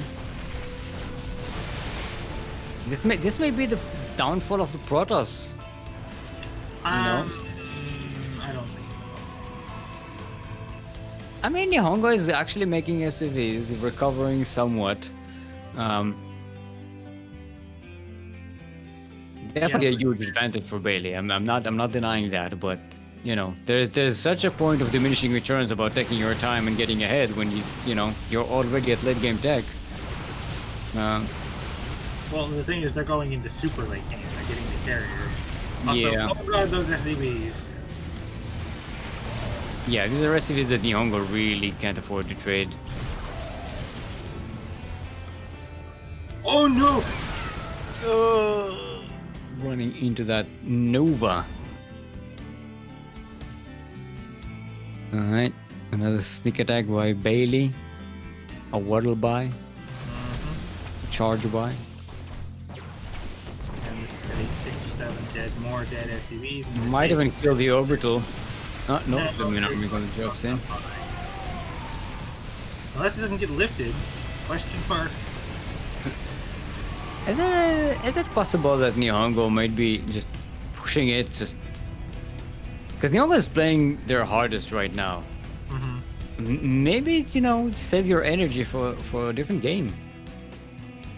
Because this is super exhausting. More for the Terran than it is for the Protoss. The Protoss is just chilling back. Well, the Terran is struggling just to stay even remotely in the game.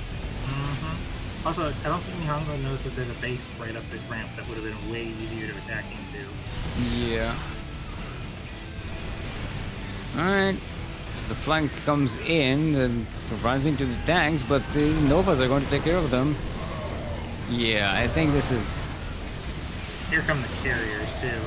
Like, oh, by the way, I have a bunch of choo-choo carriers now. Yeah. 4 or 5 Vikings are not going to be enough. GG's finally called. A 25-minute game. That's the 4th 20-minute plus game today. Dally, it's almost... We're at almost 6 hours of streaming. And we're not even... 5 hours of streaming. 5? 4 6? minutes, 5? 4 hours 5. and 40 minutes. Yeah, 5. I can count. Can you? It's been 5 hours. Well, no, we started at 1 p.m. It's almost 6 p.m. now. Uh-huh. That's 5 hours. 5 hours. I don't know what your problem is. You said 6 the first I time. know. I got it wrong. It's fine. Leave me alone. When you're my age, start getting things wrong. Make the map, old man. You know how long it's been since I studied calculus? As long as I've been alive. Probably not that long. I mean, it was more than 30 years ago. Oh, you're older than I thought then. Yeah, I'm 38 years old. If I started studying calculus at 6 or 7, when is it? Yeah, it was over 30 years ago. I'm old, is what I'm saying. Who teaches calculus to a 7-year-old?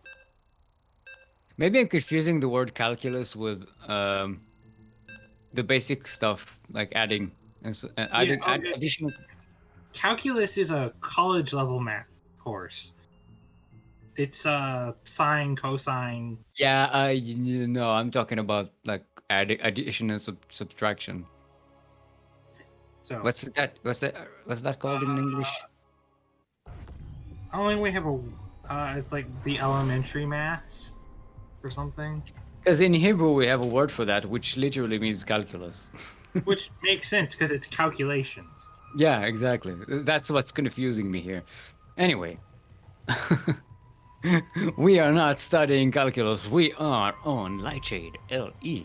Lightshade, the lightest map in the map pool, except it isn't because it's just gray. In the southeast corner of the map, struggling real hard to stay in the series, are Orange Terran from Russia, current runner-up. 2 times in a row, walking on the 3rd time in a row, runner-up. Oh, it's going to be super Kong. Actually, no, because NihonGo did win a championship, so no Kong here. Representing Star Community all the way from the land of Russia, give it up for NihonGo!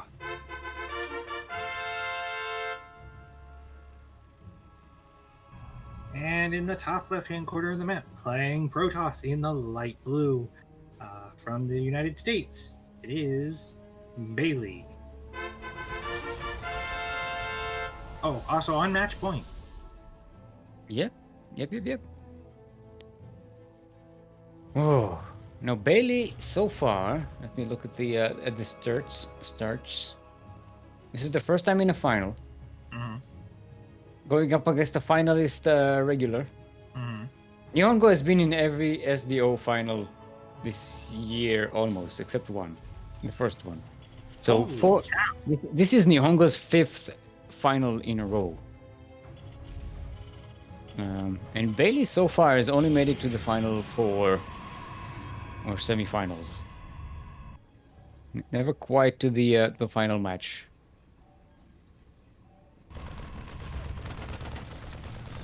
That's all I had to say about that. I'm done. I was not going anywhere with it. I just started trailing off. I'm sorry. It's okay. We're 5 hours in, Steel. That's to be expected. Yako is saying arthritis. It's arithmetic, not arthritis. Arithmetic. But I'm not sure if arithmetic is the right one, though. Oh no, arithmetic is just a general term for math. Mm. In English, anyways.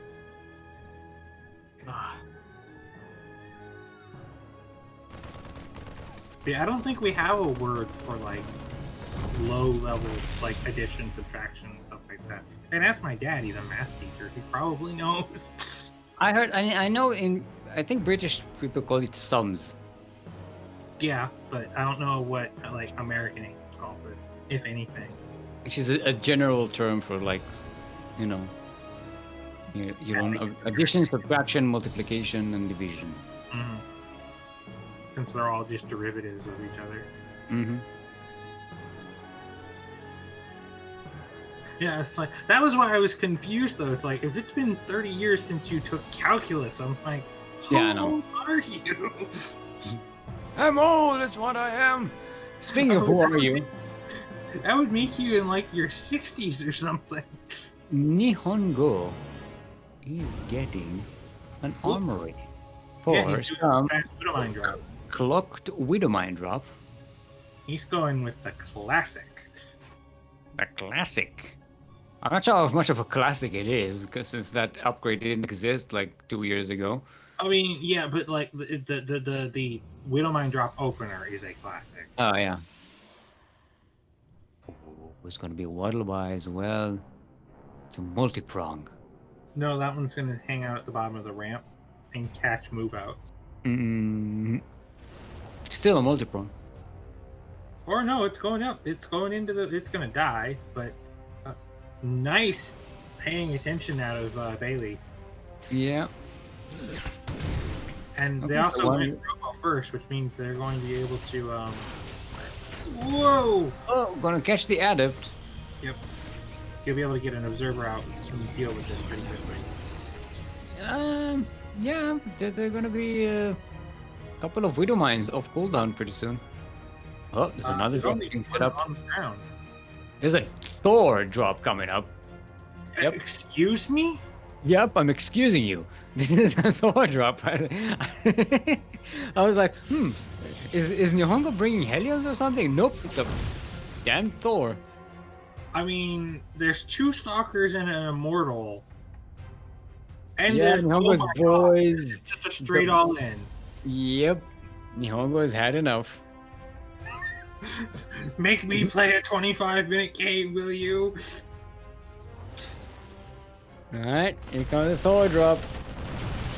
The Marines are coming in. The Stalkers focus down the Thor. Now they're shooting at the SCVs. The Marines are doing a lot of damage. Is it enough though? Oh, the Thor gets picked up. It's so low. It's actually getting repaired. More Marines are coming in. Yeah, but the protest doesn't even have to hold this base. Yeah.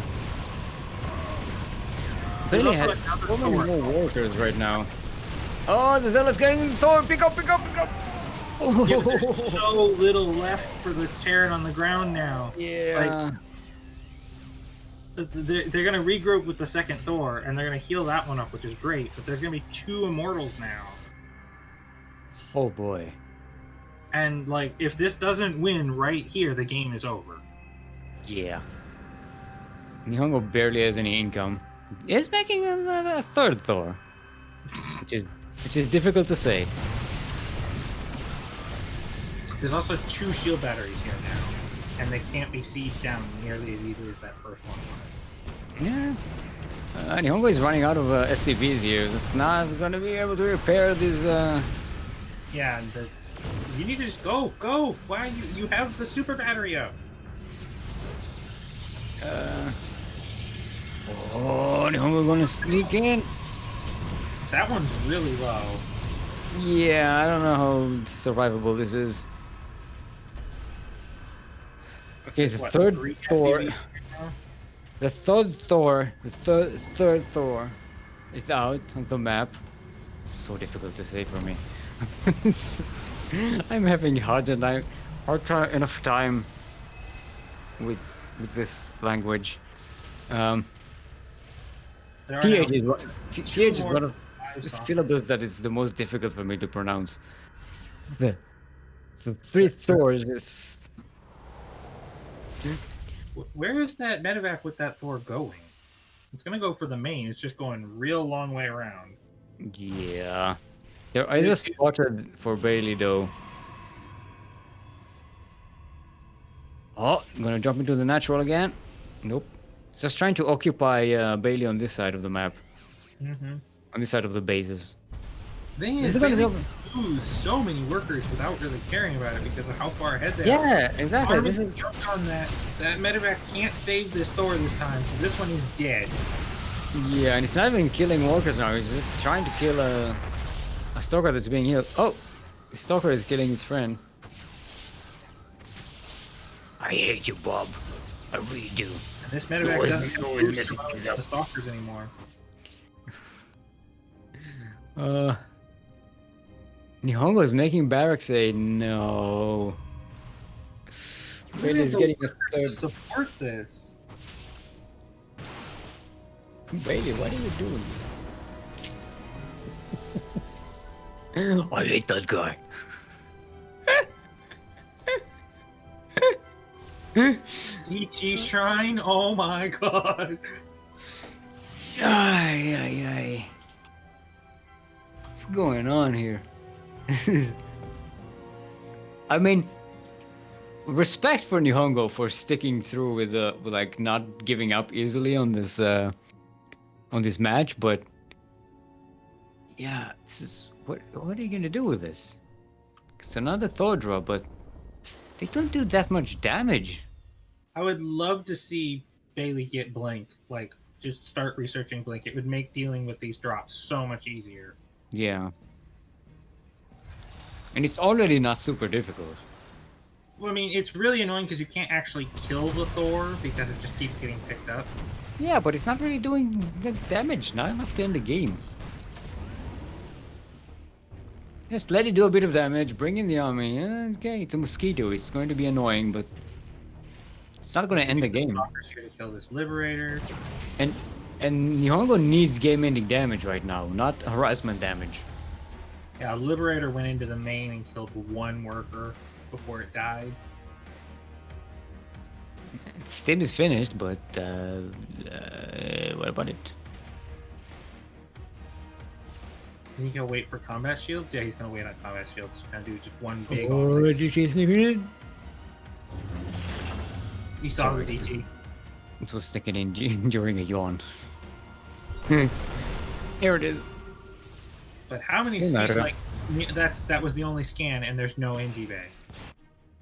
Yeah, but there are no DT. Oh, there is a DT. And there's gonna be more DT. Like, okay, just make DTs now. Yeah. Make DTs Oh. and you win. The Thor gets left behind. And that is like, the DT is like, oh, you're all going that way. It's like, wait a second, what's going on? I'll join you then. I'll join you then. Yeah, NihonGo has evacuated the entire base. Like a few SCVs left at home. Well, yeah. It's like, okay, you can kill my third. What do I care? Especially if this disruptor gets a good hit. Yeah. Like, if you launch that Nova now, or maybe if you hit the SCVs with it so they can't repair the Thors. Scan, puppy, scan. There's no scan. He doesn't have scan. one. Now he does. There's a scan. But then man, That was SCVs though. That was SCVs, right? Yes, that was SCVs. yeah, 10 it doesn't SCVs matter. DG is called and Baillie.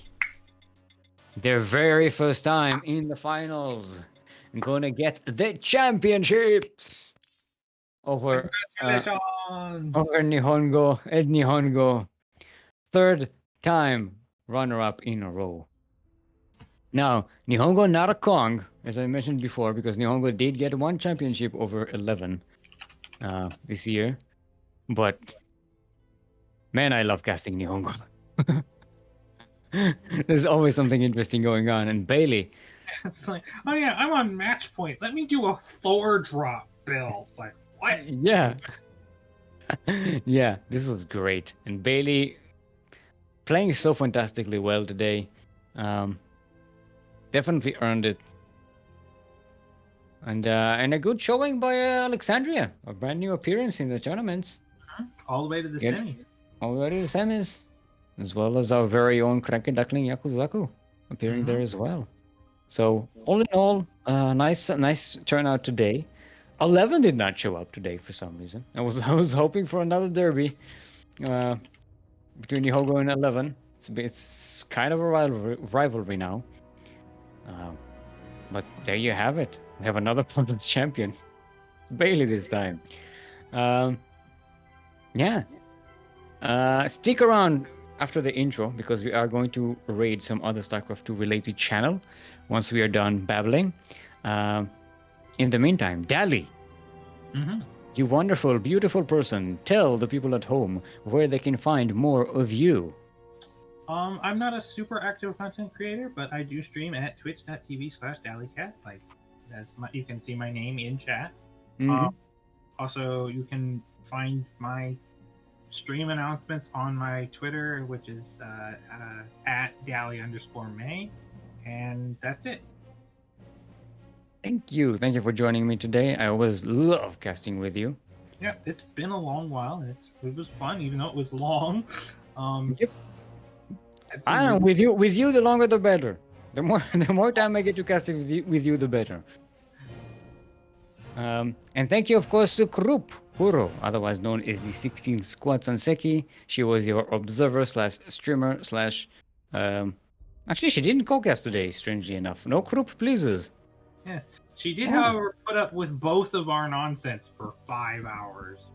I mean, yeah, she's used to it. It's fine. I think secretly, I think she enjoys it. I think she likes us. Deep down. She doesn't want to show it. Anyway, I am Steelmold, still like the metal mold, like the thing you put the metal in so that it retains its shape when it cools down. You can find me on twitch.tv/Steelmold and on Twitter, Steel_mold, that is at Steel_mold. Like I said, this Sunday is my last day at work, so I'm going to be at home for a while, so I will be streaming quite a bit. I intend to stream at least once a day during the week. A variety of things, including Stellaris, Skyrim playthrough that we started, some Factorio, other stuff that I might be able to figure out along the way. So come follow me. I will very much appreciate it if you come watch me. Steel_mold. Bye. Wait, no. What do we miss? GPO. We had Grand Platypus Open. It's going to be tomorrow. And also tonight. Hold on, what's my schedule? Calendar. Open up. We are going to have Copa Hyperion in about, let me calculate, 9 hours. Calculating. Yeah, should be 9 hours.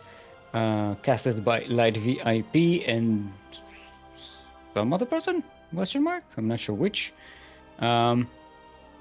And of course, Grand Platypus tomorrow. If you are in the Southeast Asia or Oceania region, come and join us for the Grand Platypus Open on Saturday. That'll be all from us this week. For not from us. For me, today, I know words. Stop harassing me. What was I saying? What was I saying? I'm not sure. Outro! Have a great weekend. Enjoy yourselves. Play the game. Don't get mad at the game. Get mad at the people who made the game. And then practice and get good at the game. Practice hard. I won't do it because I hate playing this stupid game. I love casting it, but playing it, ugh. But if you like it playing it, do so. Enjoy yourselves. Get good and prosper. Goodbye. Bye.